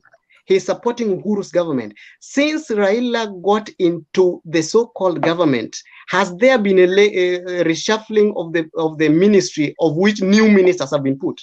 Are there any new ministers put? But you have been sacking the purported Ruto's cabinet we've been okay. They have been sacking them. But are there anything that the names from Ford Kenya, ANC, Chama cha Mashinani, and other parties that were supporting NAC, not NAC, but the CORD and the NASA? Are there any members that were proposed from those sides that joined the government as minister? Collins, you're diverging from the point. You're diverging from the point. We are not. Collins is right. Collins is right. Just have the question. We were articulating the grafts. We were articulating the graft cases. Stop going around the bushes. No, we are not going around. Stop running. Okay, hold on, Collins. You're going round. You're going round, Collins. Samilong, yes, there's no problem. Give us the graft charges that have happened between 2017 to 2020, and then compare them to 2013 to 2017. I wouldn't lie. I don't have all the facts. I don't have all the facts. Yeah, the grafts that happened. But what I know, one of the biggest grafts ni hii ya KEMSA. KEMSA 1 and KEMSA 2. How much was lost? Unless I check. Okay. There was no KEMSA 1 and KEMSA 2. It's a KEMSA that they stole and lost everything that was donated by Jackma and any other money that was donated from outside. No, so the whole of it is... No, Collins, the Jackma was the second one. Bernard. Yes. Some clarification here. Yes. I want to add to my able Collins. I don't know why we have not done our homework well. The case of KEMSA, we do not have tangible evidence of money getting lost. It was money that was going to get lost. Anybody who has evidence against what I'm saying, I don't mind to be taught something here. It is the equipment that came from outside the country, but there is no tangible money that was lost. It was money that was stopped that should have been lost. If you follow that case, that's one thing I know. If I'm wrong, then let somebody educate me, please. This KEMSA thing, it is a narrative that UDA is moving around with. There is no physical money that was lost in the KEMSA story. The corruption, it was twisted around the things that came out. The way it was irregular. It was irregular tender awarded, and contractors inflating the prices that they wanted to defraud. They were never paid before. it never materialized. It never got to the finality. So there was no money that was lost. Get that clear, Colin. I think that's the other thing I wanted to mention. Yeah. Okay, back to Sir Million. My last statement was this again, is that UDA, there's something I like about them. They want to teach us why the Constitution is important than perception. And I think I love that. They have taught us that we can sing reggae and some fellas can sit somewhere and say it's unconstitutional and we must accept. That is the way it is. As we speak now, if we are using the same parameters, there is nowhere in the Constitution that they can give us evidence where they will prove that Honorable Raila Amolo Odinga is in government. They have no evidence constitutionally. There is no evidence. If we go to court, they will just fall the way the decision of the Constitution Amendment Bill went. Let's accept. Let's swallow some. Let's get some pie here. Let's swallow some bitter pill. So if we are going to the constitutional perspective, then let's apply the Constitution across board. There is no evidence constitutionally that Raila is in government. They must tell us that. So let them not stop playing double standards and speaking from both sides of the mouth. In July, when I said something here on the same platform, and I think Ayaga and Bernard told me something. I said, when it reaches October is when you will know how powerful or how weak the Hustler team is. And we were in July, and somebody told me July is far, October is still far. This thing can, it's now July, it's now October. You are seeing the disappearance of people like Kipchumba Murkomen. They are obeying the weather. Where they are, nobody knows, but he's not sick. Here is the thing, Samilong, whatever is happening now is everybody is now seeing, yes, we said Raila was in government or Raila is not in government. There is no constitutionality of Raila being in the government. It's just the same way as you are having a problem at your home, but you have your best friend or a friend that you think, if I'm being battered by my wife or woman at home, Collins is the best person that I can spend a lot of time with, because I can say this without fear of contradiction. Uhuru left with Ruto. Uhuru was seeing fire in that government because Ruto has the best, many MPs on his side. Uhuru did not have any MPs. Now, always ukipata mwanaume mwenzako amechapwa sana, afadhali saa zingine unamuita lunch, anakula kwako, akifika pale akinyimwa, akiambiwa wewe hakuna kitu naletaka kwa hii nyumba, at least tumbo yake iko na kitu, otherwise atakuwa analala njaa kila siku na bado anawekwa na kazi ya kufanya kwa usiku. So the best unaweza mwambia, mzee, pitia hapa kwangu, kula hii kuku na ugali, ukifika kwako ukinyimwa chakula at least ukuwe na kakitu. Or that is what Uhuru and Raila were doing. Uhuru alibaki bure. Most of the MPs are with Ruto. That is the fact. He has a power to get all the MPs on his side. Not all the MPs that were belonging to opposition. All the MPs were in his party. Now wako wengi. So Raila was just cautioning him, giving a caution, a head to lean on, a shoulder to lean on. Otherwise angeachwa peke yake, Uhuru angekuwa naona moto kwa hiyo serikali. And we are being told, which we cannot prove, that there was something that they wanted to impeach him. If this group of Raila and his group and the Kalonzo MPs would have joined the Tanga people, wange impeach Uhuru mapema sana. Na wangepita nayo. It's only that akina Raila waliona hii kitu, wakamwambia mzee, hapa hii watu watakutupa nje. Work with me towards the end, and then we will allow it. And that's why Uhuru is very reluctant to either endorse Mudavadi or endorse Raila or endorse Kalonzo. He can't endorse anybody. And at the same time, he can't endorse Ruto. The best he will do is to keep quiet and say, you know what, mimi nimemalizana na yangu, any other person can pick it, I'll hand over. But as at now, we know Ruto is running around the country, and he was running around the country because he was campaigning alone. So he was seeing himself as a front runner. He is no longer that front runner. And as I said it before, any slight mistake in the central Kenya that Ruto cannot get 84% of the votes in the central Kenya, he will see his presidency kwa viusasa. 84, he has to get 84. And that means he has to get exactly 96 or 95% of his votes in the Rift Valley. Ndio ataongea na hao wengine. Anything less than 84% in the Mount Kenya, hiyo presidency ataona kwa view sasa, irrespective of who is competing with him. Samilong alikimbia kitambo sana. Just to add on what you have said before we give Mulumba Collins, yeah, the voter apathy that we are already seeing in Mount Kenya, you know what that means, just to the narrative, to the explanation that you have given.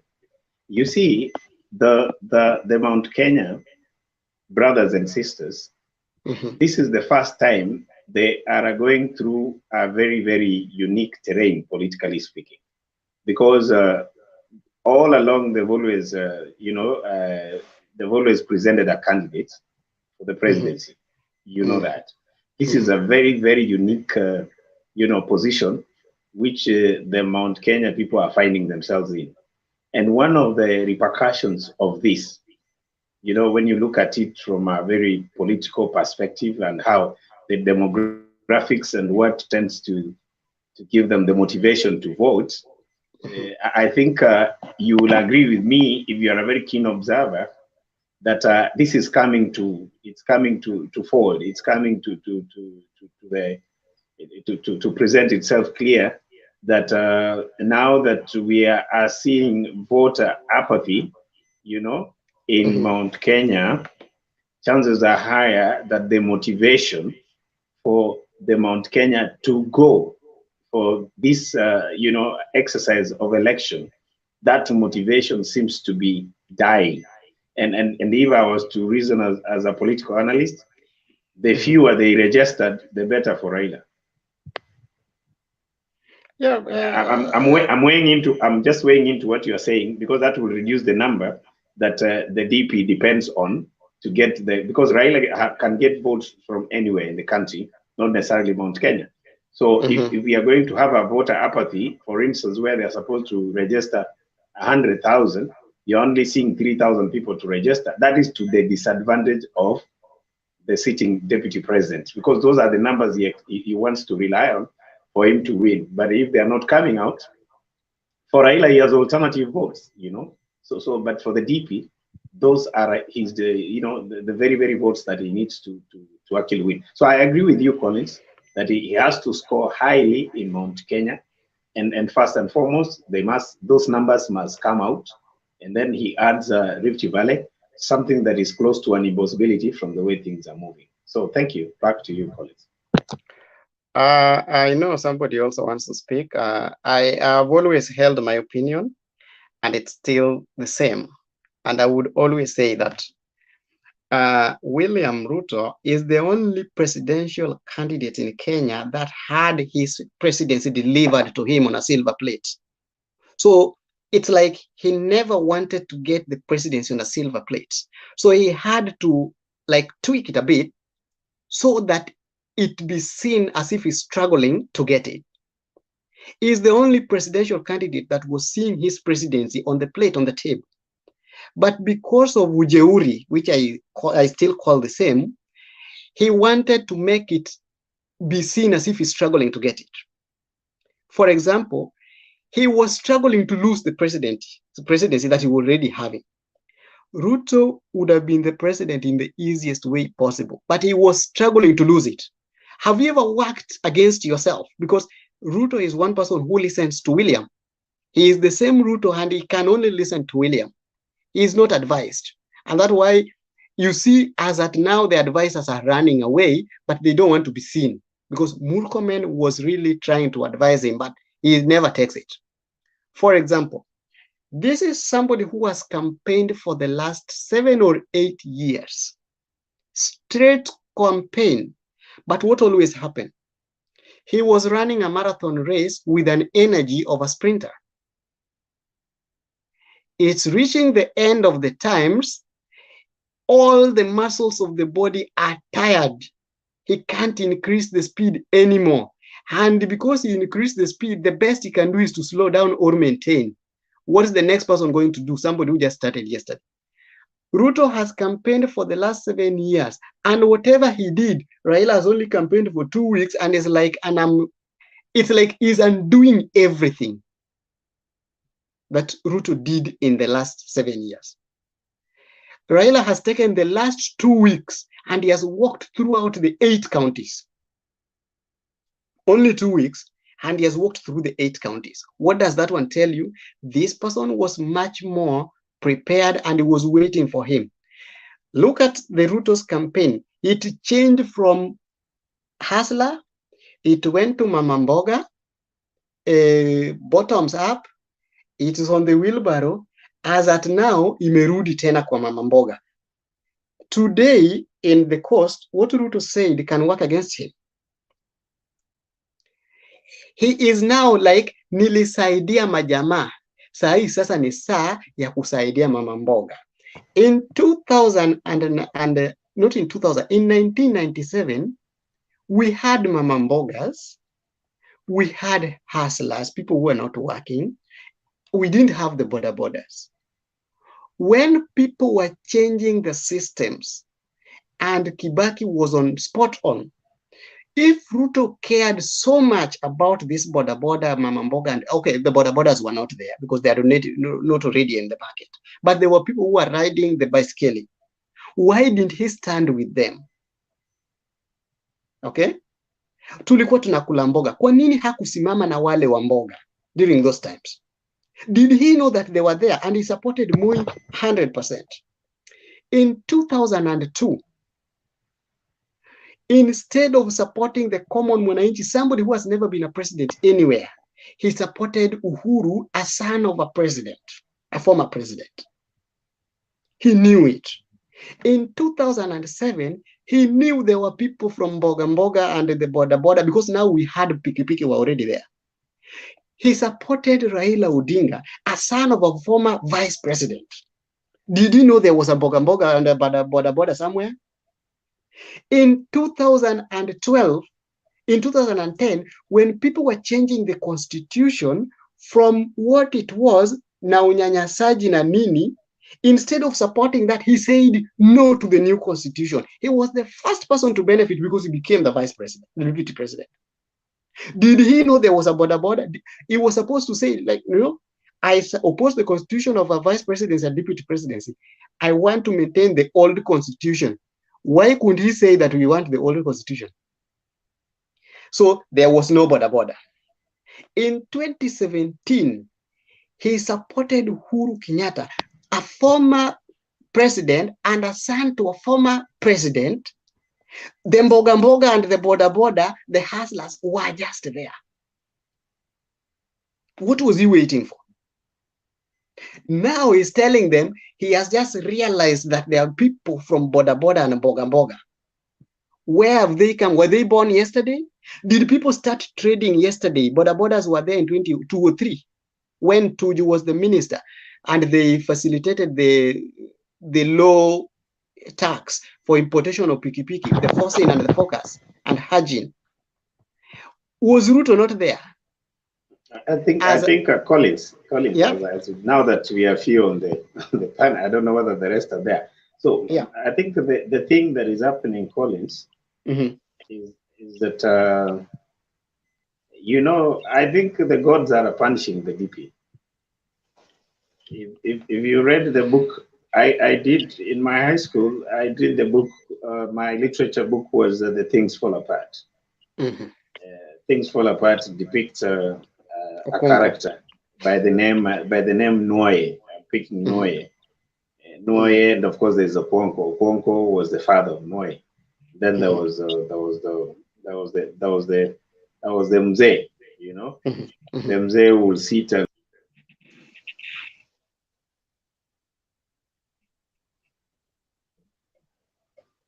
I want to start paying the person I owe a lot. If you want me to start paying you, double the figures ikuje juu ndio nianzane na wewe.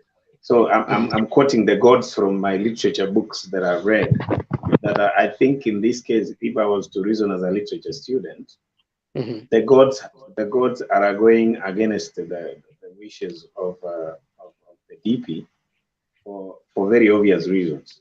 One, he brought in a very serious lie that made the people of Rift Valley run away from Raila, only to punish Raila and you know, usher in a government that was not intended. And I'm just trying to weigh into what you're saying. The issue of Mao Forest, if you remember very well. Yeah, the Mao Forest I was in Nakuru. Oh, you were in Nakuru? Yeah, I was living in Nakuru by that time. You have actually brought the story, and that's how I want to weigh into that. So you remember this was something that was agreed in the cabinet meeting. The cabinet sitting made, you know, a policy and an agreeable, you know, government directive that Mao Forest was going to be a project of the government of the day, and Kibaki decided that they must plant trees. I've weighed onto this matter here before. But I think Raila knew that consequences were going to follow if we went to actually carry the cross of the government. But one thing I'm trying to bring up is this. The DP quickly propelled that to be a political, you know, tool to actually demonize Raila Amolo Odinga against the Kalenjins. Something, in my view, God is coming to bring to haunt the, you know, the aspiration of the DP, because currently the way things are happening, we can't even explain why people are running away from him. The way things are happening is so natural, which I think I should associate the gods who are hungry with what he did to Raila, and now that the love has turned hate, in my view.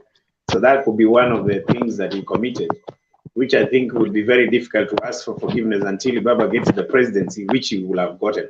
Because had he stood by Baba, I think now we will be talking about Baba as a former president. Yeah. Yes, back to you. I think if somebody else wants to speak, he can speak. But I know, as I said it before, Ruto is just an enemy of himself. Kevin is there. Maybe Kevin can speak. Oh, Kevin. Thank you. First of all, I pass my warm greetings to all the panelists. How are you? Good morning. Good morning. We are very fine. Good morning, Kevin. I'm talking from Marain, Machakos County.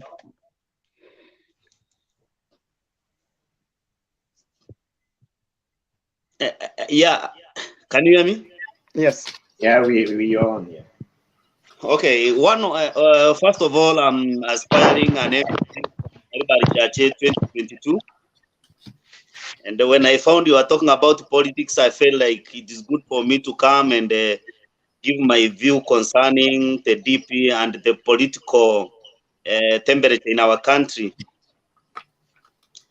One of the things I must agree with most of what you have said. One, Ruto, when you read about 47 rows of power, there is something Ruto has done. And 48 laws of power. 48. Yes. Not 47, 48. 48, yeah, sorry. Okay, one, yes, one of it says that you should not outmaster your king or your senior. One of the things Ruth has done, he has shown disrespect to his senior, especially Uhuru Kenyatta. And most of us, if we have observed keenly, he has been going to Central, especially like the second term of their leadership. He has been going to Central Province without the blessings of Uhuru Kenyatta, thinking that he's going to fight the people of Central Kenya. And as we are seeing right now, most of the leaders like Akina Didi Nyoro, people like Moses Kuria, And most of the people who are vocal on the side of William Ruto, it seems like they are dragging behind. They are going back to their community.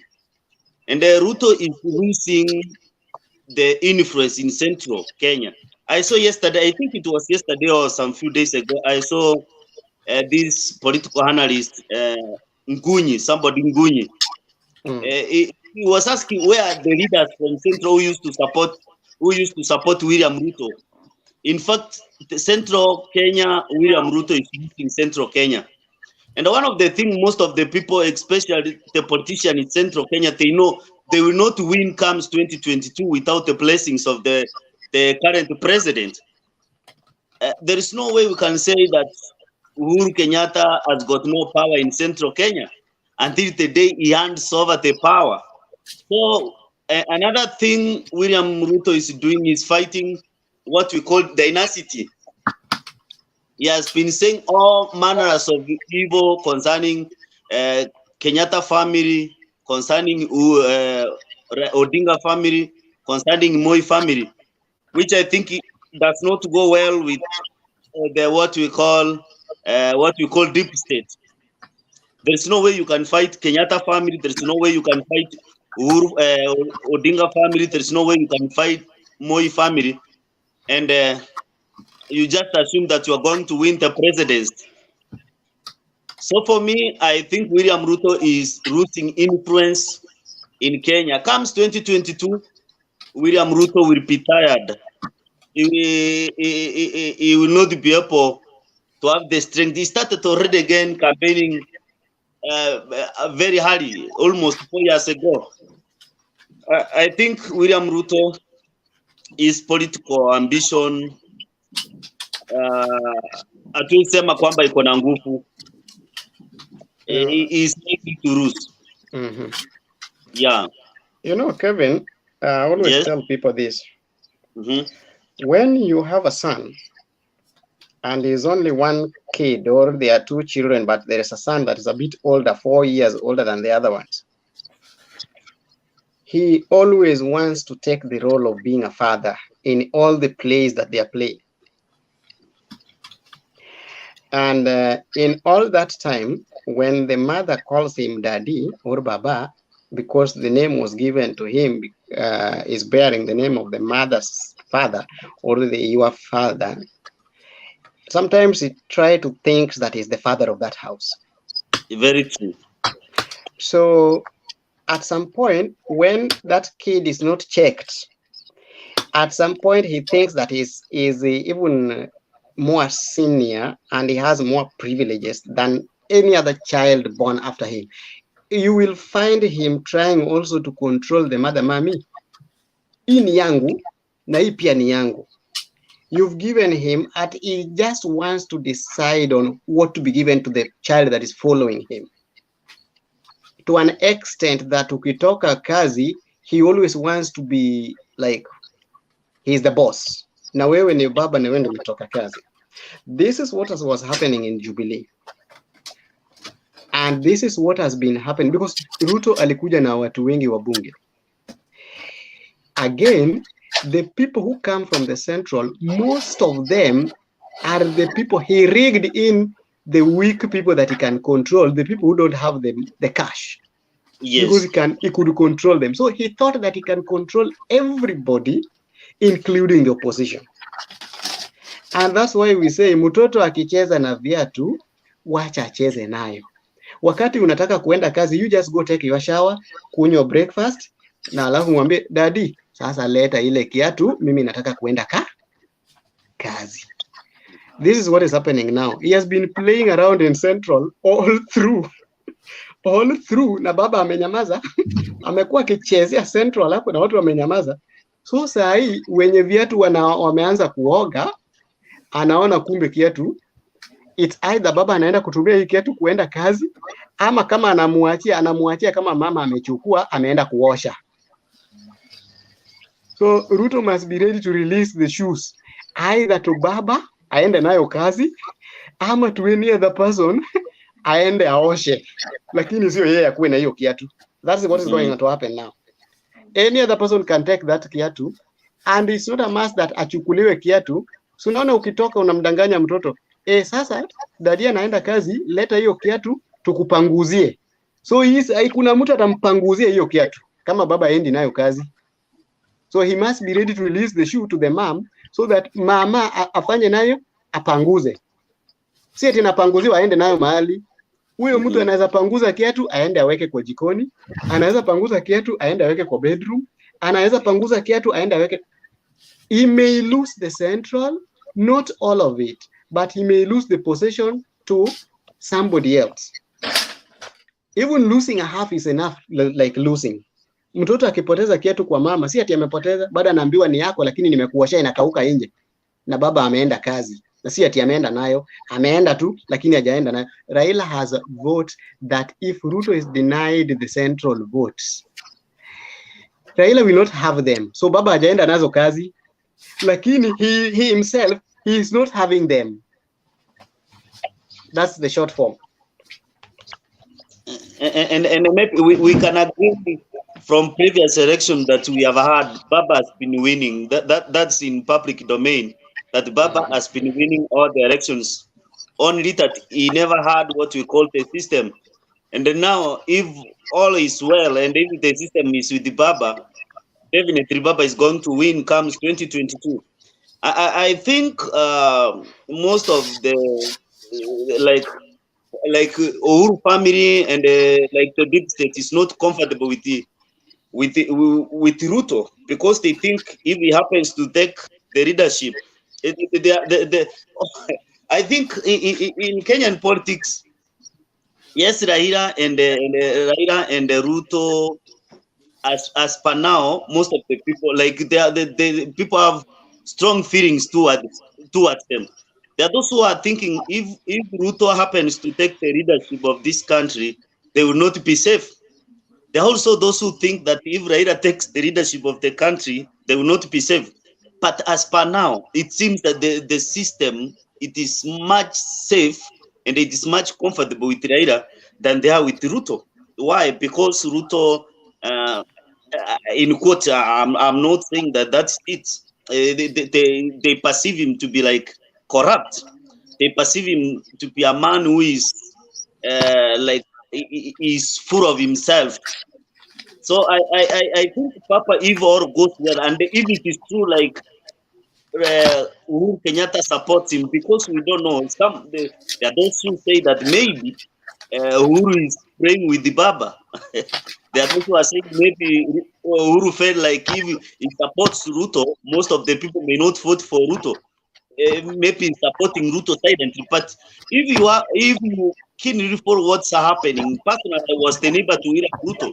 I think you heard about the demolition in Ruai, where Ruto lost about 1,600 acres. And that very day, I heard that most of his interest, most of his properties were being demolished in different parts of the country, but it didn't go to media.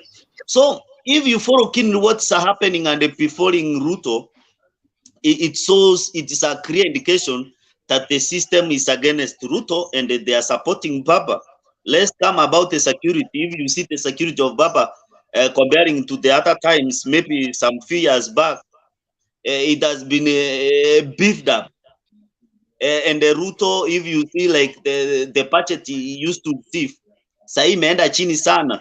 I think the system, Raila has the goodwill of the president and maybe of the what we call like ruling class. I always tell people this. I did vote for Raila last time. The other time I voted for Peter Kenneth. Here's the thing.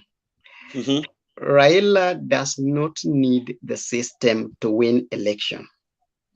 Raila's request is only to tell the system not to interfere with the election, so that it goes on a natural way, a transparent way. He will beat them. Because he does not need anybody to help him. He needs the system to put their hands off the election. Even now, if they didn't bungle the election of 2017, he won it. He won the election of 2007 clean. And from Justice William Mutunga says there are high possibilities that Raila won the 2013 elections. He's not supporting him, but he says there are high possibilities. Why is Ruto losing his own thing? In Kenya, we run politics the way girlfriends run when they choose their mates. A girlfriend will choose for just a boyfriend, and dating, they need bad boys for protection and for any other thing. But for marriage, they will tell you, I've been dating this guy for like 2 years, but he's not a good material for a husband. When they are now looking for a husband, they look for the real champ, a person who can take care of the family, a family-oriented man, a man who knows what family virtues and family values are. That is the man that is going to now look for a husband. But for a boyfriend, look for a bad guy. They're called bad boys. This is what has been happening. If for money and any other thing and bravado and campaigns and hizo takataka zote, Ruto was the best candidate. And everybody has been running around him. Now people are looking for a presidential material, a person who can hold the country together, a person who understands leadership, a person who does not lead with feelings. Now they're saying, we don't know who we are choosing, but it is not you definitely. Look here, you are telling people that you are hustlers and they should not vote for millionaires. SK Macharia, as a millionaire, has 400 people that he employs directly. 400. He pays them directly. And those people have also employed over 10,000 people. I know you know the organogram, how the employment runs. That is only one person. So you are telling people to rally against the millionaires. And these same millionaires are feeding 1,000 of your relatives. If he cuts you off today, you are suffering. The teachers are suffering. The drivers to the companies are suffering. The people who take these radio station managers and what, they are also suffering. The Ubers are also suffering. You are telling James Mwangi, who is also foundation, the Mount Kenya Foundation, people to jam with him. Watu wangapi wanasoma na Equity, fly wings to fly? They will listen to the employer. I know I'm employed by somebody. And when the employer says this, even if I'm not, the vote is personal and private and confidential. But still, when the person that Raila supports, SK Macharia supports Raila. If SK Macharia today says news ya Raila lazima ikue kwa headline, hata kama amekooa tu, the reporter must write the news that today Raila was too tired. He over-campaigned, he was tired, he was talking about people until he passed off. Even hata kama hakukula tu ni kukula, hakukula, hawezi sema hakukula, wanasema he was really tired and fatigued because of the campaign, working for the people. The reporter must channel the news towards making Raila, because he's the friend to SK Macharia. If today you say you don't want to say Raila has done something, then SK Macharia will write for you a letter. You're going home. You are a child of wings to fly, Equity. And you say James Mwangi is on the wrong path because he's supporting Raila. And you say today, I don't want to support him. Bibi yako kesho, hata shuka nywele. Na ule mtu wa salon pia, hana kazi. So you see, mtu wa salon hana kazi because bibi yako haezi enda shuka nywele. Bibi yako haezi enda kakula nini? Pizza. Haezi sema baba nataka pia because haujaenda kazi. Mtoto haezi sema hii. Na wewe ni mtu wa wings to fly. So if you tell those small billionaires, they can be around 100 people. They control over 1 million people, directly or indirectly. Joke around with them, they will joke with you more mercilessly. So Ruto is killing himself by doing that. talking against this foundation, ati wamekusanyika, wamesanya wazee wengine 300-100 hivi kwa hoteli. Those wazee 100 kwa hoteli are running the whole population. Now that you're saying that, just hold on, Collins. Umesema kitu hapo. When you're going to tell Mama Mboga, you're attacking the millionaires and billionaires. You want to empower this Mama Mboga to keep on selling his hamburgers. To who? You want to empower this motorbike rider to keep carrying somebody to work. This person is going to work at this billionaire's farm. Correct. So are you saying that this Mama Mboga will be selling the hamburgers to mtu wa mikokoteni peke yake?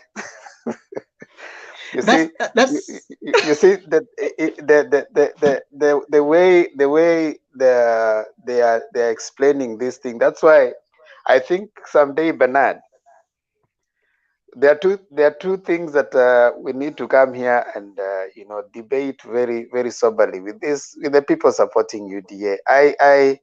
You asked the guy a question on certain things, and he said, "No, I don't have facts." So did you see somebody running away? Yeah, he just ran away, and you see that makes whatever the argument they have a bit hollow. Because when you're coming in and you're asking them, okay, you have talked about KEMSA. How much money do you think was stolen from that scandal? I don't know. I have no idea. How many scandals have there been since 2004? You're saying he has not been there for 4 years up to today. I don't know.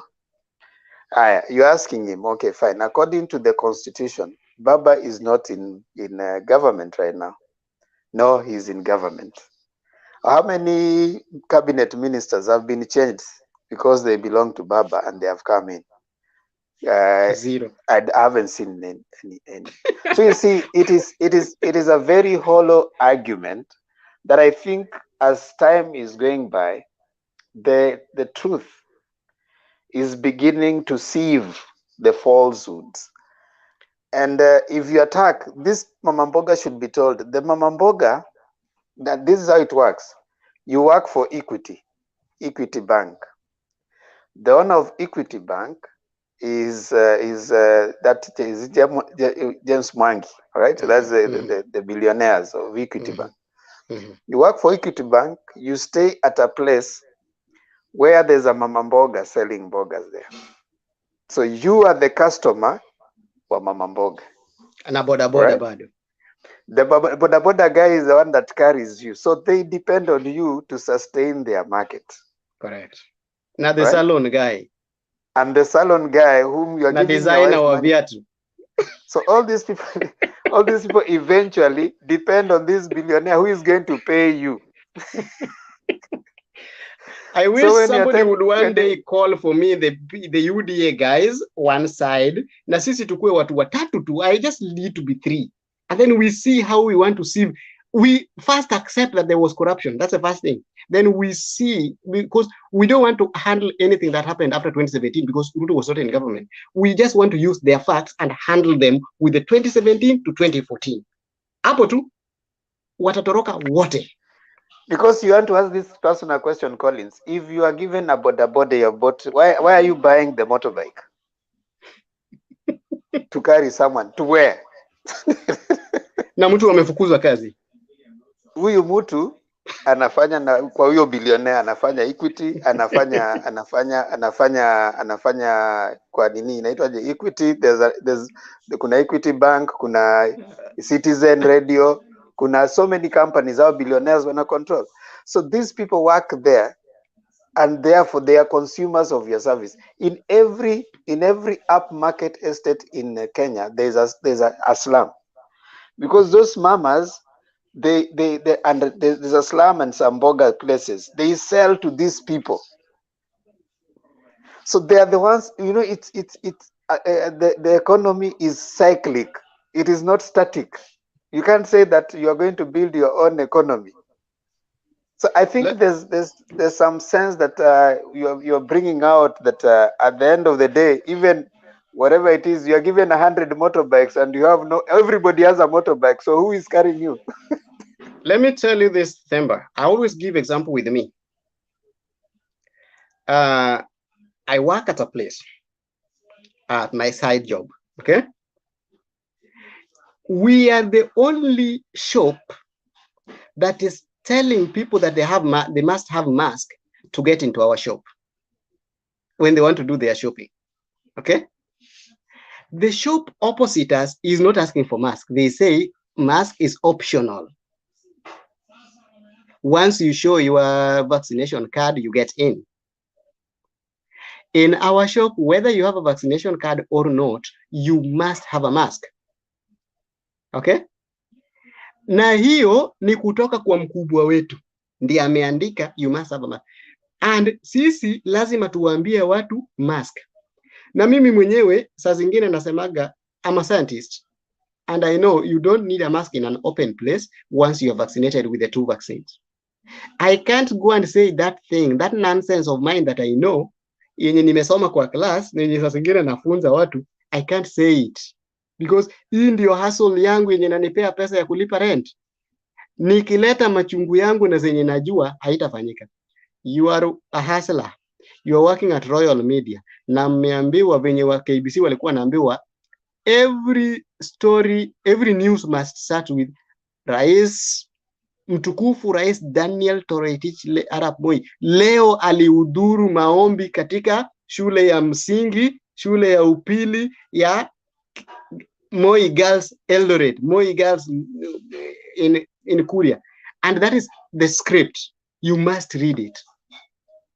Ukikataa kusoma ati mimi ni hustler siwezi sema Mount Kenya Foundation walikutana na Raila alikuwa hapo akalakiwa na James Mwangi wa Equity. Na utaki kusema hivyo and mkubwa alikuwa huko SK Masharia, you refuse to say that. Kesho hauko kwa news, ushaweko kwa reporter, unaenda field, alafu umetumwa Mount Kenya mahali Raila anaenda kukutana na watu, utaki kusema hiyo, si umepoteza kazi? Is your son going to school? No. Ule mtu wa pikipiki mwenye anachukuaga mtoto wako akipeleka shule atapata pesa ya kupeleka mtoto wako? Let's say if ulishalipa. Huyo mtu wa bodaboda mwenye anachukuaga mtoto wako atakuja kuchukua? Bibi yako anachukua kwa anapitiaga mahali kwa kibanda kingine pale anachukua mboga, baba atalipa on Friday wakilipwa. Haujalipwa Fridays mbili. Uko na deni ya mboga ya 300. Rent hujalipa because ulifukuzwa kazi. Au wote ni mahasla. So those hustlers are not working. I said James Mwangi, Equity iko na branch kwa kila town in Kenya. Na at least iko na tellers 4 na manager mmoja na sweepers. Hao wote huyu akasema hii sector hainitaki, wacha tufunge hii branch ya Kaptumo tuweke branch ingine ile Eldoret na Kapsabet ndio ifanye. Do you think those people will get a job? Wamekuwa fired. If you watch what happened in Eldoret yesterday in Uasin Gishu, Tarus aliongea na akasema vitu mingi venye wamefinywa, but kuna mzee alisema ukweli ya mahindi, that kijana amekula mahindi all through. Sasa anawaambia si lazima wakule mahindi, wapande avocado, staple food. Alafu wali import mahindi kutoka Mexico, which took only 10 days na mahindi imeshafika from Mexico to Kenya. That's Collins, eh? Yeah, Collins. There's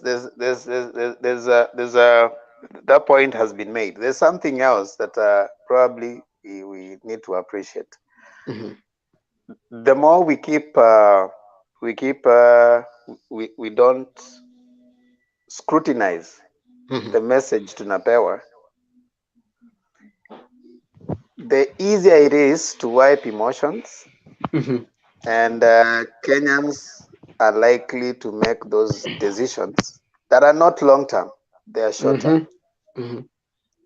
And you see, right now we are able to demarcate and even give that. But when Sam Milong came here, he was, and it's not only him. I've seen that as a tendency. we bleed, and we all the time, those of us, like I know Patriot is here and others and you, we always wish, and even community ancestor, that when those supporting UDA come on board, they at least come with some facts. We've always begged, it's okay to support your candidate, but on certain areas, don't come with the political podium statements. Boda shades. Kwa sababu ukikuja hapa utaulizwa maswali, Patriot atakuuliza maswali, Community Answers atakuuliza maswali, Collins atakuuliza maswali. So I would, if I were them, I would say, okay, fine. Because whenever you bring such questions and such tangents, wanaanza story moja ambayo I think Community, Patriot, and even Collins you have followed. Wanaanza, nyinyi watu wa ODM. I'm not kila wakati tukianza kuongea wanasema hivyo. So I think if they would care, that for me is if they are watching and if they are here and if they hope, we really want to engage, but kindly. The way unaona Collins is putting his facts, Patriot anaweka, you know, ana stipulate, you know, the akisema kitu anasema this is the community ancestor akiongea anasema, you know, can they come one day and give us those facts? I think for me that is my plea, because the audience or even some people who would wish to gain from and even understand their perspectives more are suffering, you know, and it brings a tendency like tunawaonea, ama we are not giving them a chance to explain themselves, yet when they do, it comes out as very hollow, you know. Yeah. So if they are watching, yes, Patriot. Patriot, you're gonna say? Unmute, Patriot. Oh, sorry. I think I'm back now. So I was saying, Themba, I think you brought up a very important point here, and I think the conclusion of this discussion is giving us that opportunity to actually put these points very clear. Now that they are not here, I'm sure they will watch it. It's something they can see on the YouTube. I think it is clear that our brothers who are supporting the DP, of course, brothers and sisters, including the sister who came. Collins, yes. Evu mute kwa sababu ya feedback. Kuna feedback inatoka. Inatoka kwa Bernard. I'm mute. You are accusing me for nothing.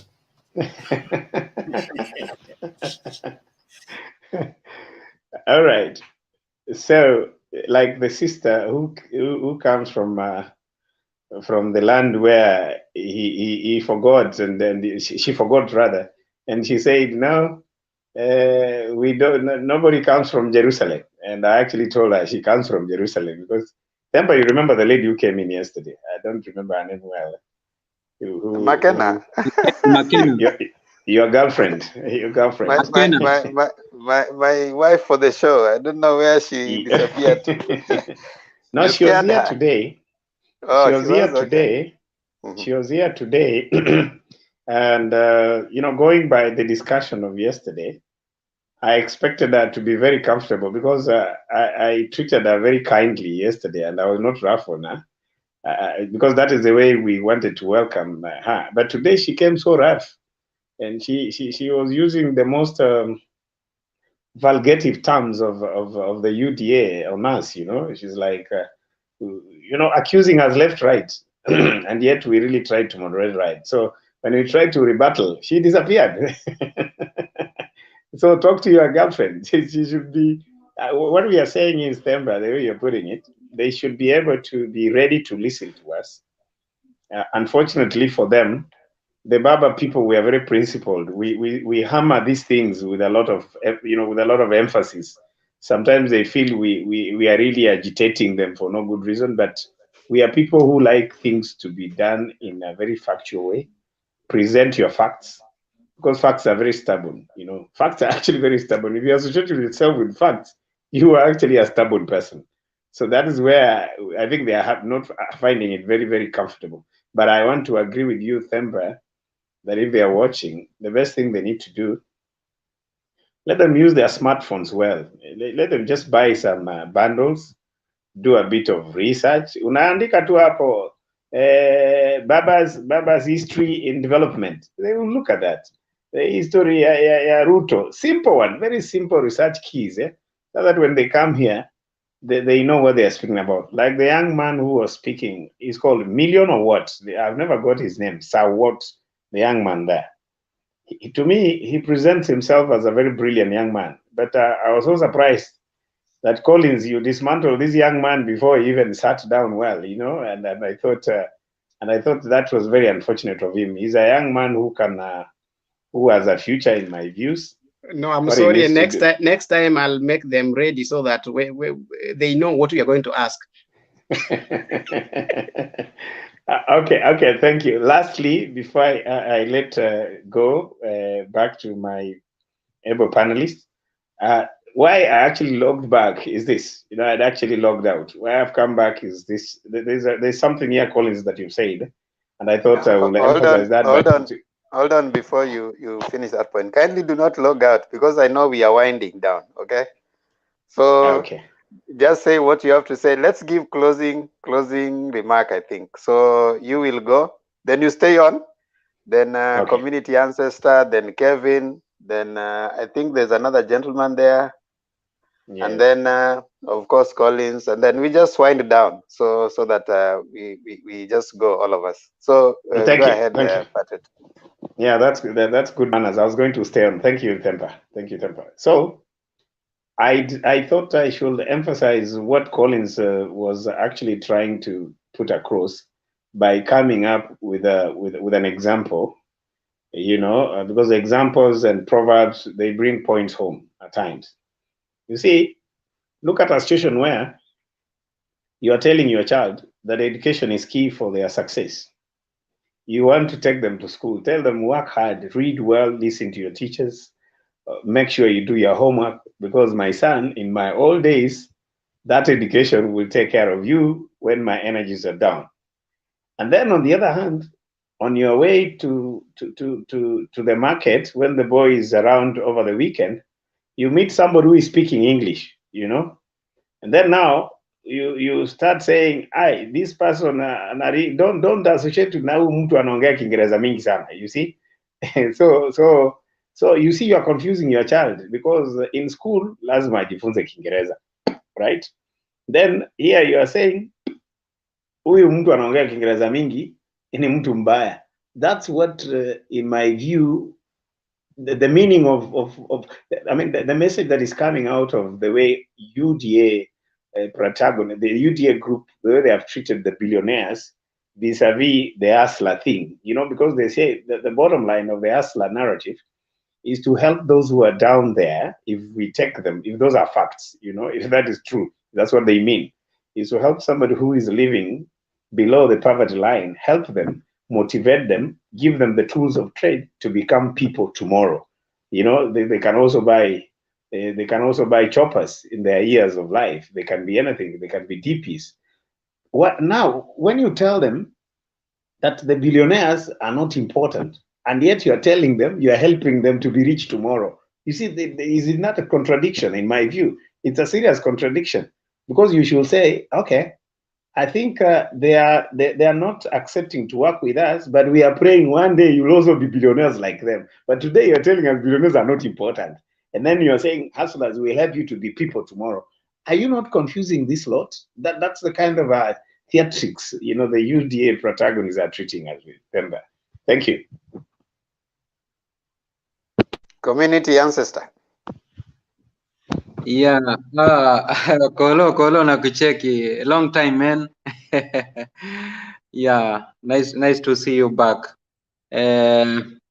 Kuna huyu ndugu yangu Kevin mwenye nasikia anasimama huko pande za Eastern, Rafael Msioka.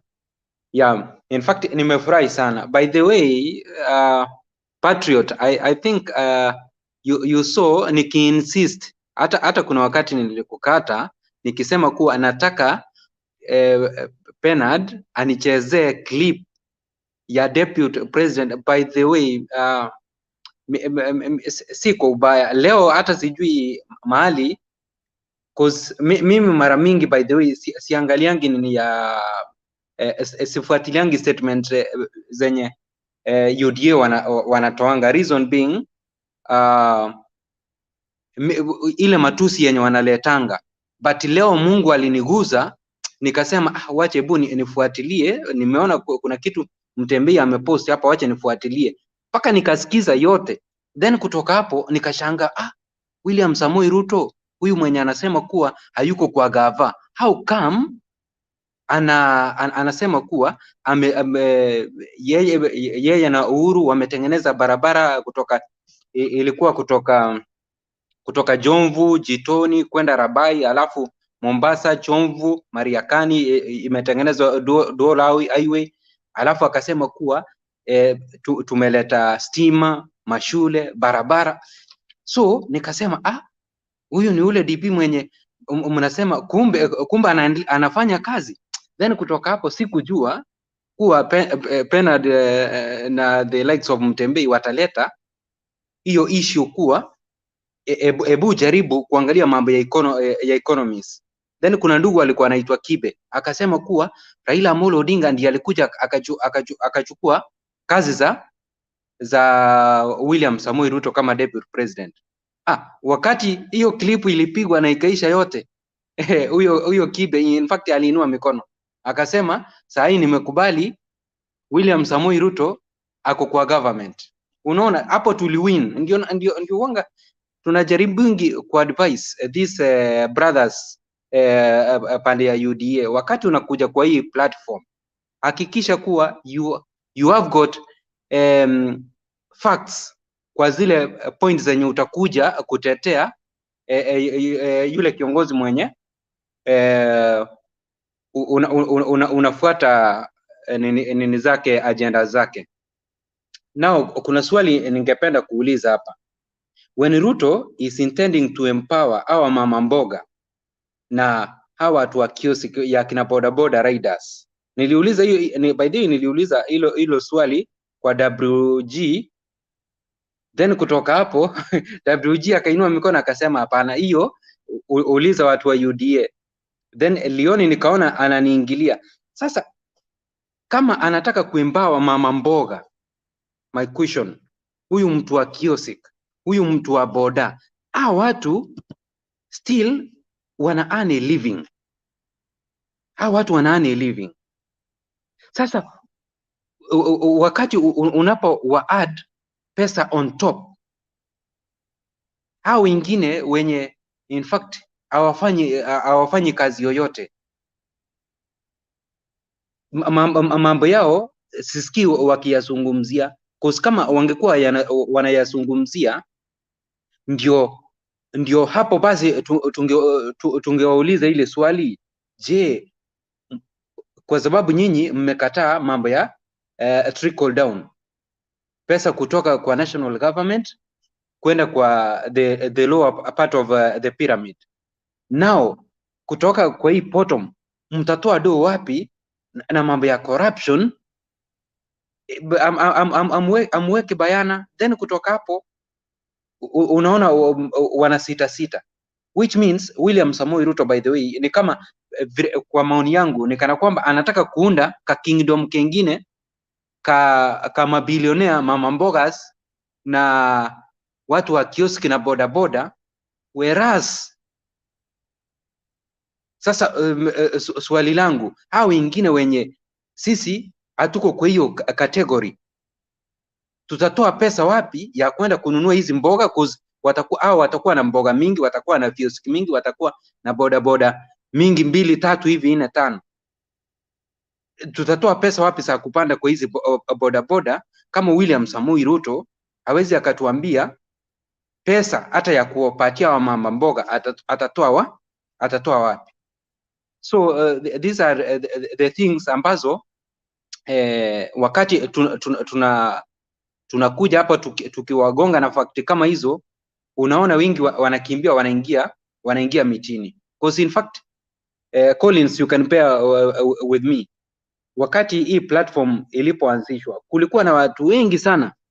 Unajua mimi sometimes nakuanga kwa comment section. Majina yangu inakuanga nini huyo wicked wicked runs away unchased. Huyo ni mimi nakuanga kwa comment section. So nilishindwa hawa watu wa UDA wakati hii platform ilianza walikuja na moto manze, wakakuja na moto, lakini wakati tulianza kuwa discontract pole waliingia mitini, wakati Ruto anawahitaji kabisa wakati kama huu, kwa sababu amekuja na full force. Saa hii ndio wangekuwa wanakuja kufanya nini? Kutetea deputy president, lakini si unaona wamemtoroka. Now mumeona ile ushindi tumepata, so nashukuru Mwenyezi Mungu, aendelee kuwapa hekima ndugu yangu Collins, tena Tempa, Patriot huyu sema kitu. Mungu azidi kumweka, is a very good guy. Alafu nao ndugu zetu ambao tunatetea baba kulingana na zile vitu zenye zinaonekana, si zile zenye tunasikia. Thank you so much. Okay, thank you. Kevin? Okay, thank you so much. Indeed, I've enjoyed the panelists and all that you have said.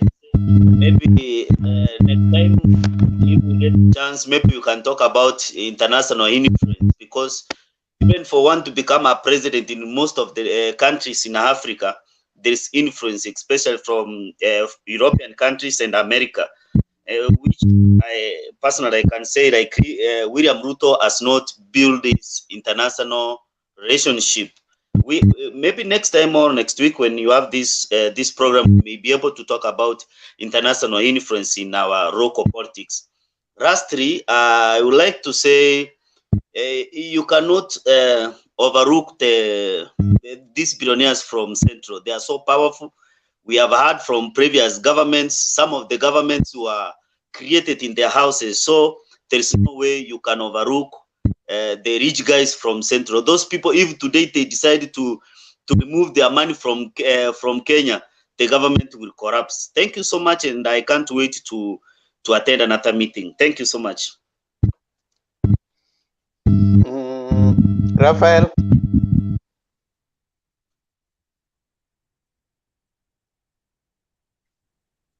Raphael, unmute. Raphael ametuenjoy leo, hajaongea. Imagine that's how it. Raphael, unmute.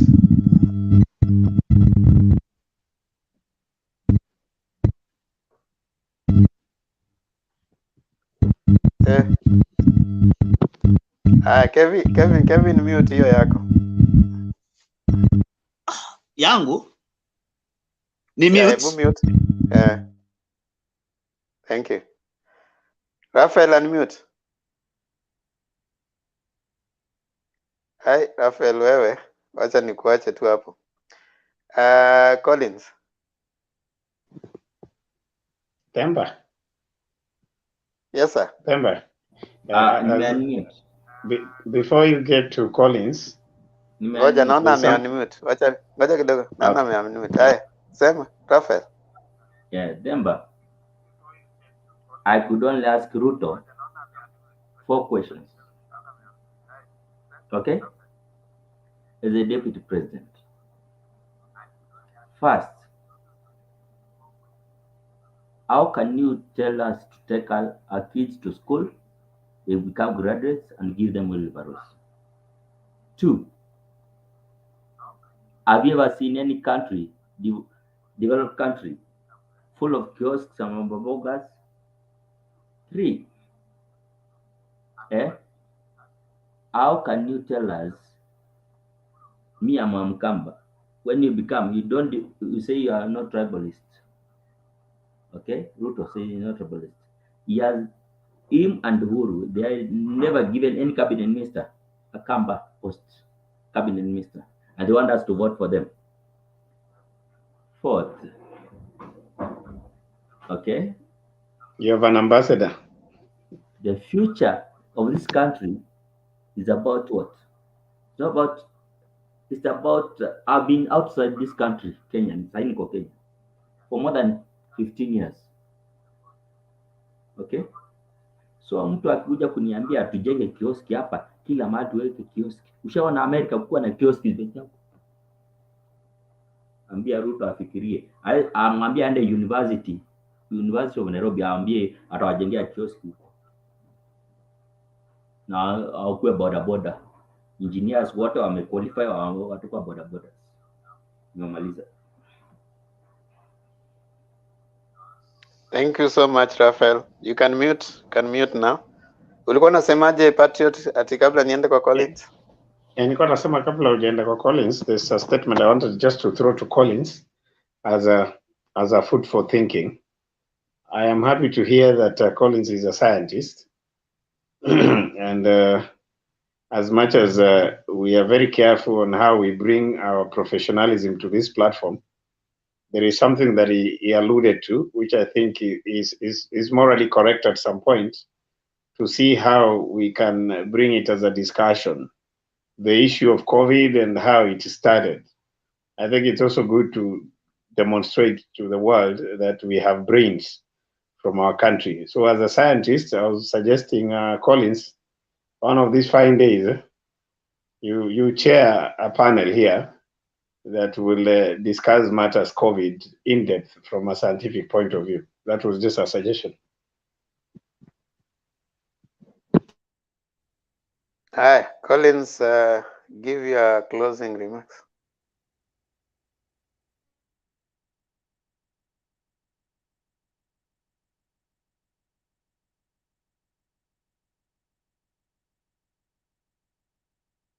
You are muted. You are muted, Collins.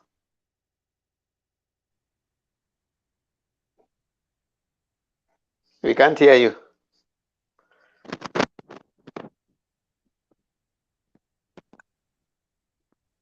Angalia volume. Check your volume. Now? Or your mic. Yeah, now we can hear you. Yeah, go ahead. Okay, I think it was on the earphone.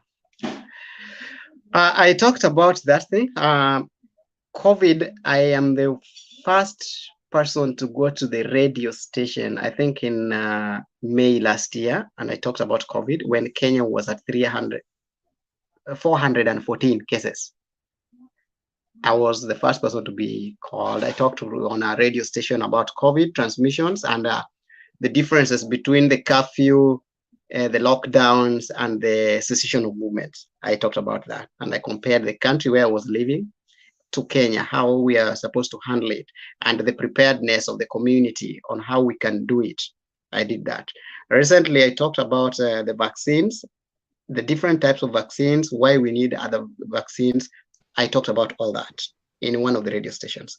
I'm still willing to do the same anytime, even tomorrow morning, if I'm free. The area you need to add on then quickly, Yeah. I'm not, I hope I'm not being rude, I'm just saying, the area that you need now to discuss further is the therapeutic component of COVID, which is really missing. So I'll be more than willing to weigh into that because I'm also a scientist. That's why I'm one day I'll talk on that. Okay. If I'm given time, or if you are able to do it, we will do it, because that's mostly virology is what I deal mostly in, and microbiology and immunology. So that aside, one of the things that I want to tell our people is, when you come to this forum, and I think community ancestor can bear me that, we started talking of this thing like, do your assignment. And that's why we said that the topic will be put 2 hours before the discussion. And you are allowed to come to the discussion at least 1 hour later when people have started. And that's why we, at first we said, and Bernard was right there at the start, anybody who gets into the discussion was supposed to be in the YouTube first or Facebook, understand what people are discussing, so that when you come in, you see, is this the same topic that was put out? Do I have enough material and resource to give out? Are they factual or they are rumors? Because we are not here to discuss rumors.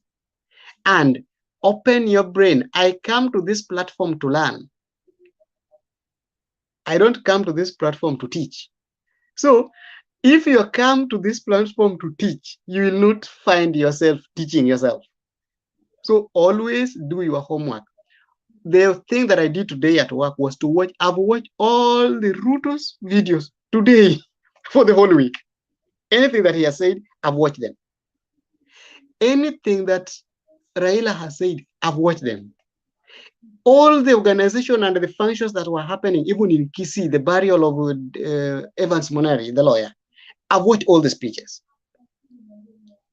So that you understand all the activities that have been done by Simbarati in Kisii and in Nairobi, I watch all of them. So that when you come to this discussion, mtu akisema tu kitu unasema pana, hiyo si haikuwa hivyo. But you don't start saying, and in fact, for myself as Collins, I'm not supporting Raila. It's just a coincidence that whatever I'm saying sounds well to people who are supporting him. I'm not opposing Ruto. I'm opposing what he's saying because he's telling us things that don't make sense. Some of them, I wish Jakes was here. Because Jakes and Clinton, some of those things that Ruto always say don't make sense. And we know them, that most of them is providing simple solution for complex problems. Is acting as somebody who is having high blood pressure and headache and a lot of things going on with malaria combined, but mama yako anakuambia meza tu Panadol alafu uende ulale. Una meza Panadol na malaria inaendelea kukula. Una meza Panadol na you are HIV positive, hiyo headache haitakoma, itakuuma bado.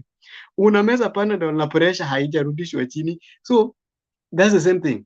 Ni kama mtu mwenye nyumba yake inavuja, badala ya kuangalia ni mabati gani imezeeka hapa juu, yeye anaenda kununua ndoo ndiye aweke. Utaweka ndoo kila saa inajaa. Unaweka ndoo inajaa because you are treating the symptom, you're not treating the problem. Na kesho ukiamka asubuhi unaenda kazi, umeacha kujua nyumba yako inavuja juu.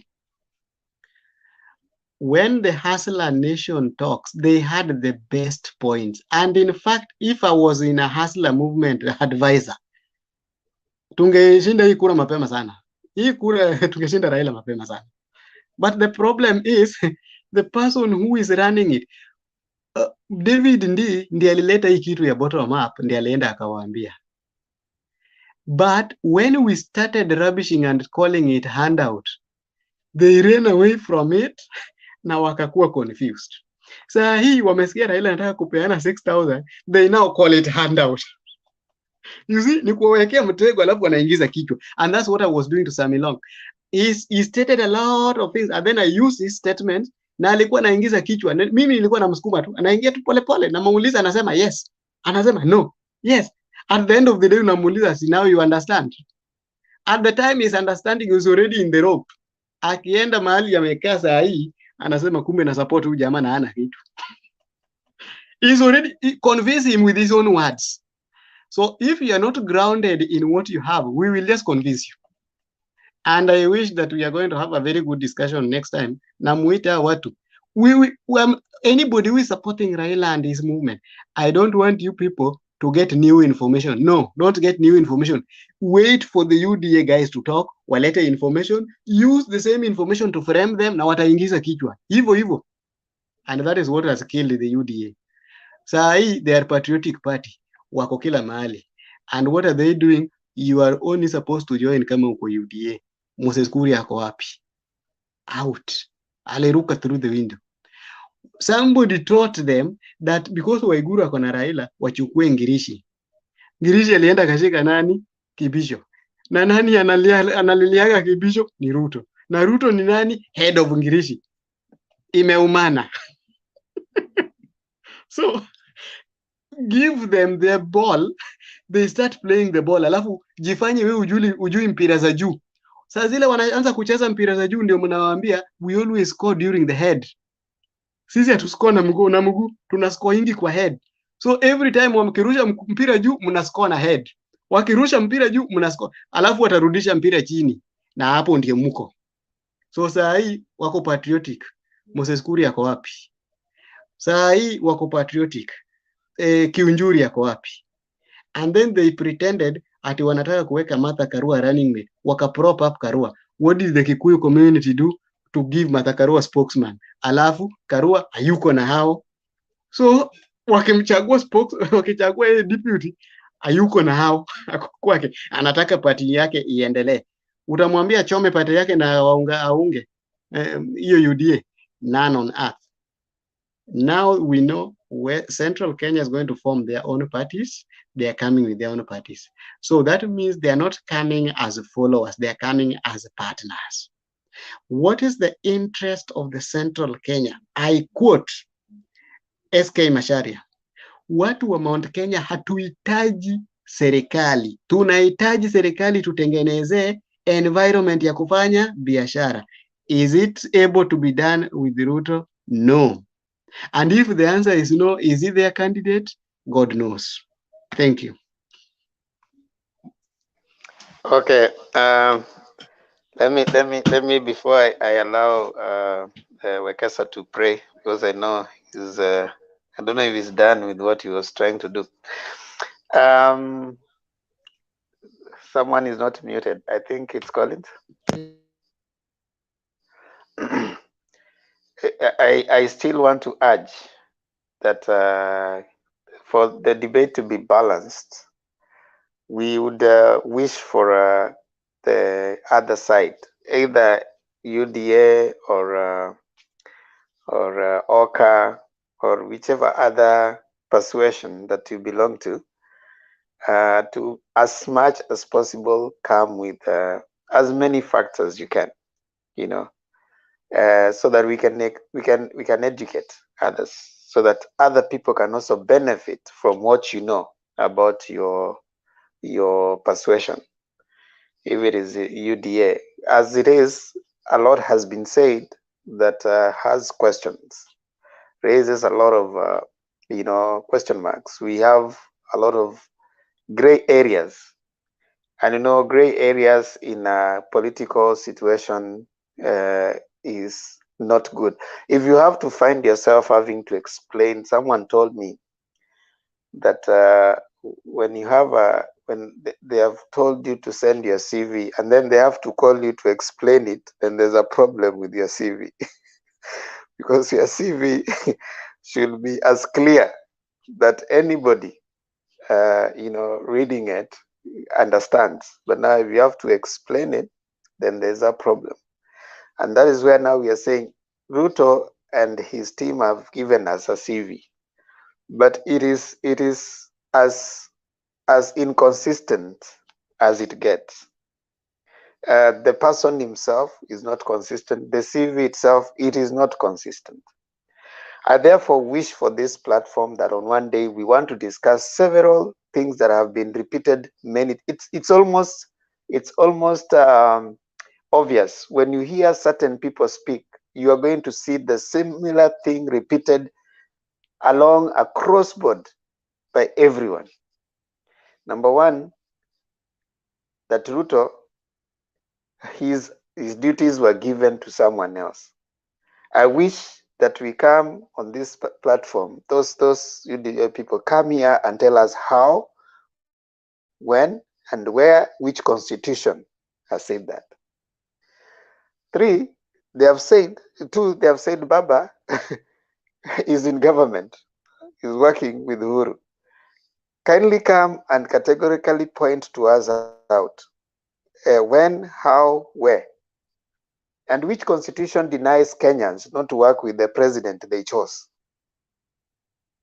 That means, therefore, all the Kenyans that have been attending to Uhuru's functions have been working with Uhuru.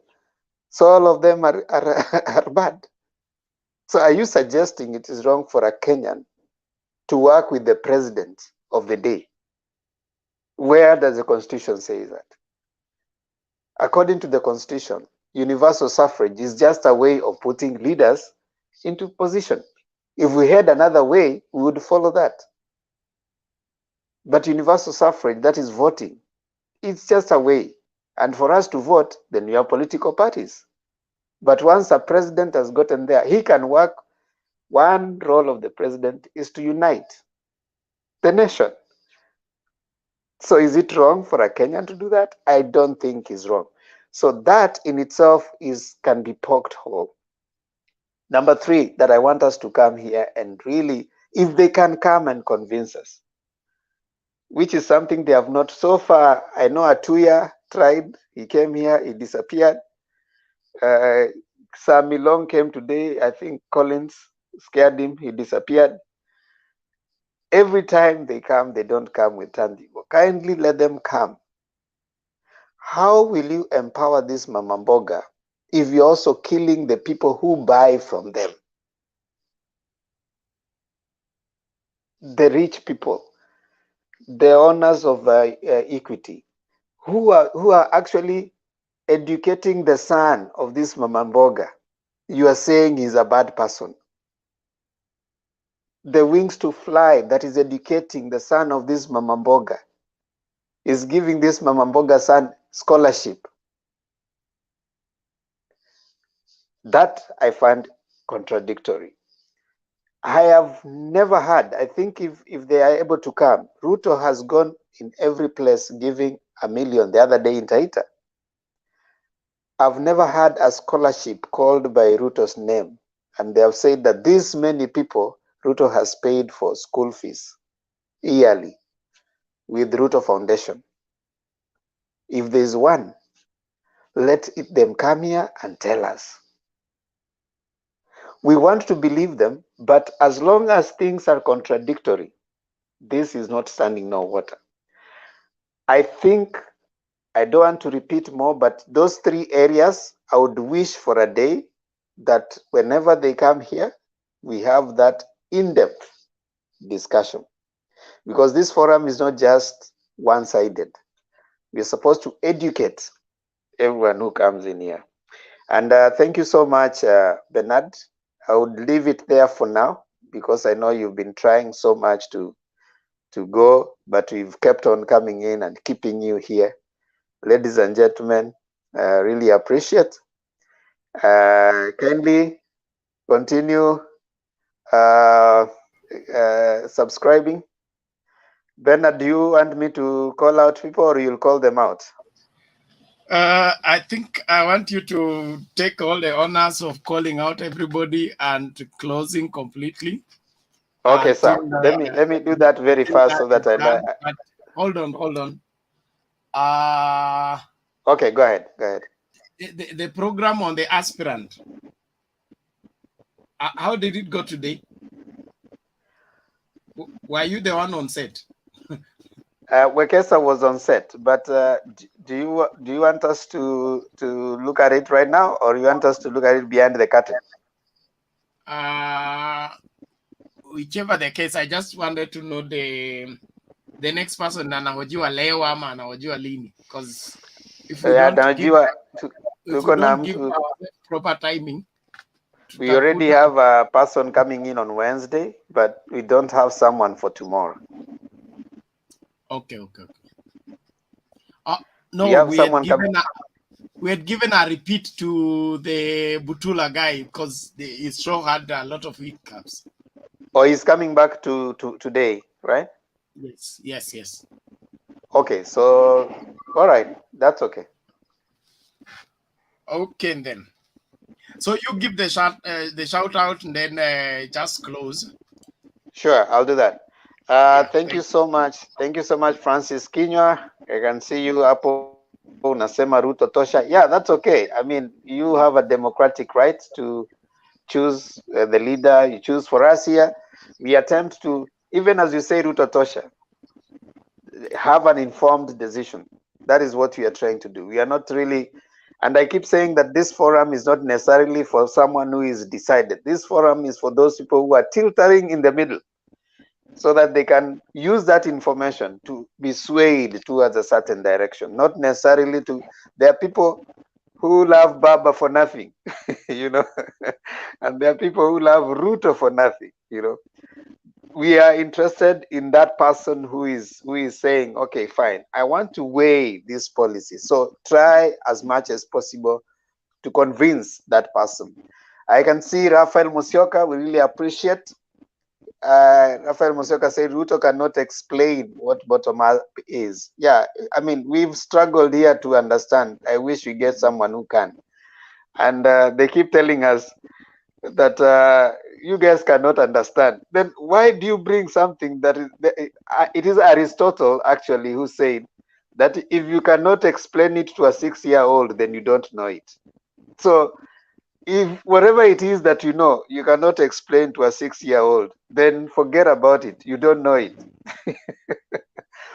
So Bob, MOG, thank you so much for coming.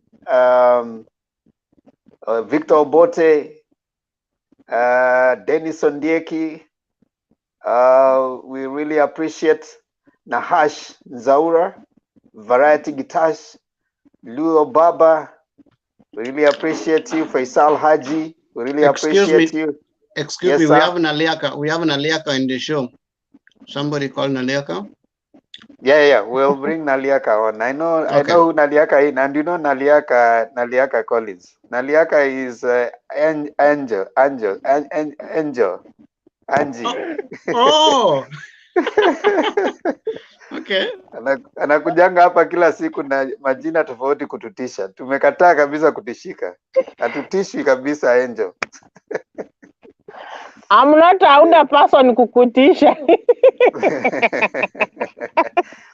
Asili 2 TV, we appreciate you. We appreciate, let me see. I think Isaac Asamoah, Andrew Auma, thank you so much. Patrick, thank you so much. Bona, and many others who came on. Kindly, this show cannot be there without you, and kindly pick what you can and share the information with someone that is next to you. And let's keep talking, because as I usually say, when we stop talking, we start fighting. So let's keep talking. Let's keep interacting. Now that Naliaka, Angel, aka Yes. Lady, has been mentioned, aka Madam Boss. Tafadhali in 1 minute. Najua umekuja tu kufunga. Siku hizi unatuenjoy, unakuja tu kufunga show. Tafadhali in 1 minute tusalimie na useme jambo ndio tuweze angekuwa hapa tukifukuza milongo. Ndio tuache kwa dakika moja ndio pastor tuombe twende. You people leave you dear people alone. They have gone to rest. Let them rest in peace. So they'll come back tomorrow with sympathy votes. Bernard, community ancestor, patriot, Raphael Collins, Temba, habari ya leo ama ya usiku ama ya asubuhi? Yes, I normally join this time because nakuanga busy usiku kufanya 1, 2, 3, so I can't join, then I'm tired, nafaa kuamka saa 9, so it makes me hard to join the show, but it makes me easier to join the show from 4 a.m. Okay, I've seen the topic. You know me, I normally say this. I've realized most of these politicians, because they see Kenya is a cake of eating, when you get Kenya to become a president, you're having something in your pocket. So they must have to use lies to convince us to vote for them. but the truth, out of 100%, they only speak truth 2%, but the rest is just their lies. Kenyans struggle a lot. Like right now, Raila is saying he'll be giving out 6,000. Ruto is saying that bottom-up economy, he'll be supporting Mama Mboga. And I normally ask myself, why could just Ruto stand up and say, instead of going around and giving out 1 million, 2 million, why can't he say just like, I've invested in Mumias Sugar 6 billion or 6 million. I want Mumias to wake up before election. Instead of saying, I'll be supporting Mama Mboga. This is the right time. Those people from Mumias won't come to Nairobi if Mumias will be working.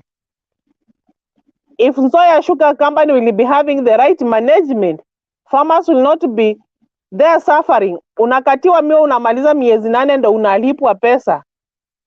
Is that the Kenya we want? They could have to change it right now.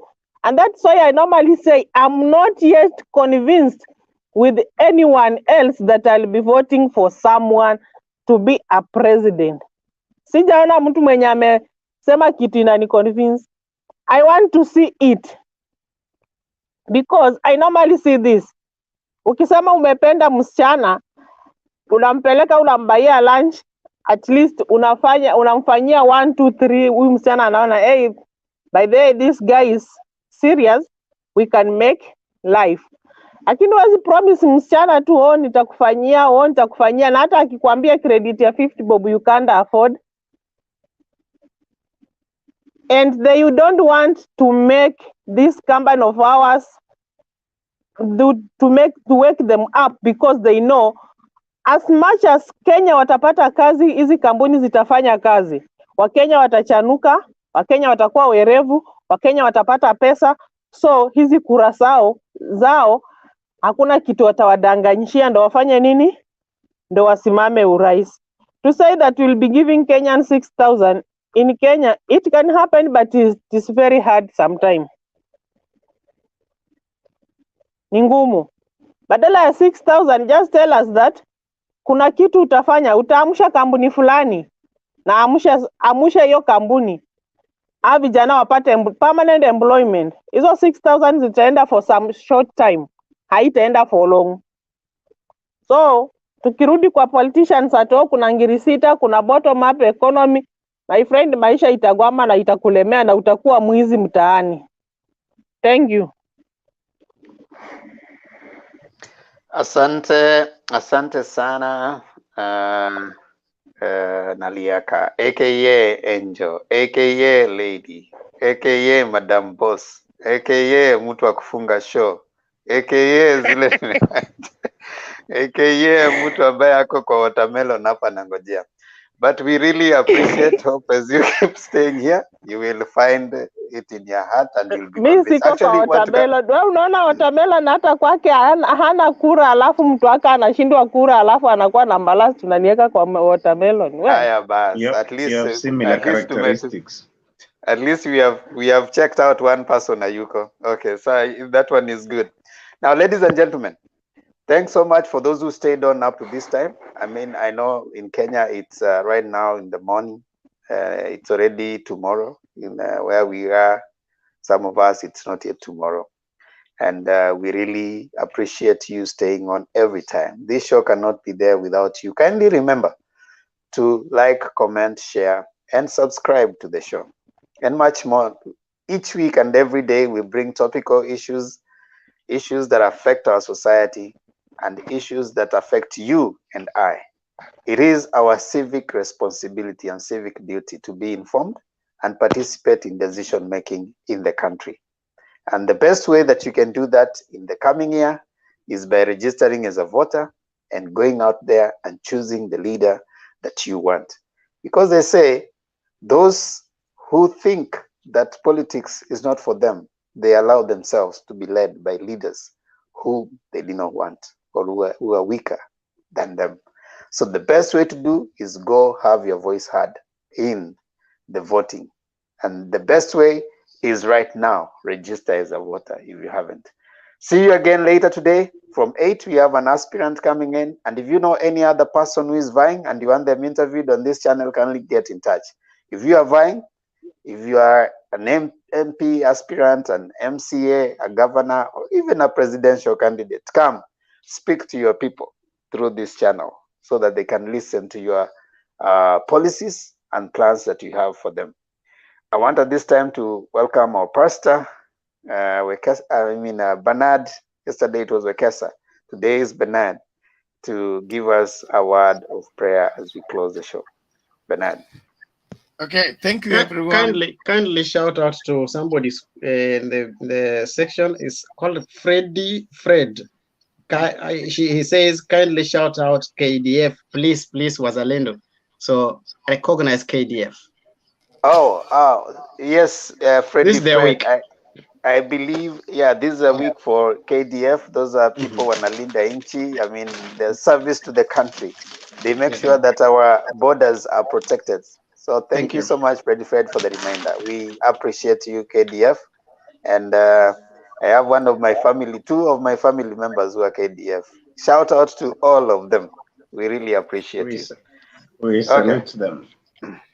Thank you, everyone.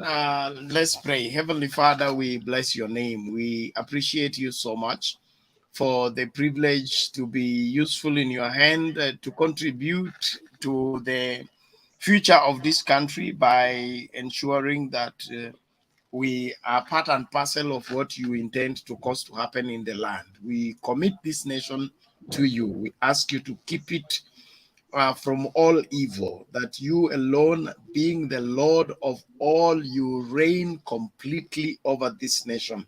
Yet your banner be lifted over this land from the east through the west, from the north through the south.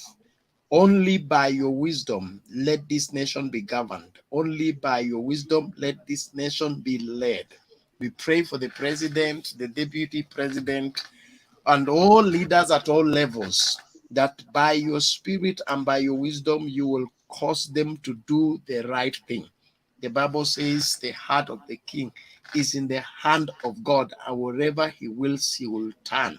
We pray in the name of Jesus that every decision made in this nation, as it touches to the future of this nation, let it be by reason of you turning the hearts of those that would want to mess this nation into doing the right thing, whether consciously or unconsciously. We thank you for the upcoming elections. We pray in the name of Jesus that you will order the steps of each and every Kenyan that must vote, to vote in only those that you have picked that can be part of what makes this nation tick. We give you thanks and bless you. We thank you for this platform. We pray that your blessing will rest upon it, and it will be a source of inspiration, source of education, and right information for everyone that seeks to know the truth. We love you. We bless you. Be glorified and be magnified. In Jesus' name we pray. Amen. Amen. Amen. Thank you so much. The Lord bless you. Let's do this again later on in the day. Mulumbu, what are you offering people? Amen. Mulumbu is offering people what? That is not Mulumbu. Oh, sorry. Sadaka ya kichungaji mjatuma. Sasa nitawapatia paybill namba yangu, mnatuma kwa hii 9. Alafu Bernard, tunatuma matunda ama mbegu? Tunatuma matunda ama mbegu? Tuma 399. Weka 399. You guys, see you 310. Oh, 310. Oh, okay. See you later today. Okay, thank you. It is well. Good mercy.